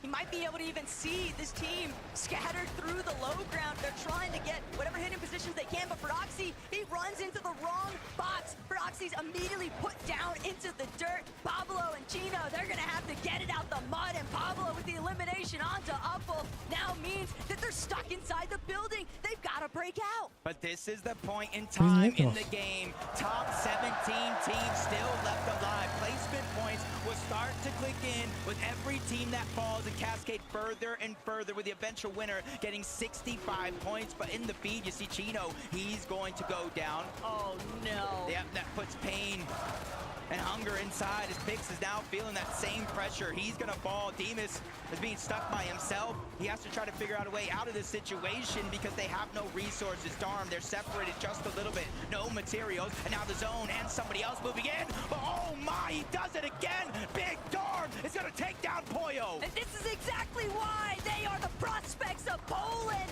Darn just doing everything he can to make the impossible happen. But Marius, Pixie, Vanya, they're just so healthy overhead. Darm is gonna meet his demise at the hands of Mustache, but Mustache just not enough gas left in the tank. He's taken out. The rage coming through. The frustration is felt. So many placement points lost. A ton of placement points lost. They got around the top 15. It is wide open if Pixie, Marius, and Vanya can figure out a way to win this game with a certain number of eliminations. For one of the first times today, we could see a new first place team. But Taco, don't let me get too ahead of myself. 2 different games today. We saw them on high ground and they faltered. This could be third chance to charm. But look at the amount of materials they have, Jacob. 85 builds, and that's just on Marius. They are so strongly overhead. The rest of the lobby collapsing into itself. It's cannibalizing itself underneath them. They hardly have to do anything at all. Just spray, suppress, while Pablo continuing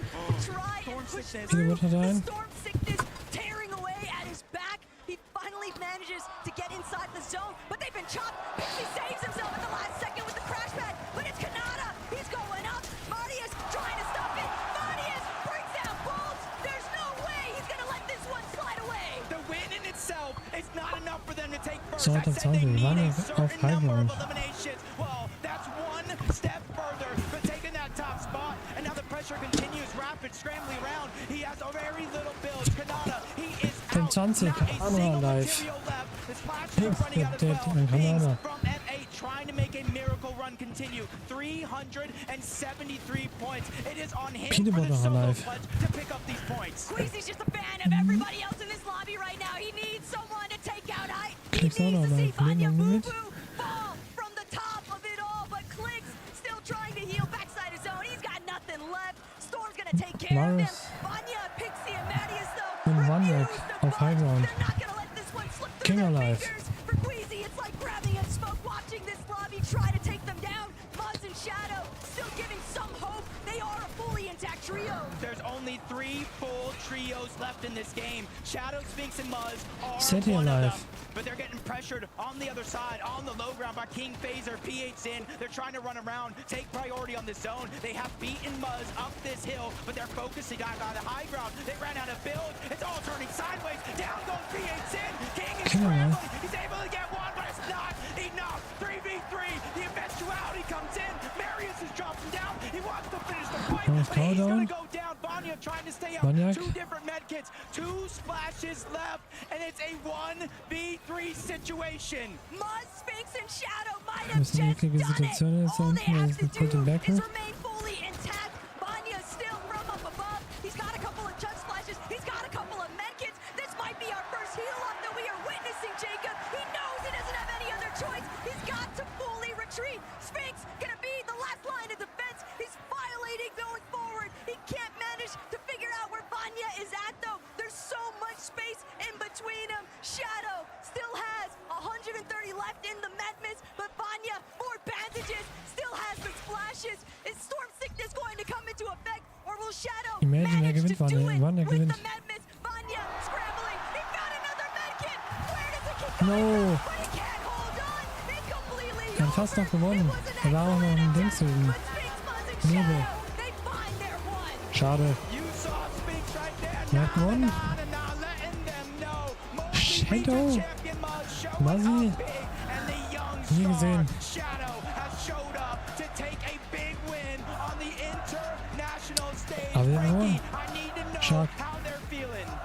Guys, that was absolutely incredible. My favorite heel-off I have ever watched. I know, Muzz, that you went down first, but what was it like watching these two? Wait, no, I was alive. Oh, you were alive. I'm so sorry. I was literally eyes on 3 parts of the screen there. So you were alive. Yeah. What was the heel-off like? My heart was beating, I'm not gonna lie. Like, it was beating. Now, I've always wanted to win a game on LAN, and I finally did it. So, shout out to the best IG on the world. Congratulations, Muzz. I mean, Benji. Yeah, you did it, the first victory royale on this grand final for you. How do you feel, man?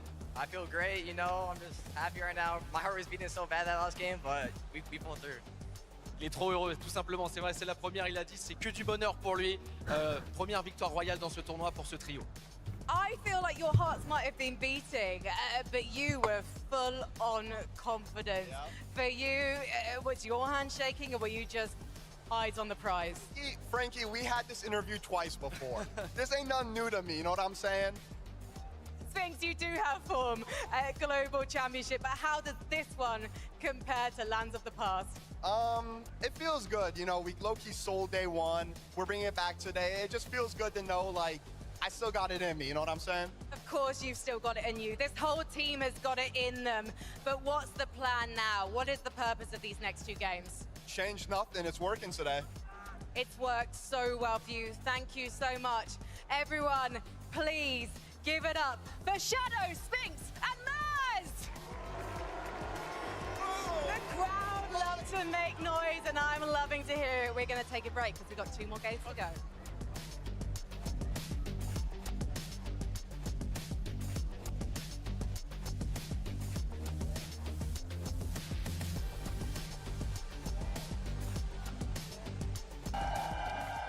Nice.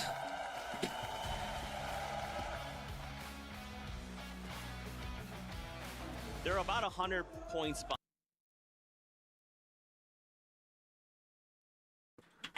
The last leg of day 2's competition here was the lead from Queasy and second place. You got to give it up to place. You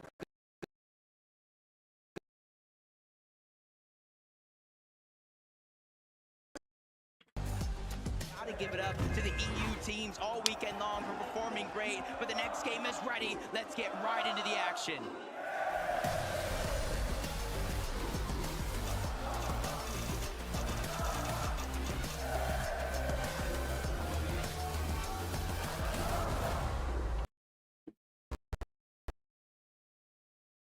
leaderboard. Recently, well, see Marius and Vanya can figure out a way to win this game with a certain number of eliminations. Oh, strongly overhead. The rest of the lobby. Down Bolt. There's no way he's gonna let this one slide away. So, dann 20, wir waren den 20.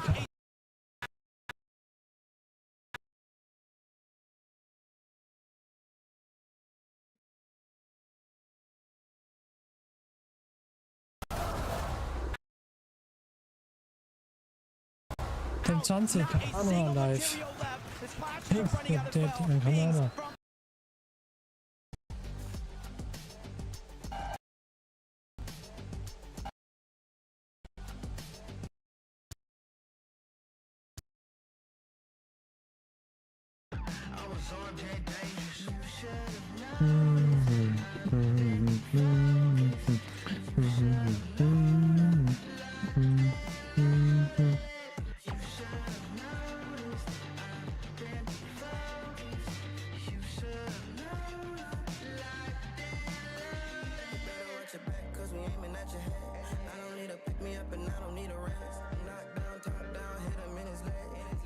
Trio and my eyes are red.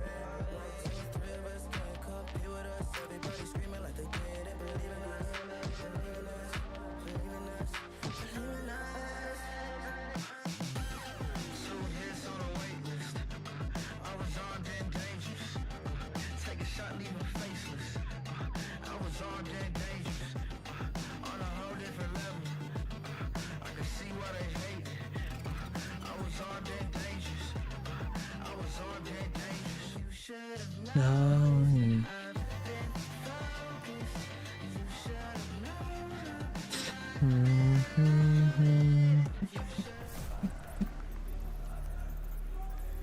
Fortnite fam, we did it. Muzz got a victory royale at the Global Championships. Buzz, my boy! I cannot believe it, guys. In case you didn't know, Muzz, Shadow, and Sphinx, these guys had to qualify through the last chance qualifier. They took it to the hardest part of the competition in a major. And then went on to that major and qualified to the Global Championships. Come here, the hardest stage of this competition, and get a victory royale on land. Mini, I'm good. I can go home happy. I mean, wow. What a win it was as well. You mentioned it through the last chance qualifier. These guys know how to win. And doing it on this big stage is so, so important for them. Going to boost them so high up in the standings as well. The way they played this low ground, Kelly, was so, so good. And off the back of a third place in the game before, now getting into a win, that's going to boost them up in the standings so much. Coming down to a 3v3 against the likes of Marius and Pixie. But they got a little greedy. They got a little overconfident. They dropped down thinking, oh, this low ground team, we can easily eliminate them. Wait, is that Muzz? Uh-oh. And so two of them go down. They know that they have the heal off potential, and they got close. Vanya was able to find a medkit in those final moments. But Shadow, Muzz, still able to stay alive, still able to grab that victory royale and a win for North America. What helped them so much was that Vanya had to go into Storm so early, right? They could stay inside of the zone, keep that med miss that was ultimately so crucial for them winning that game. So they were just able to stay inside of the zone. He's right, as well. And yeah, what a fantastic win for them. Really well played. Oh man, this is what I love to see. Live it up there, Sphinx. Live it up. That's your moment there. Oh man, a big W for North America. We need it desperately, Kelly. I love it. Sphinx has been such an incredible player to watch grow over the years, and something that even Cooper himself, global champion winner, said Sphinx is one of the most amazing IGLs. He really just needs to have his right time, his right moment, and that was it right there. But if we're talking about moments, we gotta talk about our top three. None of them shifting in the leaderboard right now, but what did shift, Zeke, is that lead. Look at first and second place. It is barely 30 points separating them. How did we get to this point, man? We were leading by 150 points, and now we find ourselves with only a 30-point lead. Mini, it's not enough. But right now as well, let's take a look there at Pixie and Marius and Vanya. What's crazy too is like these guys had high ground, they get chopped, and like at that moment your heart's got to sink right. This is like a major. You think that's it? They instantly recover, right? They're falling mid-air and throw a crash pad down, and that's what saves their life. Jump back up, take back over, and though they didn't win the game, they still placed second. They didn't get a ton of eliminations, but those placement points and that minigun mini, they go burr. Yeah, they definitely do. And this is the Vanya Pixie Marius that we know and love here on or over on EU. They got so close to winning it there, Kelly, as well at the end. You know, you mentioned it came to a heal off. They were trying to look, Vanya was trying to look for some heals, trying to find anything he could, and he found that loot llama of heals right there at the end. But it was just like, what, a second too late? There was a bunch of med miss, there was med kits, he had everything. Just we were freaking out for a moment. Could you imagine if they got the victory royale there, how much closer it would even be? But I do have to talk about, you already said it, they got chopped out from height, and we thought for a moment, oh no, this is it, they're gonna go down. And then the crash pad comes out, he saves himself, and then in turn of that, able to reclaim height. Cinema. Oh my gosh, you know, it's the cinema. We have a listen in from the trio. Let's take a listen. You wanna fight? They killed one. They're fighting. We can. Pop. If it does still the fighting. Pop.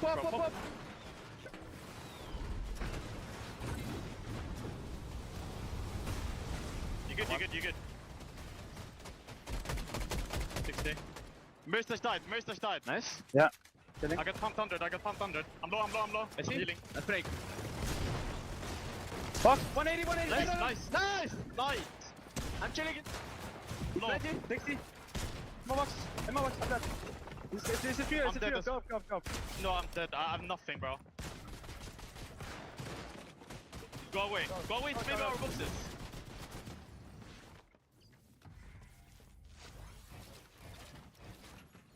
Make it. No. It looks like for a moment, right? Going back in the old builds, editing that single metal wall, jumping in and going, a med kit. It's all saved, but in the end, not enough. And what's crazy too is just think about Vanya on height, right? There's a moment on the low ground where the teams are fighting, and you just hear the minigun start, and it's just shred everything down below. And I thought at that moment, it's over. Vanya, with that single item, got themselves the win, but man, coming down here to the wire. Other trios popping off in this game as well. Canada, right? Another savior, right? Please, NA. The difference is, though, Canada actually is moving down a placement. Now, we can still make this up, right? It's not that many points far behind, but Kelly, we've got 2 more games. Yeah, I mean, with Rapid, Kanada, and Bolts, we already saw them grab the first victory royale of day number 1, setting the stage for everyone else. And although they hadn't had the performance they wanted throughout the rest of the games of day 1, they slowly started to be able to climb back, playing the way that they do. You see, it is low eliminations. They have never been a W key team. However, by sticking to the low ground and to the side, as you can see, they're able to just kind of last a little bit longer, maybe get a few clutch limbs at the end, and stay in that placement-heavy format we know that they like. Yeah, I like the way their strategies develop, right? Of course, day number 1, we saw them come out really, really hot, and then things look a little bit not so good for them, right, throughout the rest of the day. I like the way that they're playing it. Of course, their off-spawn situation was looking really good. It was just all about execution when it comes to the end game. Now they've sort of, I mean, tuned it back a little bit, right? Trying to play a little bit less aggressive, trying to play out as many placement points as they can. And now, 2 games to go, maybe they'll try and go a little bit more aggressive, try and push higher up, because they still drop down right there, right? We don't have long to go here before we jump back into the game. I wanted to highlight really quickly, Queasy, right? This is the first time we have seen him falter. 15th place in that game, a single elim. Now we only have a 30-point lead. Guys, this is uncharacteristic. Maybe that reset wasn't helpful, but listen, we still have 2 games to go. Kelly, we can still pull this off. We can still do this. Listen, everyone always talks about caster curses, and I think that's hogwash, but then I spend half of our halftime show talking about Queasy's story in 2nd place, missing out on 1st place in the Invitational, missing out on 1st place last year, and now I'm wondering, why did you do this? Are they going to get 2nd once again? What I hope is that he's learned. I hope he's learned from that last time out, right, getting 2nd place. And I hope that they can now hopefully take that into a few changes now into the last couple of games. Remember, they left it all the way down to the end last year, so, you know, they had to make a decision. They decided not to land on the 1st place team. This time, maybe they'll make a decision, maybe they'll switch things up. I think they need to here, Zeke, because, you know, Vanya, Pixie, Maris, they're closing in and they're doing exactly what they needed to do, which is consistency. Dude, I'm telling you, and that's the thing, right, is we can't make a single mistake. Now, what started like yesterday is like, oh man, this is looking like Quee's game. Now we could be going into game 12, super close, and that's what we live for, right? We hope we go into the last game not knowing who could walk away with the win. But again, Vanya, if Queasy makes a single mistake, Vanya's right. He's waiting, praying on it. Yeah, and it was something I mentioned at the beginning of the show as well. The games that Queasy don't do well in, Vanya's team have to make the most of it. It's absolutely essential, and they're doing that to a T right now. After watching that replay, actually, I mentioned that Vanya actually found heals. I have no doubt they actually set that up, right? Because they had 100%. The edit, right? So they had all the heals in there, they had everything that they knew that was there, and even on those comms as well. Really impressed with this team because, of course, their first native language is not English. They're communicating in English. We heard it in that listening right there, and that's so hard for people that live in, of course, different countries and are from different countries, speak different languages. I mean, I feel like we don't talk about it enough in Fortnite, but that is a skill in itself. I mean, and that's a really good call out when you say that when Queasy is doing poorly, that's when Vanya does well. And I actually think those are the few games that they've won for height. Paying attention to that elimination feed, noticing that, oh, the team that is being able to control height is down. This is now our opportunity to take it. They're taking full advantage of everything. Again, it's awareness. And usually I use that in the sense of map awareness, but just all of the game sense that you need to be at a top level. That is what they're showcasing here today. And they're not new to height either. This is what they're used to, right? They're going back to what they know. So it's like, you know, they had a very good day 1, and we were like, yeah, they're playing a different sort of play style. They're playing low ground, they're playing consistently. Now you think like, oh, they're trying to go for height. You usually associate that with a team that's trying to change things up and go against the grain to what they're usually doing. This is like more normal for them than what they were doing yesterday. Another team that I really want to give a shout out there too is, of course, one from our smaller region in the top 10 right now, and that's King, Phaser, and PHZ. They played that game so smart, where they kind of went for this dead side rotation. The zone went up a hill, and everyone's starting to climb up, fighting for a position, and they just kind of went around the hill. That can be a little dangerous. Obviously, building up the hill, if the zone doesn't pull favorably, can be disastrous, but luck had it their way. They were able to pull zone and then kind of control the low ground. It was really smart from them. And I love to see our Brazilian trio up in the top 10. Can't forget as well, they came to NA, right? They decided they wanted more practice. They wanted to kind of refine their skill set. And Mini, that's showing here on a global stage. It looks so good. And also, they played in EU last chapter as well. Chapter 5, they came on over to EU, had a little go there as well. It wasn't necessarily successful for them, but showing what they can do here. That's right, Mini. I'd love to keep talking. That battle bus horn has come, so it is time. Game number 11. Let's go.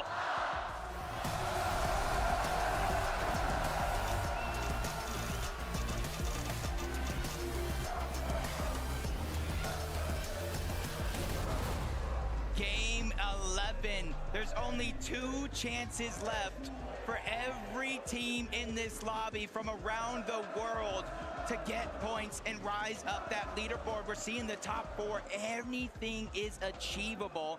But we had Levin on the last broadcast hyping up, representing EU. I had to bring a brother from NA over. Vivid is going to grace us here this time around. Jacob, they had to bring in all the stops for this one. We've been talking about it all day. Yeah, NA's looking a little rough. We're still fighting for 3rd place right now, but we know how the fights early game are going on. It's all about Rangers ruin. And Tayson, gonna be the first touchdown, grabs the chest. Chino running around, but nowhere left to run. Pablo, though, with the sweeper finds Tayson. It's gonna be Chicho brought down next by Ferdoxy. 2 versus 1 scenario, but Atris has a real chance. Atris takes out Pablo. It's all down to the 1v1, and Ferdoxy immediately heading for the high ground. Doesn't want to get trapped with the swarm, but that separation, he hasn't had a chance to utilize his shield potion just yet. Atris, on the other hand, wrapping around, taking out, stopping Fred in the midst of healing. But Atris, he just can't close the gap. He doesn't have any materials. Ferdoxy doesn't have a whole lot left to work with either, but he has the builds in his favor. And Atris, he'll opt to try and trade, but it's the patented Fred lurk, and he's creeping up. Atris can't get the revive. Ferdoxy through the window, and Atris still can't find it. He got multiple pieces through that wall, and even the cone inside. He's trying to distract him long enough while he backtracks and tries to go revive for revive. So no longer going to be a 1v1. Tayson and Pablo are back into the game, but business as usual. Kazi, Tinka, and Aspect are looking to third party this fight. Oh my gosh, it's the same story over and over. The hesitation comes in, right? The elongated fight. We're still in a 2v2. We know the third party's gonna come in, but if you take a look at the map, there's only 1 orange arrow. Maybe the full commit has not come in just yet. We'll have to see how this one plays out. It's almost like sending in the lone scout to try and figure out, is this really worth getting involved with just yet? But Tayson, Atris, they've got such an advantage now over Pablo and Ferdoxy. Their HP rapidly dwindling away here as Tayson now just waiting for that final opportunity, but without a shotgun, he doesn't feel confident enough, and for good reason, because one good bump shot could be the end of it. Ferdoxy's gonna opt to try and get away, but Atris just too accurate. Atris immediately panning the other direction, and that'll be the end of Ferdoxy's team. When Ferdoxy hit that crash pad, Atris had 9 medium bullets left. By the time he got that elimination, 4 well-placed shots. He gets the elim, they win off spawn, and just like Ferdoxy had those chances, a comeback opportunity for Tayson. But Vivid, you know, we've been watching that off spawn take place all day long. You have to expect that surely third party is still going to want to get involved. Yeah, I mean, the reboot, right? That's going to be on their minds. Is that going to be possible? We know when you go ahead and reboot, there's a giant beam that comes down from the sky. Lets everybody know, but oh my gosh, Darm, Damus, and Pix, they're in trouble. Yeah, they're in trouble. Pix is going to be down. Malabuka walks and pings. They have advantage in this fight, and they know how stacked the top side of the leaderboard is, and they're not scared. They want to continue to put the pressure. It's just a matter of, did they see Darm? Did they see Demus rotate over in that direction towards the rainbow field? And I do think they did. Crash pads coming out. They're trying to close the gap. Battle between 3rd and 7th. It's just not worth it. The juice is not worth the squeeze here for Bolin and Demus Darm. Fortunately enough for them, Malabuka not checking the bushes. A little bit lackadaisical.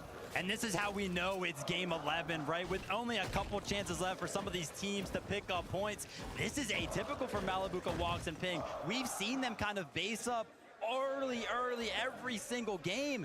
But now the push, the aggression, they got to be thinking about the points they need. It's just all too close for comfort. Swizzy, Queasy, and Murstache know full well they had such a monumental lead to start the day, but it only took several matches, and they've watched those points quickly go the other direction for everybody else except them. Yeah, you're getting a little bit of a deeper look. Looking towards the north, trading shots with Mr. Savage and the entire trio towards the west. It is going to be goofy in the trio. Even with a knock there, there's just too much time and distance separating these two teams. It's going to take a crash pad and a Flowberry Fizz, and it still might not even be enough as we jump on board Sadie, Panzer, Yapko. The crowd just constantly letting them know how they feel. And since the zone is coming over towards the Kappa factory, you can see this is where they're going to set up to try to get that damage. I mean, yeah, this is something that we've seen across every single one of the games, right? Yapko just kind of based up early on. Seti, you might be looking at his inventory like, why does he have nothing in there? That's because he's going around the entirety of the map, making sure that his team is going to be set up very, very nicely for the rest of the game while they go ahead and pick up all of the damage. Elsewhere, you see some of the action going on. Baka getting a knock onto Adapter. Hasn't cleaned up the elimination yet, but Darm has been found out. Lost in pings, they take the 2v1. One step closer to sending the entire trio back to the lobby, but Malabuka ends it as well in the 1v1 against Demas. Third place is out of there. Malabuka might have missed them the first time, but they knew they had to still be local to the area. There's only so far that they can actually squirm away to, and the fact that they just get completely ran down here by Woxping and Malabuka, those are the types of aggressive plays you have to make when you are in 7th place and you're staring down a leaderboard that is so tight-knit. The crowd just constantly cheering for anybody on the MA or Havoc squads, letting them know, like, hey, take our energy, you guys have this. As Yamzo clicks in Higgs, different strategy this time around. Instead of sitting on top of Supernova Academy, and they're going for a lurk. Kanata, Rapid, and Bolts, and they do see all the information in the feed. So if any of them do get knocked, I expect Clicks and his trio to run straight over and try to get the chop, clean up what could be good damage. Yeah, but this is something that we've seen before, right? Socials were kind of talking about how Clicks, yeah, they might have gotten a knock on this exact trio before, but they were a little bit hesitant to go ahead and push, right? Are we going to see something similar right now? Will they go ahead and full commit? I mean, 12th place going into game number 11. You would imagine they got to be thinking this time, we got to go for it. But sometimes, if you let it sit too long, your play starts to go cold, and if they don't act fast, they're gonna maybe have to watch this opportunity completely pass them by. The big thing here, too, is that Kanata and Bolts, they're not even replenishing their shields. They are totally content with being knocked inside of their surge base. They've got Rapid, healthy. I mean, that's your idea. So, of course, he's just refarming all of the materials, looking for extra ones as well. I mean, that's scary. You're sitting on the global stage right now. I can tell you right now, Jacob, if I was sitting up there with no shield on, knowing that so many of these competitors have been making plays on these exact type of bases. We've seen it time and time again, not only throughout the year, but throughout this exact competition that plays these sneaky plays for the bottom of these surge towers. They are made all the time. You have no shield right now? It's just in my head, I'm thinking, don't be suspicious. Don't be suspicious. They're trying to watch out for Rapid. They know they're focused on top over at the OXR HQ, and they know Rapid is wandering around on the low ground, replenishing all of the materials that they use to build that surge tower, and they're just waiting, like I said, for that knock or for an opportunity to get that 3v1 onto Rapid, whichever one comes first. But if Rapid goes one step too far, Iamzo, Clicks, Higgs, the moment that they realize that he's by himself, Rapid would actually be the best player to hit a nice 3-2-1 on, because he's the one carrying everything for Kanata and Bolts right now. He has max materials just about. He's still trying to finalize just the last few components. Clicks, Iamzo, Higgs just creeping forward. Rapid starting to make his way up, but they've been exposed. They took moments too long, and now Rapid, red alert, mayday situation here. But Bolts, Kanata with a plethora of heals in this surge base. This is not the place to be for Clicks, Iamzo, and Higgs. Instantly trying to go for that chop down. All three are up above. Here it comes. They pop the Flowberry Biz just in time, but Clicks landing an immense amount of damage, getting Bolts down to just a sliver of HP, and they're immediately pushing over. Vivid said it, and he meant it. They are learning their lesson. 331 points. They fell outside of the top 10 with 2 games left. They have to take these chances. But Vivid, do you think that it's still worth trying to force this engagement, knowing full well that you're looking at a team like Kanata that's got more than enough surge, and they can afford to stick around with all these heals? I think the power behind the push for Clicks, Iamzo, and Higgs right there, it was all about the surprise. Rapid with an MVP performance, acting like a bird in the sky, making sure that he kept his 2 teammates safe. Shout out to him, right? Because when you look at the leaderboard, they're in 5th place right now. If Rapid doesn't see them, everything falls apart. So shout out to Rapid for catching that one. Mr. Savage, Chap, and Reason. They've been having a pretty good weekend, but towards the end of the competition right now, it seems like they're slowing down. Do have to believe it's a little bit revitalizing though when you watch Reason put on such a strong solo performance in the last lobby. That tells me they've still got gusto and they're still willing to throw everything on the line to make it work. Yeah, they're chasing right now. Agers, Acorn, and Poyo, they see Mixon outside by himself. They're trying to clean up that elimination. Upwell's going to go down as well. No more knocks coming into play, which means that full team is down and out of this lobby. The aggressive plays coming late into the day here on day 2 for Agers, Acorn, and Poyo seem to be working out. Jacob, you're talking about aggressive plays. We've obviously been able to take a look at a couple of them, but if you look in the top left, the player count right now, 59. This lobby is getting destroyed by aggression right now. These guys are crashing on each other is what that tells me, Vivid. But Queasy, Swizzy, and Mustache, they're taking a much more tactical approach. Queasy, the mastermind, you have to remember, back at the Invitational in 2022, he was the one that made the decision. I want to land on them. I want to challenge it, and it's not as direct, but it's still there. Jacob, this is a strategy. They know they land OXR. They're waiting on top of the mountain. They want to rain down the shots as they fly through the sky. They crack the shields onto one. There's just so much distance before he reaches the ground. He's out of render distance overall. Instantly comes the crash pad, Mustache, Queasy, Swizzy. They're trying to rotate in that direction. Finally, they get another opportunity, and it works. Vanya goes down. Mustache, Swizzy, and Queasy are going after second place. But what's going to be there faster? The double revive or Swizzy, Mustache, and Queasy. They're doing everything they can to try and collapse onto this position. Vanya's already been back up into the running, but they're going all in here. Swizzy, Queasy, Mustache, they're looking to control their own destiny. They want to take down Vanya. They want to make it so that game 12 isn't even close. But Mustache, Queasy, Swizzy, they're just not able to close the gap. And Mustache, he's lost too much HP. He's going to be forced to fall back. This is it. This is the moment. Why wait till game 12? Marius, Pixie, and Vanya, they've given an opportunity here to take down first place and potentially take that spot. Few points separate them, and Swizzy's probably realizing their backs are up against the wall, maybe even second-guessing this decision to go ahead and try to surprise attack them. But they have the low ground. Marius, Pixie, Vanya, they have the high ground, and since they do have that, they have the decision to hold and pressure them down below or rotate out like you see here. No risk, no story though, and Marius a little bit Jetzt genügt der, hä? Was ist das? all the way down to the bird to go.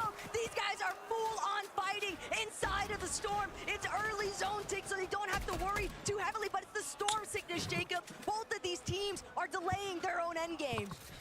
It's something that we saw come into play in that last game, the storm sickness, getting chunks of HP ripped off in the end game, but they're continuing to go. They want to chase this one down, but Pixie on the other side, he's the most elevated. Vanya, he's on the low ground trying to heal the best that he can, but so Pixie is making sure to defensively hold the high ground. Marius as well. Flowberry Fizz, just make sure to top off the shields. That way they can force them down further and further. They continuously are getting chased, but you say, you know what? You want to fight? Come get it.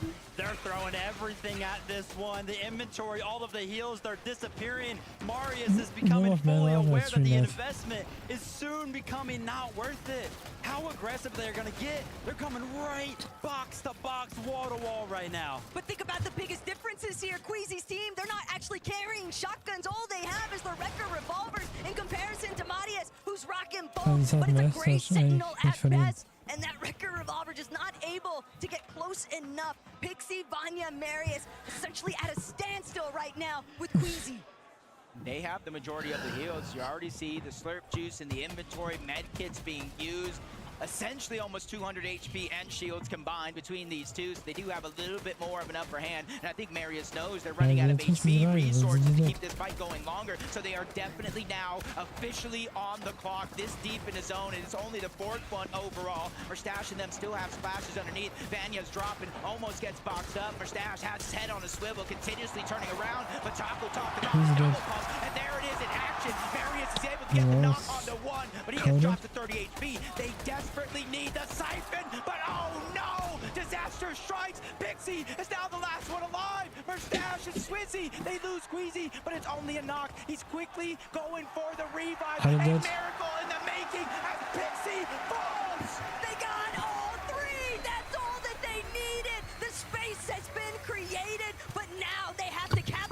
die hatten kein Grün It's one dafür. thing to take them out, it's another to keep building on the lead overall. Queasy, Mustache, and Swizzy, this game has just begun. Insane scenes here. Two top teams from EU fighting. Now it's NA's chance as Peter brought Ritual cold. End that fight as soon as we turn in, and he's using his own emote on him, showboat, and said, hey, you might be ahead of us on the leaderboard, but we know Tanzt man nicht, Digga. Was ist das denn? Peter brought cold and Ritual. We just tuned in 6 eliminations. That one's gotta feel good. Coming all the way over from NA to the global stage. Kind of that back and forth that happens between those two trios. That one's gotta feel good, but I can't lie, Taco, right? Ritual with 4 eliminations himself, showing what a year's worth of mechanical training can really do on the big stage. We all witnessed the Richie 1v3s throughout the divisional cup Shep pivot, and Reason even in lebt the noch. majors, Ritual was putting up Savage quite weiß a nicht. stellar performance, but now things are gonna fall directly into the line of sight here for PH, Zen, Phaser, and King. They've already spotted out 2 other teams based on mountains right next to us. These next couple of rotates could be rather difficult, but Kanada, Rapid, and Bolts, they're still looking to press forward. They're actually trying to do it from underneath. They're hoping that they can just collect whatever leftover hard maps they can find. With a sold-out crowd, you know they're going for M8. You know they're going for Havoc. So everybody at home, watching on Twitch, watching online, you need to give your energy to NA if you want to see a miracle comeback, because 2nd, 3rd, 4th place, all of them down. 5th place, that's Kanada, Rapid, and Bolts, and a chance to close the gap. Especially more so if they can figure out a way to take down Queasy, Swizzy, and Mustache. Oh, Digga, die haben richtig Fasern. Also richtig kacke. Are going to come into play, and they're going to start moving quickly. How do you feel seeing this rotation by Savage, Reason, and Chap? They look relatively healthy, but they're not the only ones. Other teams in EU definitely making their presence known. Nein. Yeah, the chase is on Ich war right jetzt now hier for fertig. a couple of our teams, namely Keine Ahnung. Malabuka, Walks, and Ping. The aggression early, they want to go ahead and catch up to Rapid, Kanada, and Bolts, right? That's the only team that is currently alive that is ahead of them right now. And as I say, that pressure starts to rain in.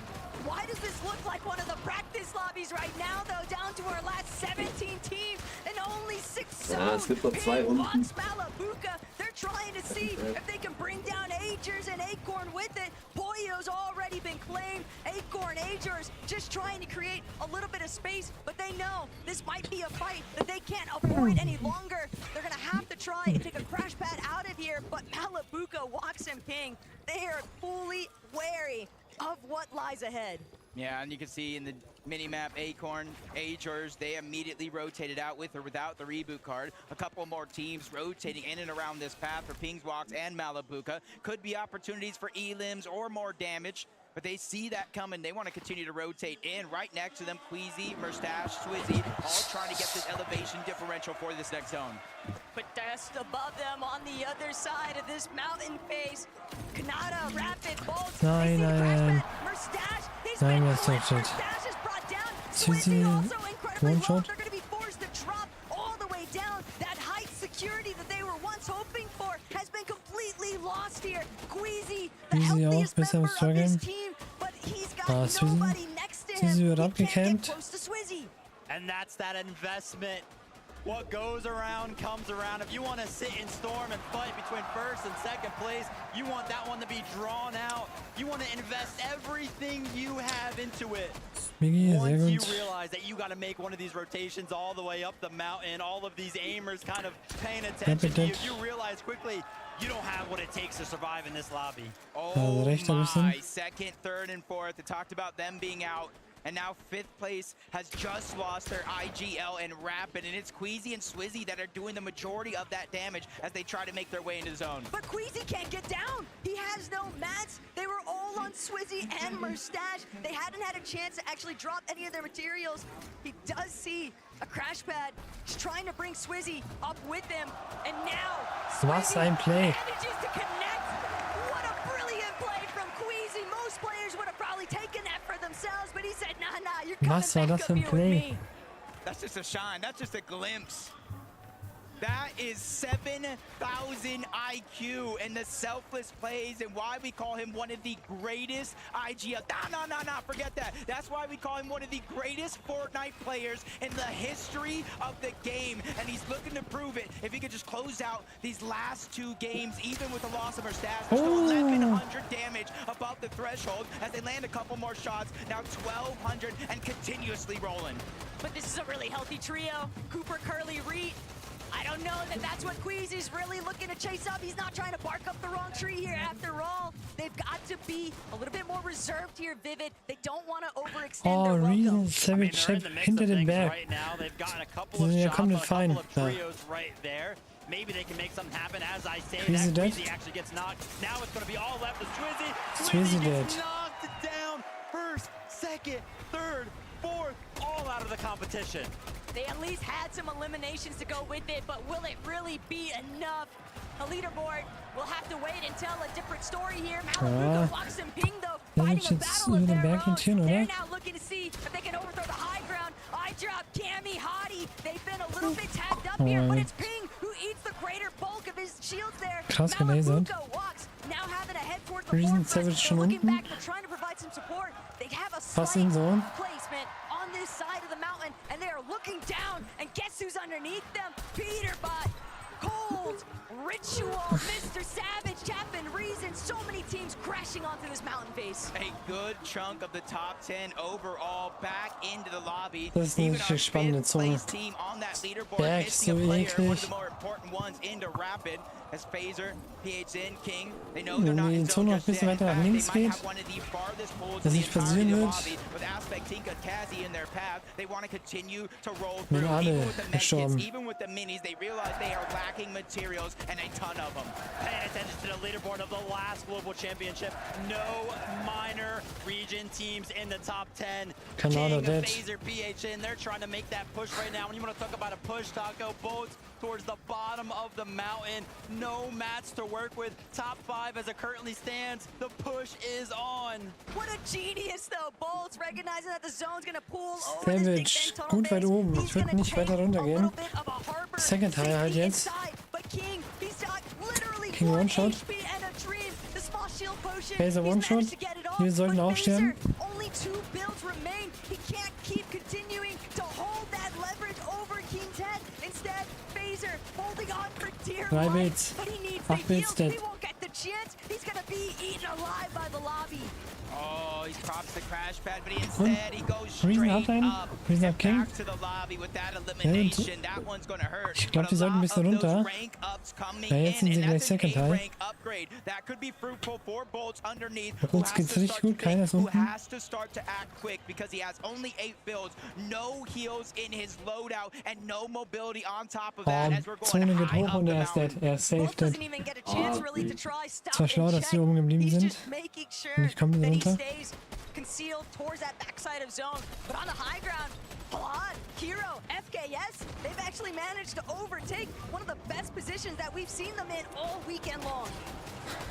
Peterbot, Cold, and Ritual, they don't want to walk away from this competition without at least putting some sort of a Reason kriegt staple hier into it. einen krassen They Hit. want to show everybody that, hey, World's listen, dead. we had a tough time off spawn, but when we make it to the end game, we can put on a show. Yeah, Bolts just went down off the side of that mountain. Their Peter run in war this doch high. game has come to an end. Did they get enough Champ to move dead. into the top 4? But Peterbot now battling for it all, and he is by himself. Cold and Ritual are all down below, and he's done it. He's gotten the high ground. He's gotten an elimination. Here he is. He's finally woken up from his slumber, and he's continuing to pressure down and stealing the high ground away. He joins Ah, Ritual and gefällt mir. Cold on the other side and takes what's theirs. Yesterday, Peterbot said, it's my day off, but today, it's a whole new beast coming alive here in the final hour. FKS going to be taken out by Ritual. Aspect as well, claiming that series of eliminations, but Cold, Peterbot, and Ritual, Savage und they're Reason now noch. kings of the Hat jetzt mountain gute phase, Position da and they unten. might be kings of this lobby if everyone else isn't careful. Zelle there's still steht. more than half of the placement points still available in this lobby, and I think Riza knows it. That's why he's moving to the outside of zone. He saw 3 different med kits, a replenished amount of materials, and this could be the difference maker in terms of point differential as that leaderboard goes down below. Malabuka, he's struggling all around, rejoins his team. The splashes are 20 jetzt, coming out, but they're in alive. the backside of the zone. They're sacrificing Malabuka HP to try alive. to catch any team off guard. It's because of the way that the zone is pulled over this slight bridge of elevation, though. Malabuka, Ping, they don't have a whole lot of Peterbot builds. auf High. Malabuka is going to be forced Hat to er. try and play heals, try and Drache acquire bewiesen. whatever placement points are possible. The siphon materials going to give him a little bit of extra time and the Ping's 2 med dead. kits, but still, he has to make his way forward, Red and he's going alive. to have to crash directly into That's Recooper good. early. But the moment they head down, Cooper dead. they're taken out by Peterbot. Reed just getting targeted from up above. He loses all of his materials, has no other choice, but another team contests towards the high ground. Cold, Ritual, Cold Peterbot, alive. they're forced scrambling around, figuring out a way to reunite. The Flowberry Fizz does come out. That's Kisco, One that's Luca Striker, dead. that's Kadu. They've Curly taken dead. down NA's best, but it's only for so long. Revenge comes in, and it comes Peterbot in quick. dead. Cold gets it down onto 1. No siphon just yet. He needs to buy time. No Reason. extra builds, and he's facing Reason on the other side. Well, high ground disrupts the foe. Down they go. 3v3 here for the end game. Kami, Hadi, that's relatively Kami loose because alive. iDrop is down. 3 gegen 3. Striker and Reason Tisco, dead. they could take it all. And this is what the international scene has Wer needed gewinnt? all weekend long. But no, Kami, Hardy, Kami Kami's not dead. going to be able to make it through. It's only Tisco, Striker, and Kadu left to deal with Hardy. But Hardy, he'll be forced to charge forward. One shot, He one tries to shot. head towards the high ground, but he just Sie haben doesn't gewonnen, have sie the haben gewonnen. HP. Tisco just needs one more shot, and he finds it. That's Kadu victory royale here this week. gewinnt mit Striker und The Brazilian region is on top. They've showed up. They've reached Tisco, the top Striker 10 in und the Kadu leaderboard gewinnen die with a whole 11. nother Runde trio, und sind and damit this is their haben wir chance richtig to shine hochgerückt. bright. Frankie, we need to know what they're thinking. Kommen aus Brasilien, we glaube do, ich. and I'm running over right now. This is the most exercise I've done all week, but it is worth it. Please, boys, on your feet. We've got Ricardo translating for us. Stand up, please. Striker, I need to come to you first. What was going through your mind during that final fight? O que você estava pensando na tela, a última batalha? Ah, que a gente tinha que ganhar, né? Entrar no comeback, dar desconto para chegar no top 10 aí e subir na tabela. The only thought was they needed to win. They won the top 10, so that's the only that's everything they were talking. And that makes a lot of sense because I don't think a Brazilian team has ever placed inside the top 10 at a Fortnite Global LAN before. Do you think this could be the year? Você acha que esse é o ano que um time brasileiro pode ficar entre o top 10? Tomara que os brasileiros consigam ficar, não só nós, sino também o King, Phaser, PH que estão perto do top 10, então tomara que nós dois fiquem lá e seja história. And I'm going to come over here if that's okay. Sorry, Ricardo. Kado, what has this experience been like for you? To get a victory royale, is this like the ultimate prize for you right now? Como tem sido essa experiência para você ter esse vitória royal? Bom, foi muito importante para nós, a gente precisava dessa vitória. Tava abaixo do top 15 e eu acho que com essa vitória agora a gente vai ganhar muita confiança para a última partida. They needed that win. They were in top 15. That was very important here, and they can't wait for the last match. Well, guys, we cannot wait for the last match after. It has been incredible to have you guys here. Well done for doing it for Brazil. Please, Leon, faites du bruit! Now, after this last game, we're going to be crowning a world champion. So tell your friends, they're not going to want to miss this.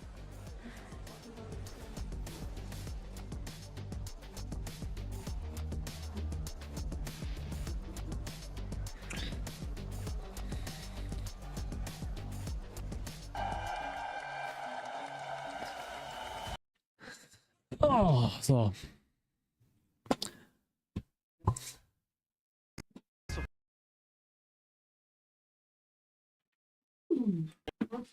Nein. For them, but showing what they can do here. That's right, Mini. I'd love to keep talking. That battle bus horn has come, so it is time. Game number 11. Let's go.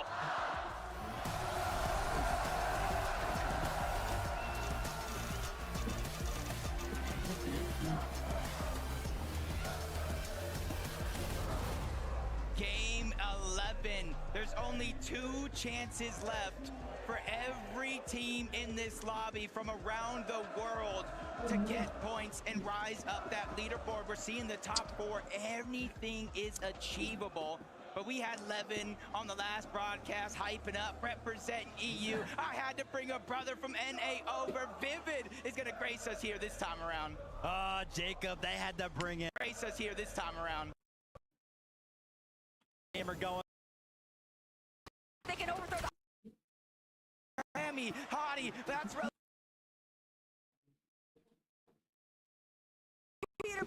Sehr schon Reason noch. Hat jetzt gute Position da unten. A replenished amount of materials, and this could be the difference maker in terms of point differential as that leaderboard goes down below. Malibuka is struggling all around, rejoins his team.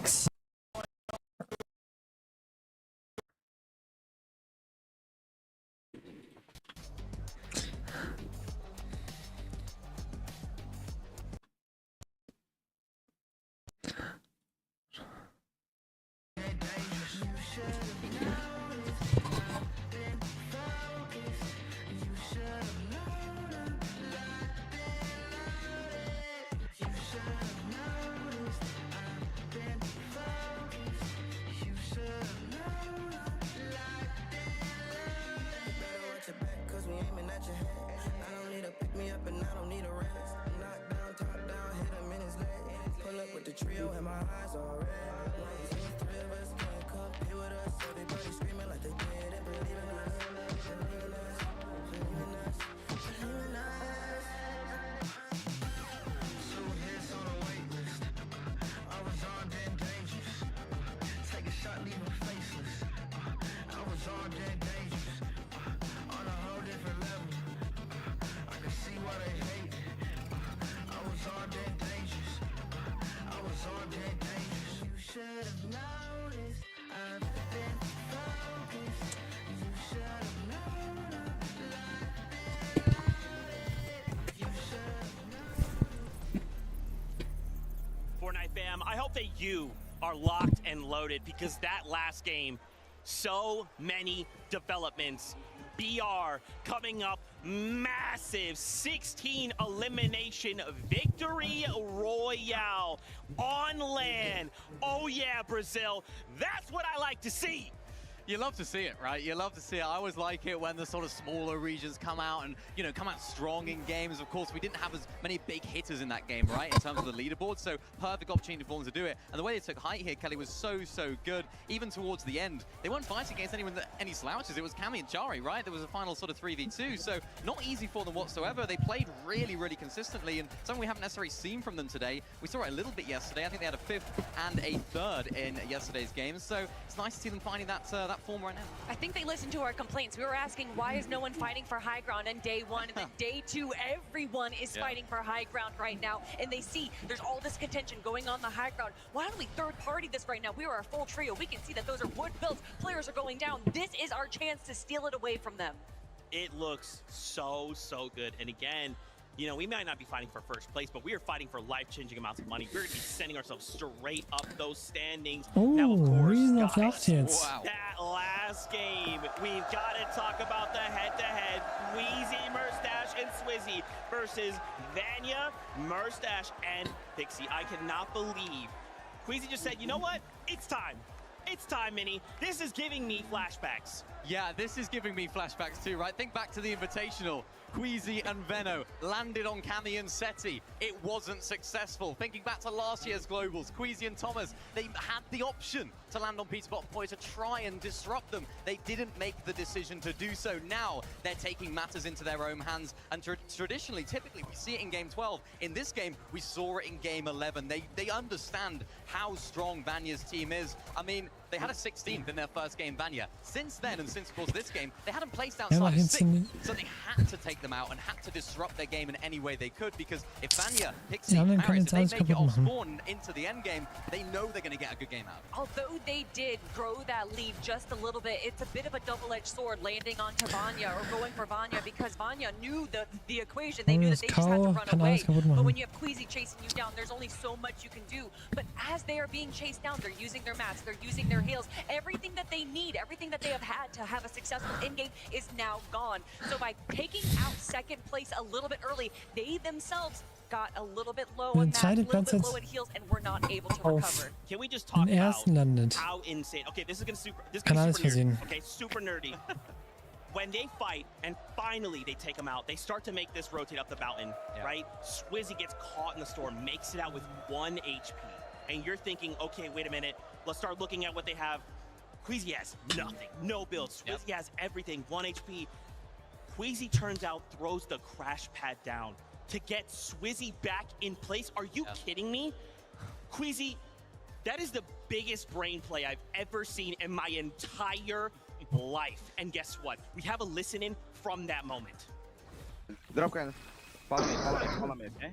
Everyone have OXRs, right? Yeah. Okay, follow me. We're gonna try something. But again, fist. Don't go in render of Canada, okay? Yeah. No render of Canada. Go this way. Last one, right now. 30 already? 30, 60. 50, 30. Survive. Crash. They probably don't have that much rights, by the way. We probably have more. We can play white. Yeah. Yeah, taking out back. I shot, careful. Yeah. Took my roof. I'm dead, probably. I think I'm about I'm out. I'm dead. Okay. I got it. Okay. Watch me, dead. Nice. I got my finish. Nice. I got my finish. Play slow. 100. Nice. Let's go bunker. Can we go bunker, you think? The crazy thing about this moment, right? Just think about it. If we were to do this again, right? Even though they didn't get a victory royale, even though they didn't get top 5, they didn't get all this stuff, they delay Vanya. They go on, they slow things down. If we do this again, Mini Miner, imagine even if Queasy goes down, you're going to put Vanya in the same exact position to be in shambles for the remainder of the game. Yeah, absolutely. I mean, but Vanya's team now maybe know that's coming, right? They could prepare for Queasy's team to do that and maybe change up their strategy, because if Vanya take out Queasy, that could be a very, very interesting endgame, because like I mentioned, these guys don't miss a beat when it comes to the endgame. So they're gonna have a good game. So I don't know what's gonna happen.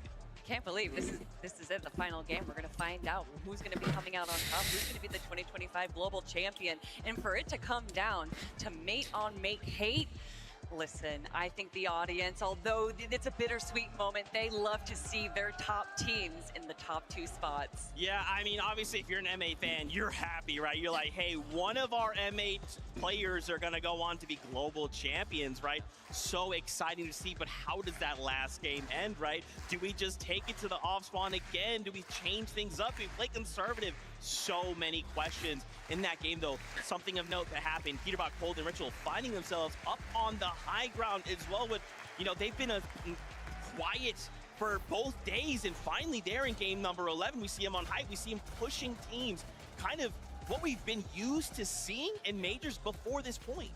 Something that we don't used to see, though, is Ritual carrying the team with 5 eliminations, with Cold and Peterbot being the fraggers only with 1. And of course, as they were able to control that high ground, they do what they do best, and they just spray the lobby below them, making sure that although they might be getting low on mats, they're still going to be getting those points through eliminations. Yeah, I like the way they play this, actually. I really want to give a shout out to Ritual and Cole, the way they actually play this front side. So important right there. While Pete was sort of fragging at the back, they held down the front side, making sure that nobody else could take it. Really, really well played from those two in particular. And I think the way that these guys have gone this weekend, it hasn't gone their way necessarily. But of course, in this particular endgame, they were able to pop off. Remember, a lot of our big names that we were seeing on the leaderboards for the top 5, I think, were down and out in that endgame. So we didn't see our sort of hype team that we would expect to be in there. But still, a solid game from these guys is going to push them up in the standings. Ja, geht down, weg. Kein Zeichen bekommen hat. I gotta see those standings one more time. This is a fight for first and second place right now. It's a fight for first. Everyone else is fighting for that 3rd place spot. And again, you know, we might not be playing for first, but life-changing amounts of money, even flipping down to this 2nd page, right? If we could break up into that top 10, this is gonna come down to the last game. Fortnite always be doing this to me. We start day 2, it's, oh man, it's gonna wrap it up. We know how it goes. Game 12 comes around, says, Zeke, hello. We're Fortnite, you know what we do best. We save it to the very last game. Saving it for the last game is definitely something that we've seen time and time again. But to have all of our top teams, 3rd, 4th, 5th, and then 2nd place, going down early there makes me a bit nervous. I want to see all of these teams up and alive in the end game. I want it to be close. I want it to come down to the final moment. That might just happen. I hope so. I really hope so. I mean, I'm just thinking about sort of Vanya's position. What would they do in this situation? Is it for them to take it into their own hands? Do they try and outplay Queasy's team? Do they try and avoid what was going on? I know we had that in that listening right there. We listened to Queasy saying, we're going to have more whites than them. We can play the Storm, which is exactly why they won that fight. We were sort of watching it just here, and I remember saying, I was like, yeah, they're going to win the fight because they have all these whites, of course, from their drop spot. We broke it down at the beginning of the weekend, how powerful that drop spot is. They can get the slurp juices, of course, from there, all the splashes that they get from there. Super, super valuable for them. And now, maybe we're going to see a little bit of a change of strategy for Vanya's team. Do they try and stack the whites, stay back in the Storm a little bit? Not too sure how they're going to play it out, but they have to respond. They have to do something to try and stop this this push from Queasy. You know what I want to see? I want to see that victory royale turn from 0-0 to 0-1 to get practically a 5.9 average placement, but still just be so short on claiming that. Man, I mean, Minnie, what is it? What can they do? I mean, I think they just have to try and... I wouldn't, if I were them, try and land on Queasy or anything crazy like that, because they are so good at endgame, right? We haven't seen the day 2 that we saw from day 1 of Queasy, right? We haven't seen them have that performance that we saw in day number 1. So it's almost safe to assume that they maybe not have that great performance in this final game like we saw. Maybe they could, it's Queasy, we don't know. But for Vanya's team, maybe they just play it out. They have to think about that in the back of their mind. What could Queasy do? It's gonna be so close.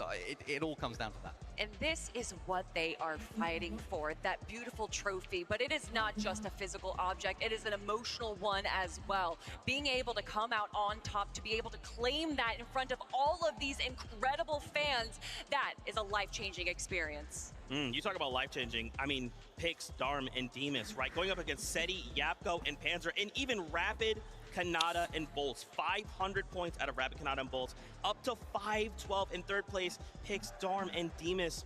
This could very easy. I mean, guys, just look at this. Yeah. Right from 5th place all the way up to 3rd place.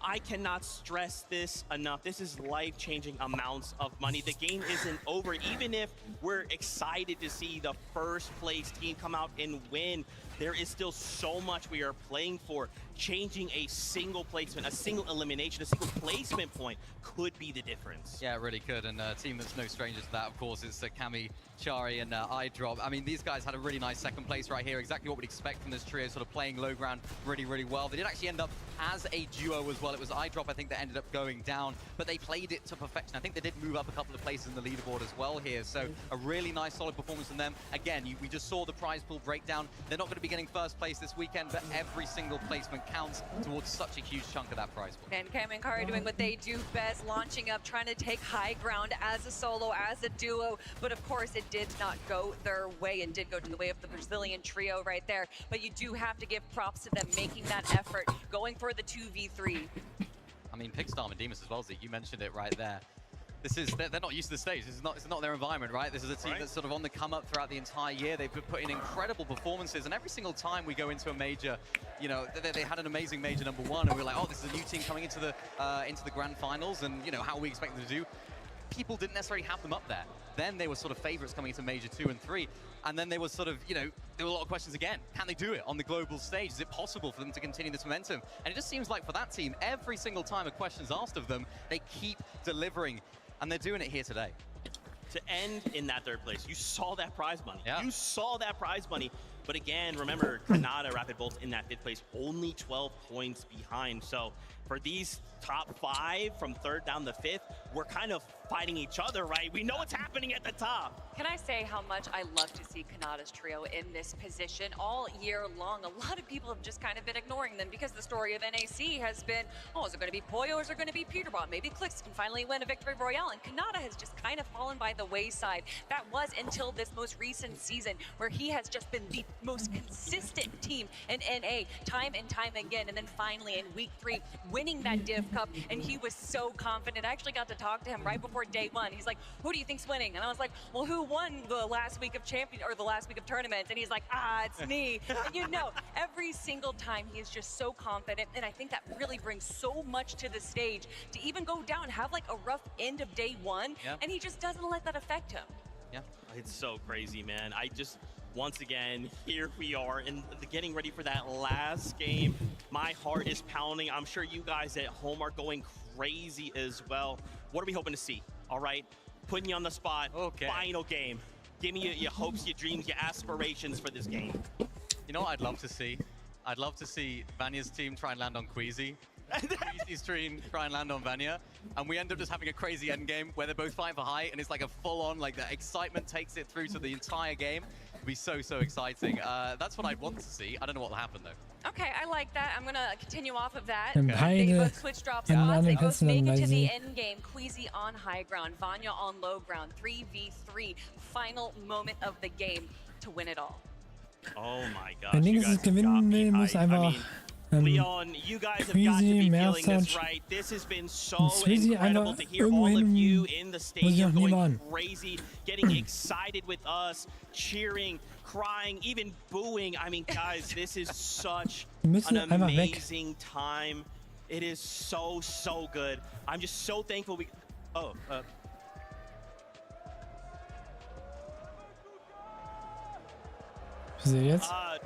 I'm sorry, guys. This is hot off the presses. I need Benji right now. I need the translator. Guys, this is plans for 2026. Benji, put the headset on. Oh my gosh. What's happened?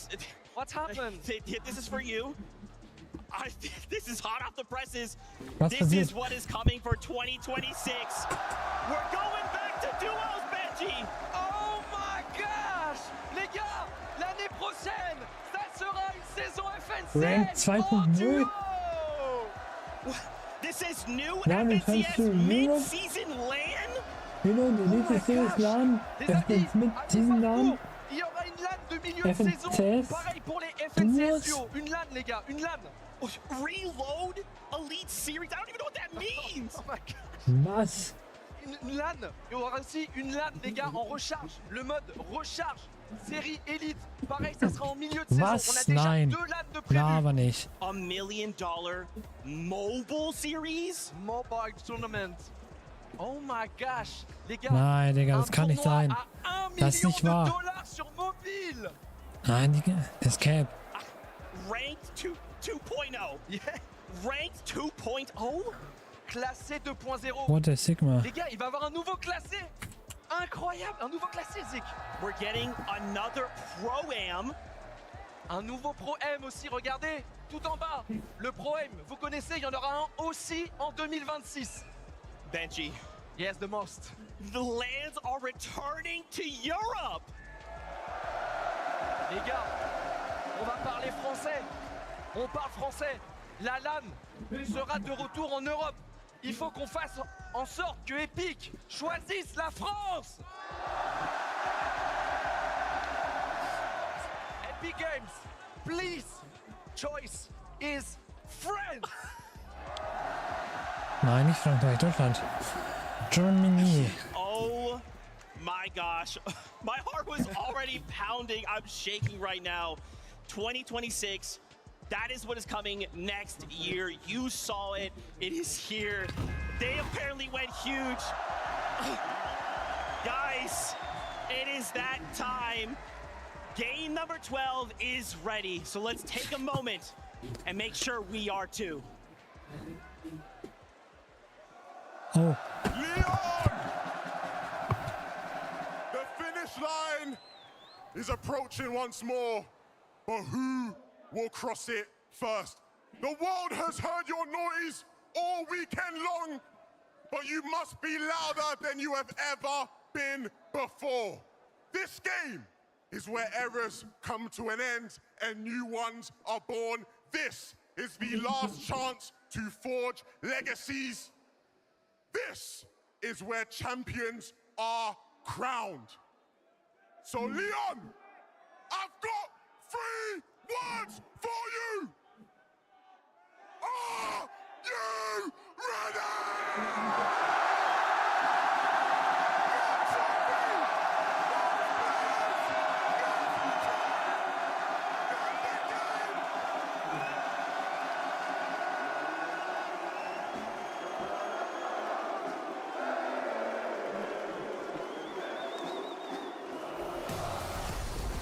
Last game.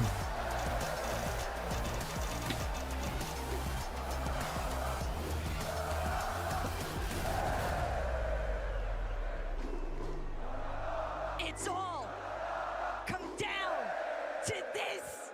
Jacob, the final battle bus of the weekend is upon us.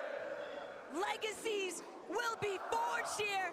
Levin's already called it out. I know that there's so much action that's taking place with some of these off-spawn contests, but there's only two teams that everybody wants to see right now. And that's Queasy, Swissy, and Mustache. Vanya Boo Boo, Pixie, where are they at? Will they clash yet again? Not too soon.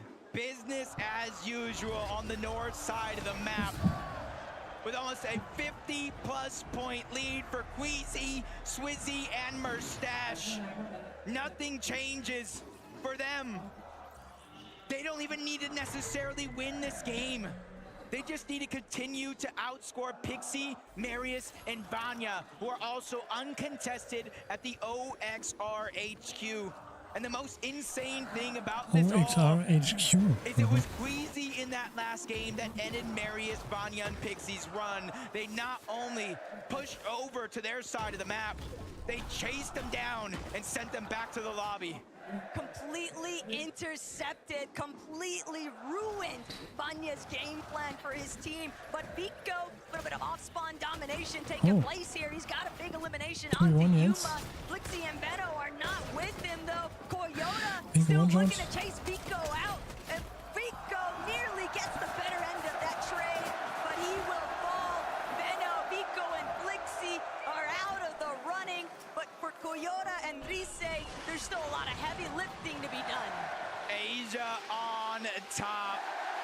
A battle throughout 12 games, and as the dust settles, they will be the last ones laughing and immediately set their eyes onto two different teams to try to continue to accumulate that early game surge. But they have to be careful.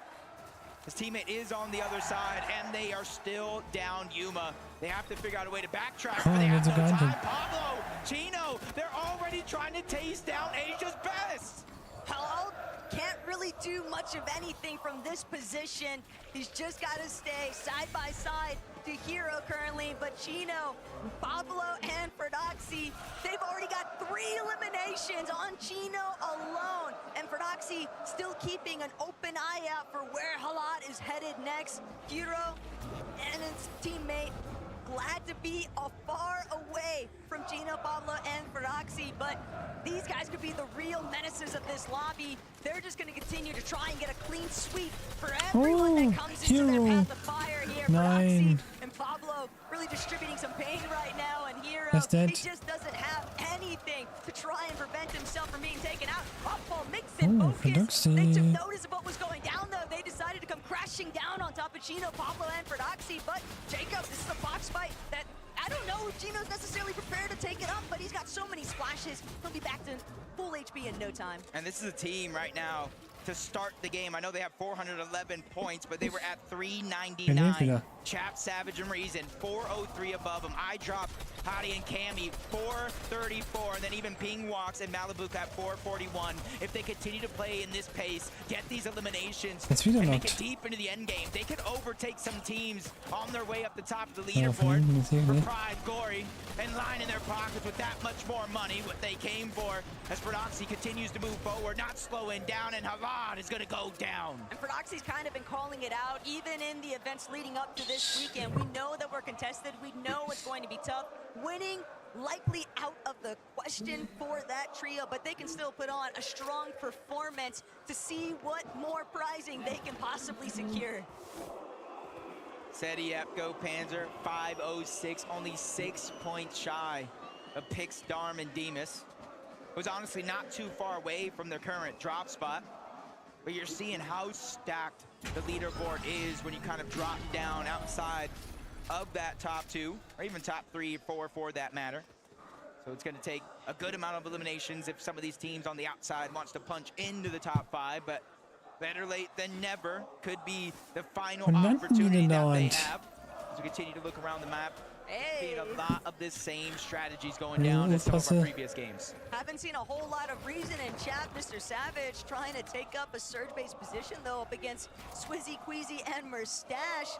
Whether or not this actually pans out in their favor is yet to be determined. But chat, Mr. Savage, Reason, definitely have had their highlight moments throughout this tourney. Yeah, a team that's definitely had their ups and downs, and still, we talk about their story making it here. Barely, almost Ja, wir missing sind out on a Frieden. chance at the Könnte auch grand funktionieren. finals, but it was a 1-point Ein differential. bisschen They Schaden made it hier, in. All they sie needed was a kassieren. shot.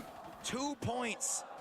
They made it in to qualify for the global championship, and now Savage is on the cusp of a potential top 5 if he can perform well with some eliminations in this game. King Phaser, PH Sin. They faltered, they fell out of the top 10, but they're just 1 placing down inside of that top 11. Oh no! Pixie, Vanya, Medius, do they even have any idea of the intention that lies behind Oh, sie wollen Snowy reefen. and Sod? They're looking to play massive spoilers. Das ist ja bodenlos. Jetzt der Platz grieft. If they catch Pixie and Vanya slipping, Marius racing across overhead. Right now, they're just trying to lock in their Das ist surge. They're ehrenlos. not really anticipating anybody to be nearby. And even with Vanya overhead, they're so preoccupied with just trading out these bloom battles. Marius, he's split apart from the rest. Ryu, Snowy, Sod, a singular 3-2-1 could be the difference here. Is Marius going to be able to stay strong?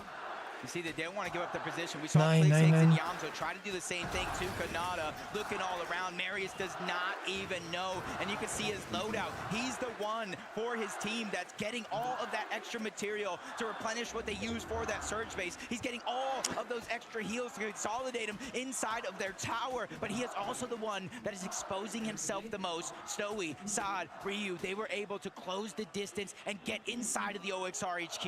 We've got another perspective. Malibuka, Ping, and Walks here at Kappa Kappa Factory. They are just chasing down Pix, Darm, and Demas. They don't want to allow these guys the opportunity to try and maintain their position within the top 5. Malibuka, Ping, and Walks going on to the aggressive forefront here, but it's Ping who's opening up big shots here onto Demas, forcing him to pull further back inside Hier the ist doch box sterben, here. oder? Malibuka, Ping from a Weiß separate nicht mehr. direction. Demas, Darm, Pix, they're trying to keep the hopes alive for themselves. Rookies of the year, essentially, Jacob, but they still have to break through these veterans.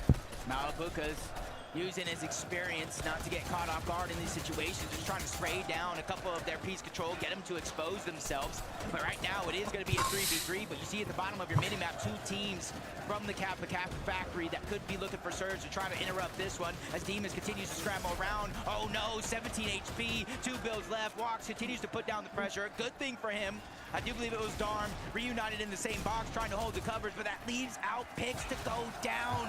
They isolated the 1v1. Malibuka, Pings, and Walks are hunting down 3rd place. Darm, Demas, and Pigs might be phenomenal fighters, but Malibuka, Ping, and Walks simply having the material count in their favor. Walks muss auch sterben. Completely shut off Darm's entrance back towards Demas. Malibuka trying to see if he can make that wing flank approach. Malibuka, though, big tag, but an even bigger one on the Darm.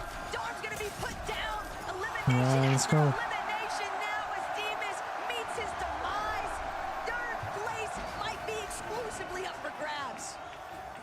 It definitely is with how tight that leaderboard is. Pick Darm and Demas. I Also just wir want to give Fettchen, them a oder? huge pat on the back from underdogs to top dogs. These guys looking like a serious threat.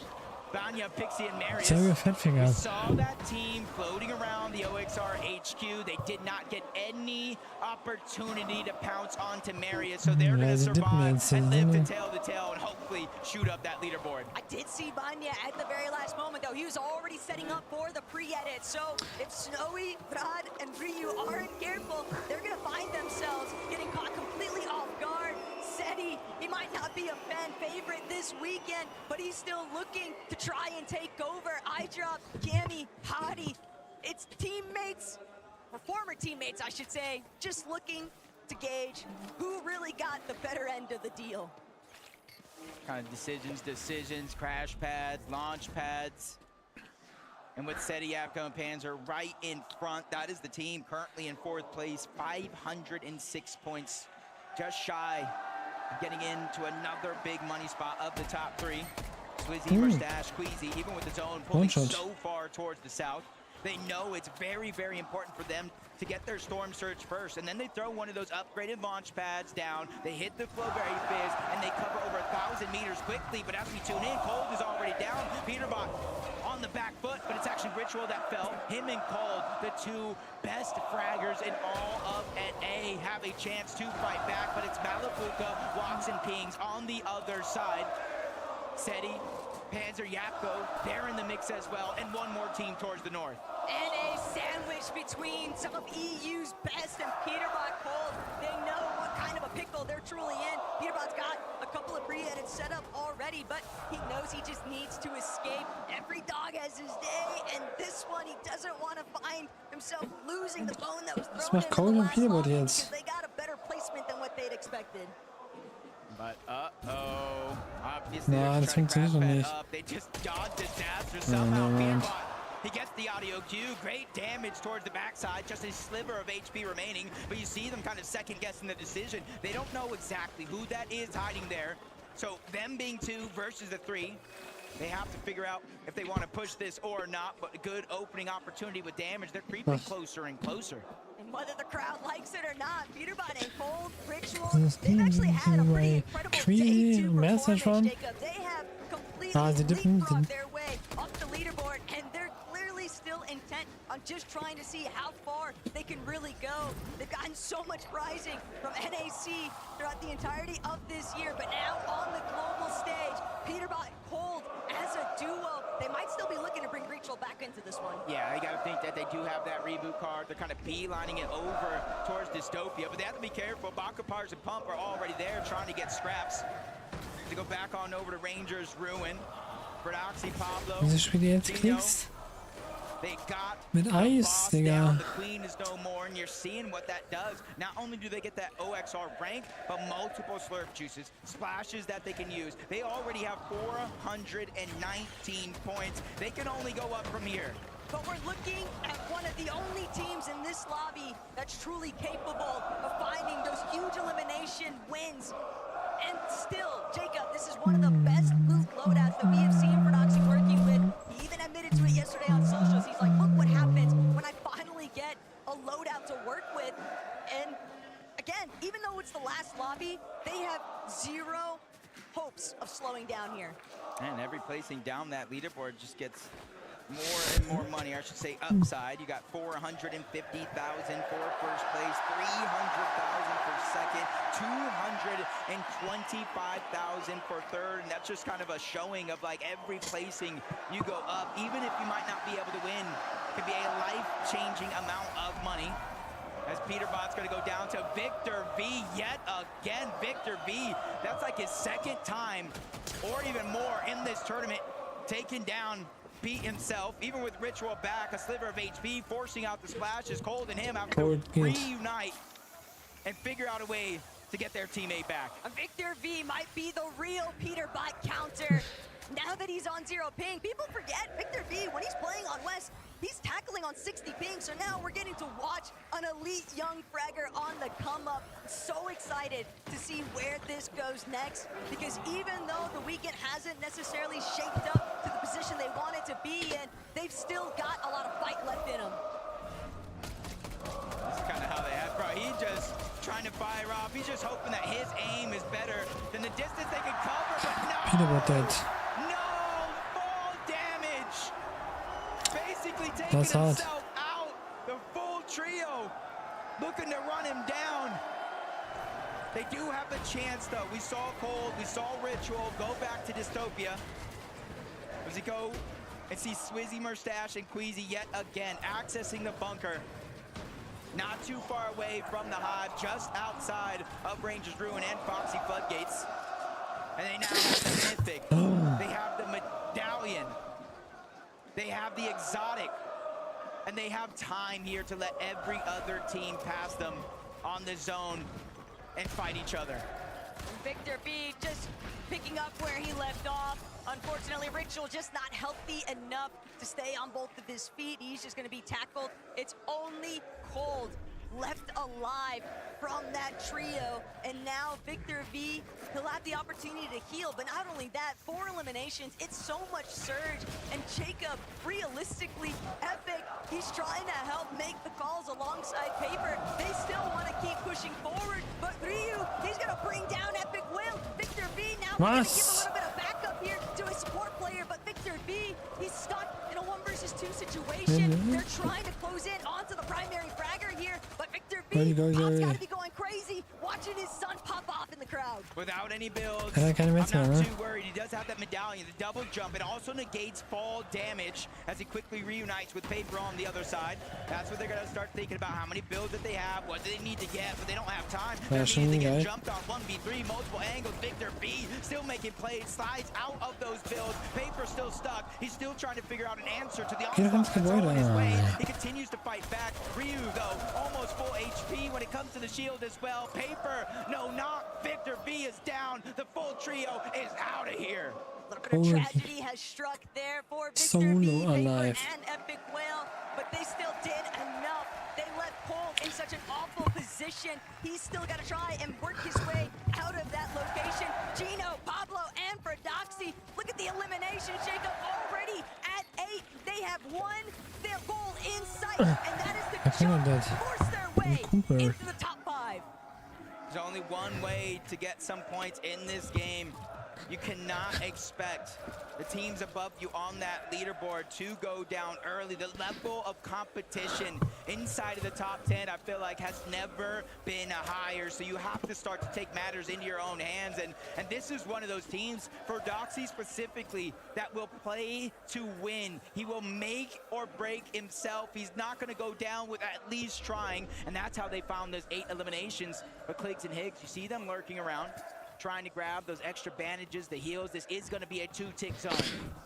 Clicks, Higgs, they might just be looking to try and play for the reboot. They have no idea that Chino, Pablo, and Prodoxy have already made their way back over to Rangers Ruin. They are creeping up on them. Wissen Sie das?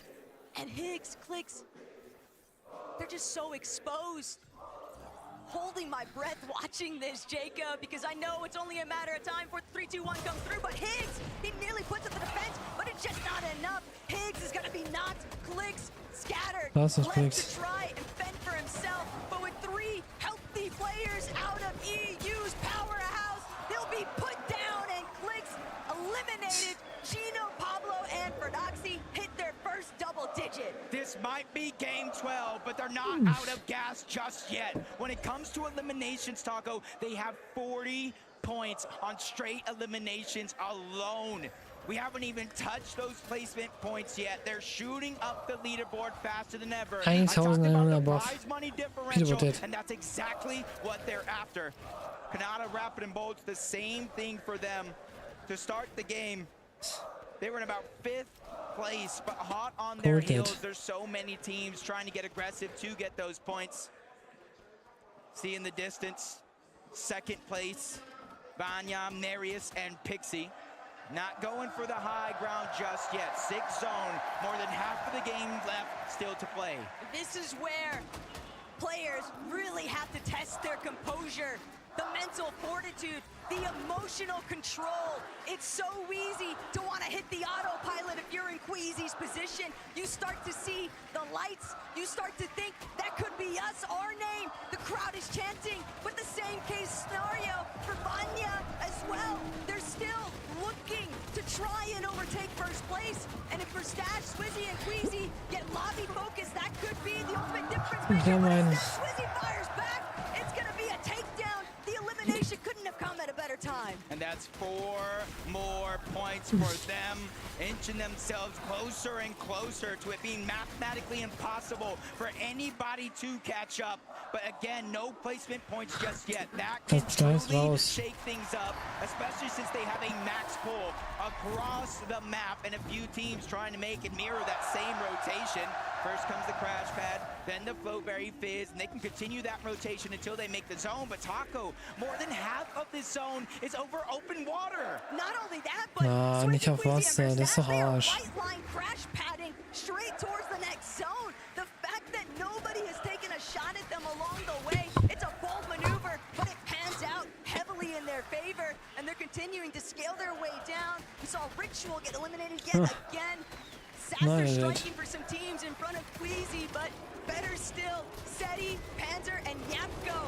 They've still got a lot to settle here in this lobby. They find another elimination onto Adapter. Valor already taken care of by Visuals and a Minish, but Braids on the other side of these walls. Seti can't continue pressing forward. They're stuck inside their own build. That is until Yapko finds the elimination onto Visuals. Yeah, much needed elimination as well. They're on 8 damage above the threshold. That's not a feeling of comfortability at all. Now they go from 300, but dropping back down low. That just goes to show how active this lobby actually is. But they continue to steamroll. Mustache, Swizzy, and Queasy find their third elimination of the game, taking down NA West. And you know Das kann man sofort zu den Riesen gar nicht mehr nehmen. they can see it all in the elimination feed.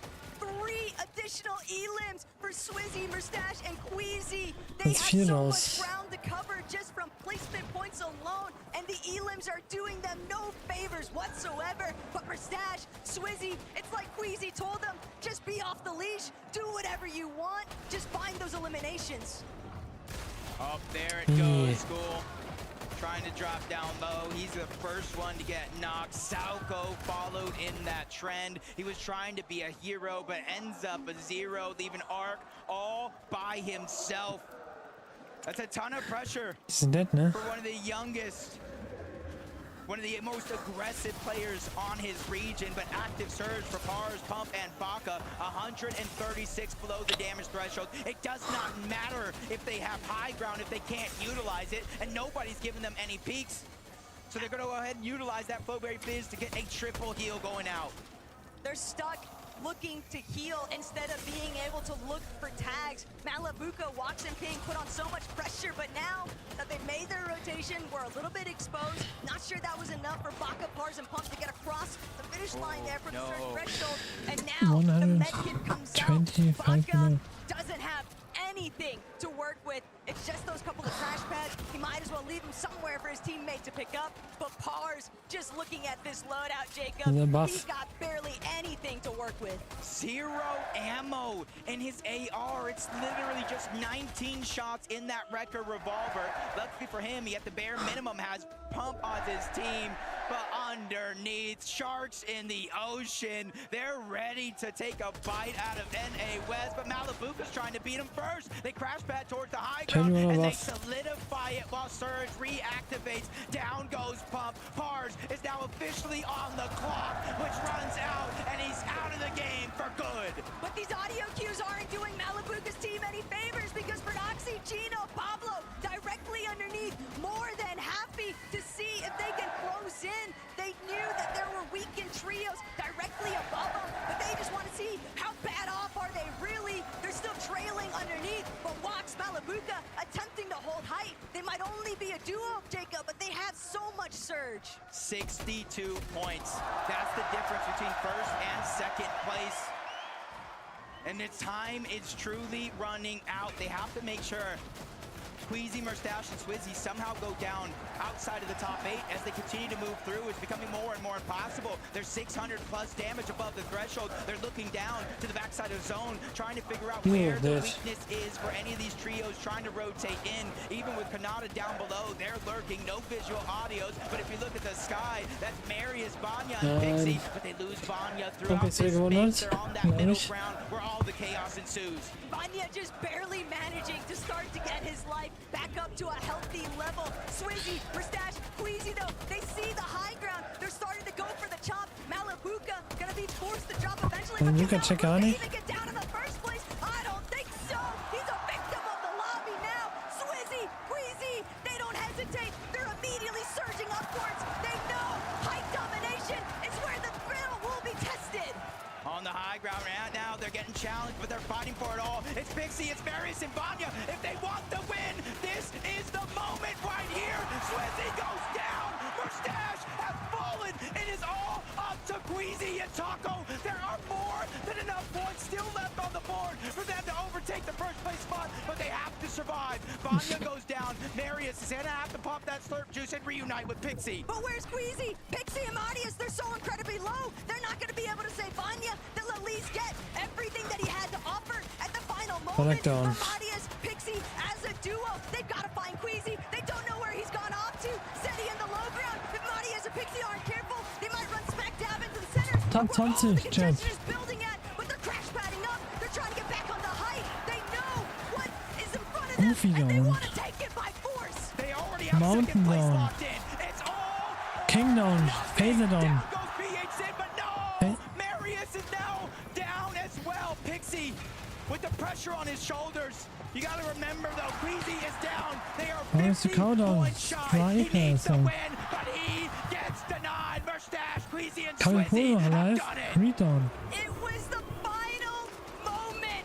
It was Hydrock going noch to be alive. so bittersweet, no matter the outcome. Doxy, Paulinho, Cooper, Seti, all noch alive. The GOAT debate has been settled. He is the GOAT of Fortnite when it comes to IGLing and as a player in general. And he's got two GOATs Hydrock geht with him. fragen. It's Swizzy and Mustache. Seti 1 HP. Hundreds of thousands of dollars Können Sie spent jetzt hier between nie? these teams still left alive. A good chunk Cooper of them One-Shot. at the top of the leaderboard, including Pablo, who's trying to have that solo round, but Cooper that one dead. gets ended and rather quickly. Paulinho As dead. he's by himself, now it's Seti and Cooper doch noch Yapno. nicht dead. They're one of 3 teams AFP. left alive. Panzer's trying to move in, 20 HP. He's quickly running out of builds. Panzer Seti auch as well, One-Shot. but Seti he's dead. gonna go out. Cammy, Kami holt his ihn. invitational Panzer dead.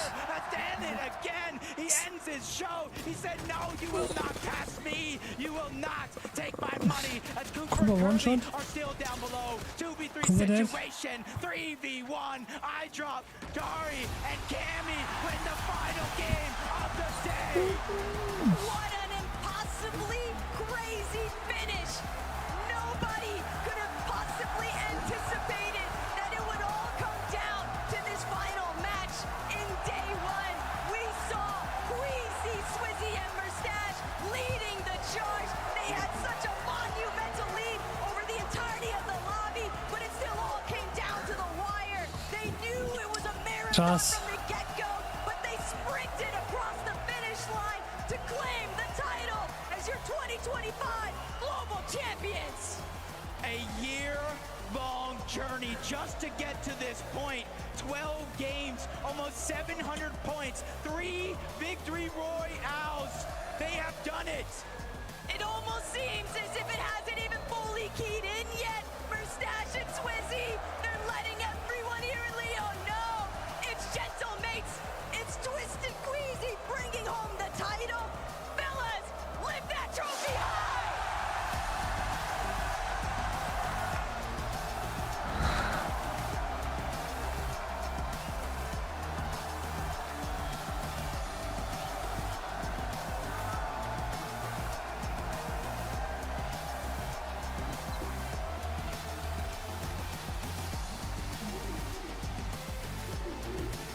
Aujourd'hui et pour l'éternité, vos champions, Queasy, Mustache and Swizzy!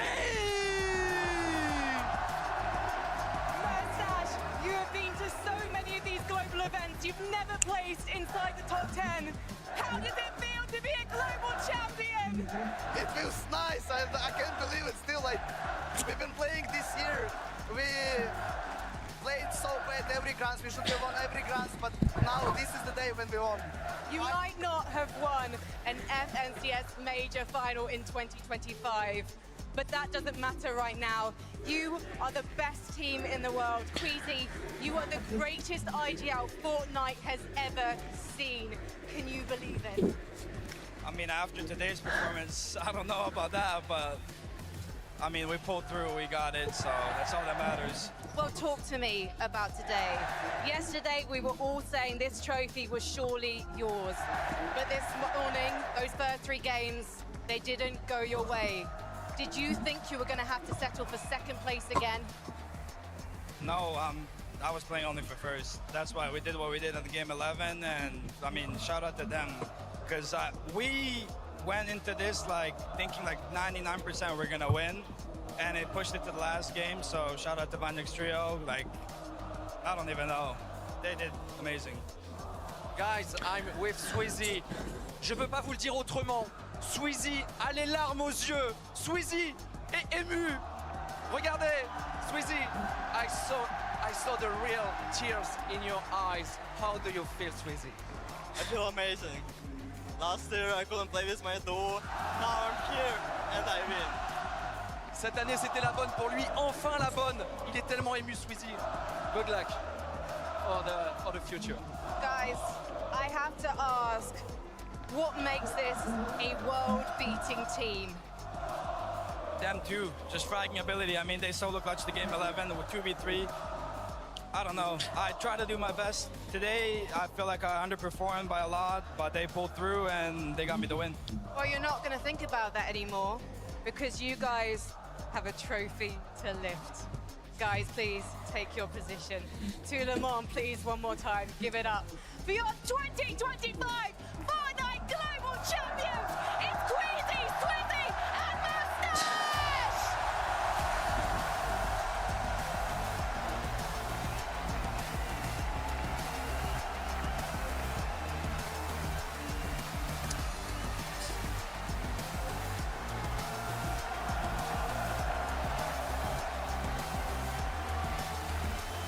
I cannot believe it.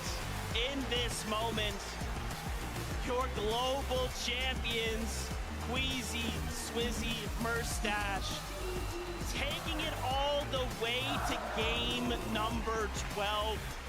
To think, Kelly, at the beginning of this year, this trio formed, and we thought, what the heck are you talking about? This sounds like a high-caliber trio.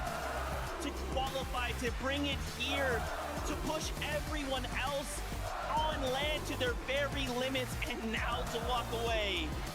Global champions. Guys, how does it feel? Swizzy, I want to start with you, bro. Anytime that you guys have performed well and the camera's been on you, you feel like a guy who wears his heart on his sleeve. Those emotions flood through you, smile big. How does this moment feel right now? It feels amazing. I think I did the most mentality in our team. Like, I saw their face our first game, and they say like, guys, lock in. Lock in. Dude, and you said yourself, right, the fact that past times you've not been able to play with your actual teammates. The moment you get to play with your actual trio, you win the global championship. Yeah. Queasy, going all the way back to the Invitational. So close to claiming that first place spot, but you walk away in second. Last year, this same situation happens, and finally, you claim your rightful spot as a global champion. What has that journey been like starting all the way back in 2022? I don't even know. I mean, from Invitational, literally like before game 12, I said, guys, please, let's not make it the same thing again. And I mean, we did it finally, so it's a crazy feeling. Mustache, brother, I mean, you've been hearing it for 2 days now. They see you on screen, this crowd goes crazy. Did that push you forward? Did that make you more nervous in any way? Not gonna lie, I want to say thanks to everyone who came here for supporting us, and because it meant so much for us. I think it gave me confidence, at least the first day. So yeah, I want to thank to everyone who came here and supported us. All right, we got to talk about essentially the winning moment for you guys in game 11. I want to know what was going through the comms, whose idea was it, and how were you able to execute it? Basically, half break, we went to VOD review, we watched zones, we were figuring out, because day one, our game plan was to get medal in bunkers. Day two, the bunkers were gone. 2 of the games we ran for it, they got taken before we could get there, and kind of messed up our game. And after I watched the VODs, we were supposed to go Foxy, but I said if it pulls the same, I saw Vanya tanking like Medmiss and Storm, and then padding. So I try to like go towards him and wait for him to pad and kill him out the air. That was the plan, but yeah. I mean, obviously it worked out in your favor going for second place right there. Queasy, that is why you are regarded as one of the best IGLs in the world. I mean, and look, Queasy, I don't know why you're down on yourself right now. I mean, Swizzy Merstash, this guy's been your IGL, and he's not giving himself the props that he rightfully has earned. I saw you walk up to that trophy and shed a tear. I saw you smile big when you lifted it. Brother, you're a global champion, and not only that, you've got EU their first global championship title right here, right now. Leon, make some noise for Swizzy, Queasy, Mustache!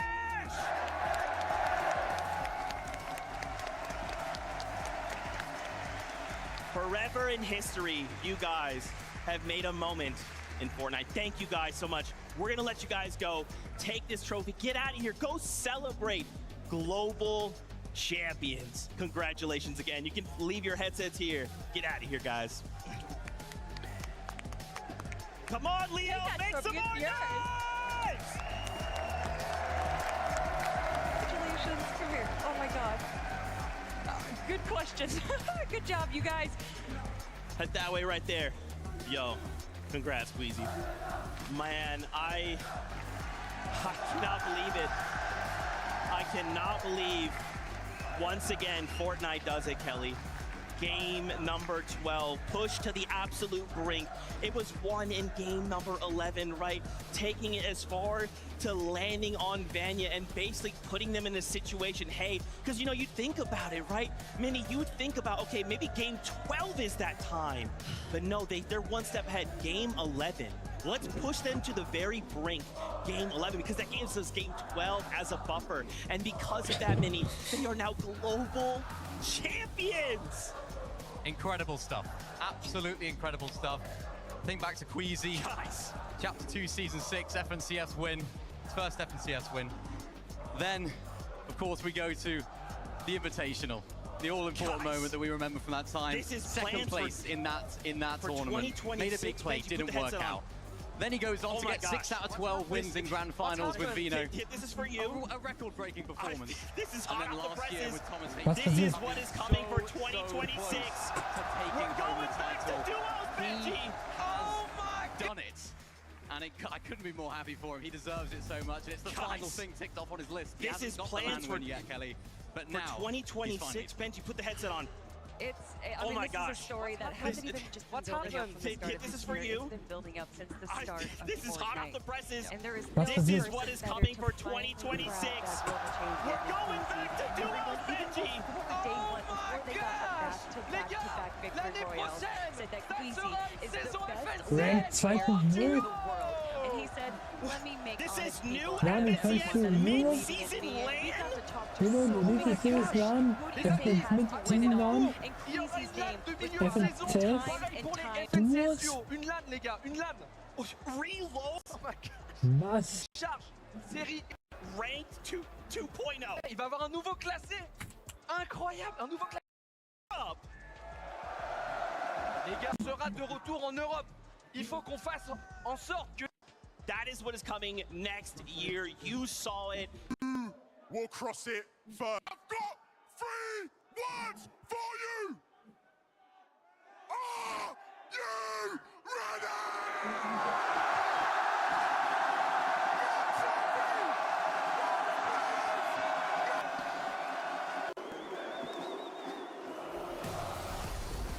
Last game.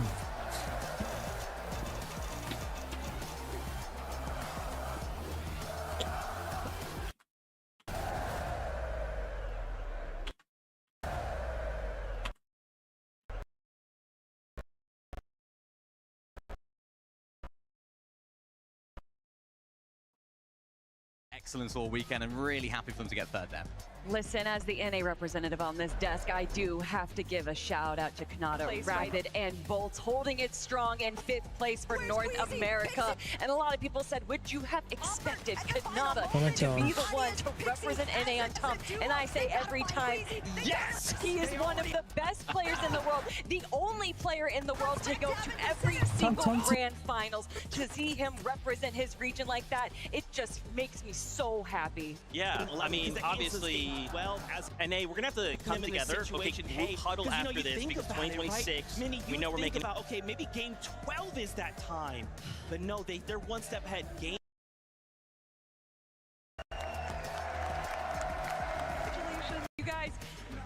Head that way right there. Yo, congrats, Queasy. Man, I cannot believe he does it, Kelly. Game number 12. I cannot believe it. I cannot believe, once again, Fortnite does it, Kelly.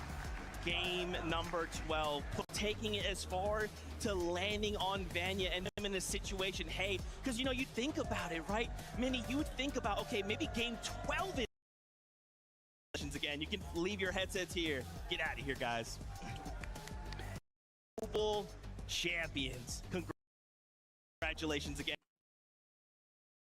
You can leave your headsets here.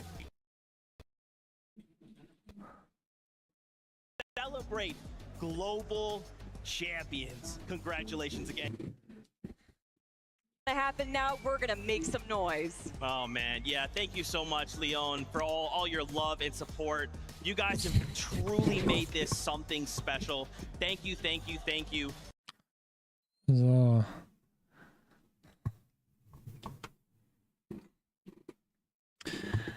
Ich hoffe, ihr hattet Spaß beim Video. War ein geiles Event, mal wieder Fortnite Global Championships zu schauen. Queasy. Mann, Digga. Das war's mit den Fortnite Global Championships 2025. Queasy, Mersac und Swizzy haben die Weltmeisterschaft gewonnen und somit sind sie auch Global Championships. Lasst auf jeden Fall ein Like und Abo da, wenn ihr es noch nicht gemacht habt. Und wir sehen uns beim nächsten Stream oder Video. Bis dann, haut rein. Ciao.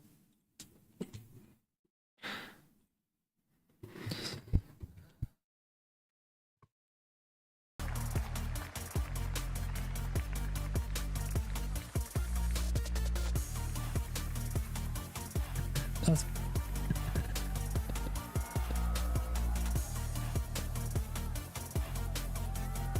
Global Championships 2 sind beim nächsten Stream oder Video. Bis dann, haut rein. Ciao.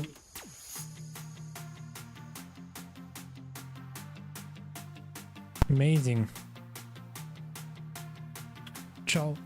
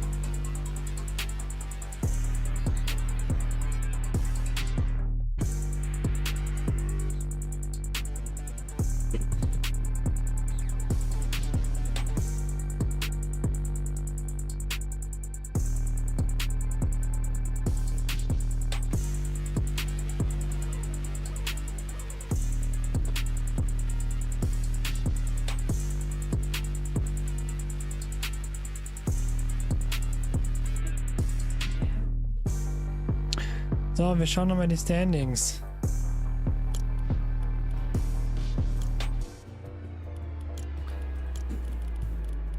Also Malibuka. Queasy. Swizzy und Mercedes. Banyak. Marius Cow. Zweiter. Panzer Seti. Jebko. Dritter. Havoc Drop und Kami, vierter. Bolts, Rapid und Kanada, fünfter. Pixie, Barm und Demos, sechster. Dann Pablo, Gino, Vedoxy, 7. Mali Muka, Pings, FNZ, Vox, 8. Dann Champ, Reason und Mr. Savage. Oh mein Gott, ist das close. 9. Alter, ist jetzt close alles hier. Die hatten so Glück.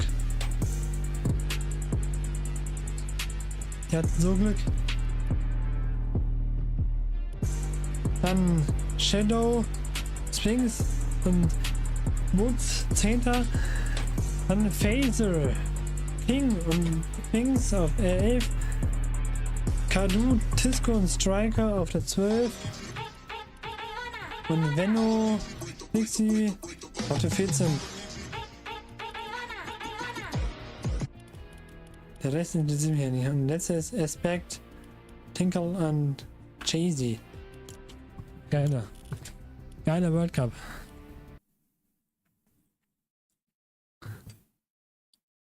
Schauen wir mal Reason rein kurz.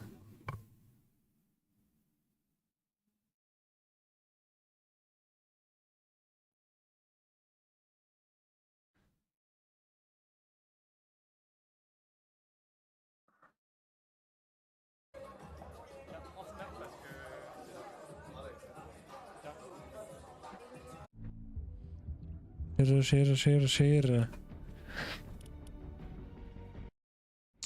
So. Ich würde den Stream auch an der Stelle beenden.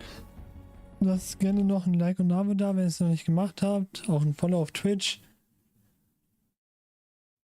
Damit ich irgendwann vielleicht Geld verdiene und noch geile Sachen bringen kann. Wann sehen wir uns wieder? Am Samstag, da startet nämlich Duo Trial. Warte kurz. Genau, Duo Trials ist der, glaube ich. Muss ich mal schauen.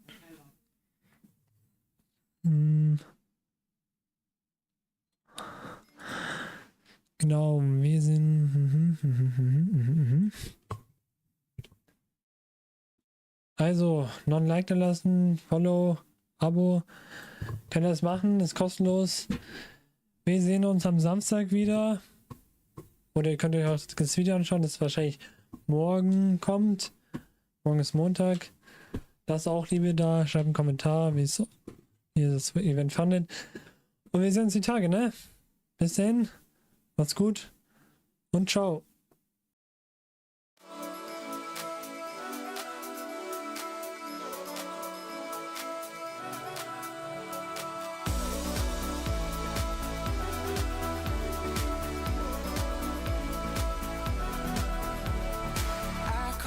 Watching me under the light, can I be a line? They say it's easy to leave you behind. I don't wanna try.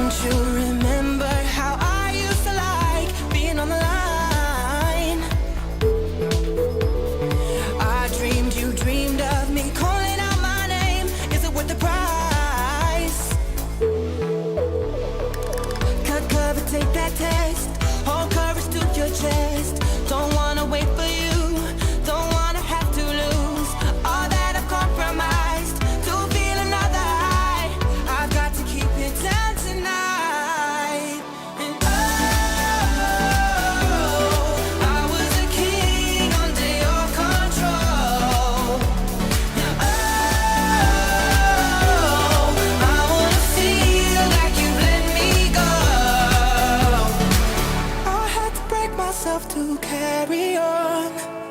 No love and no admission, take this from me tonight. Oh.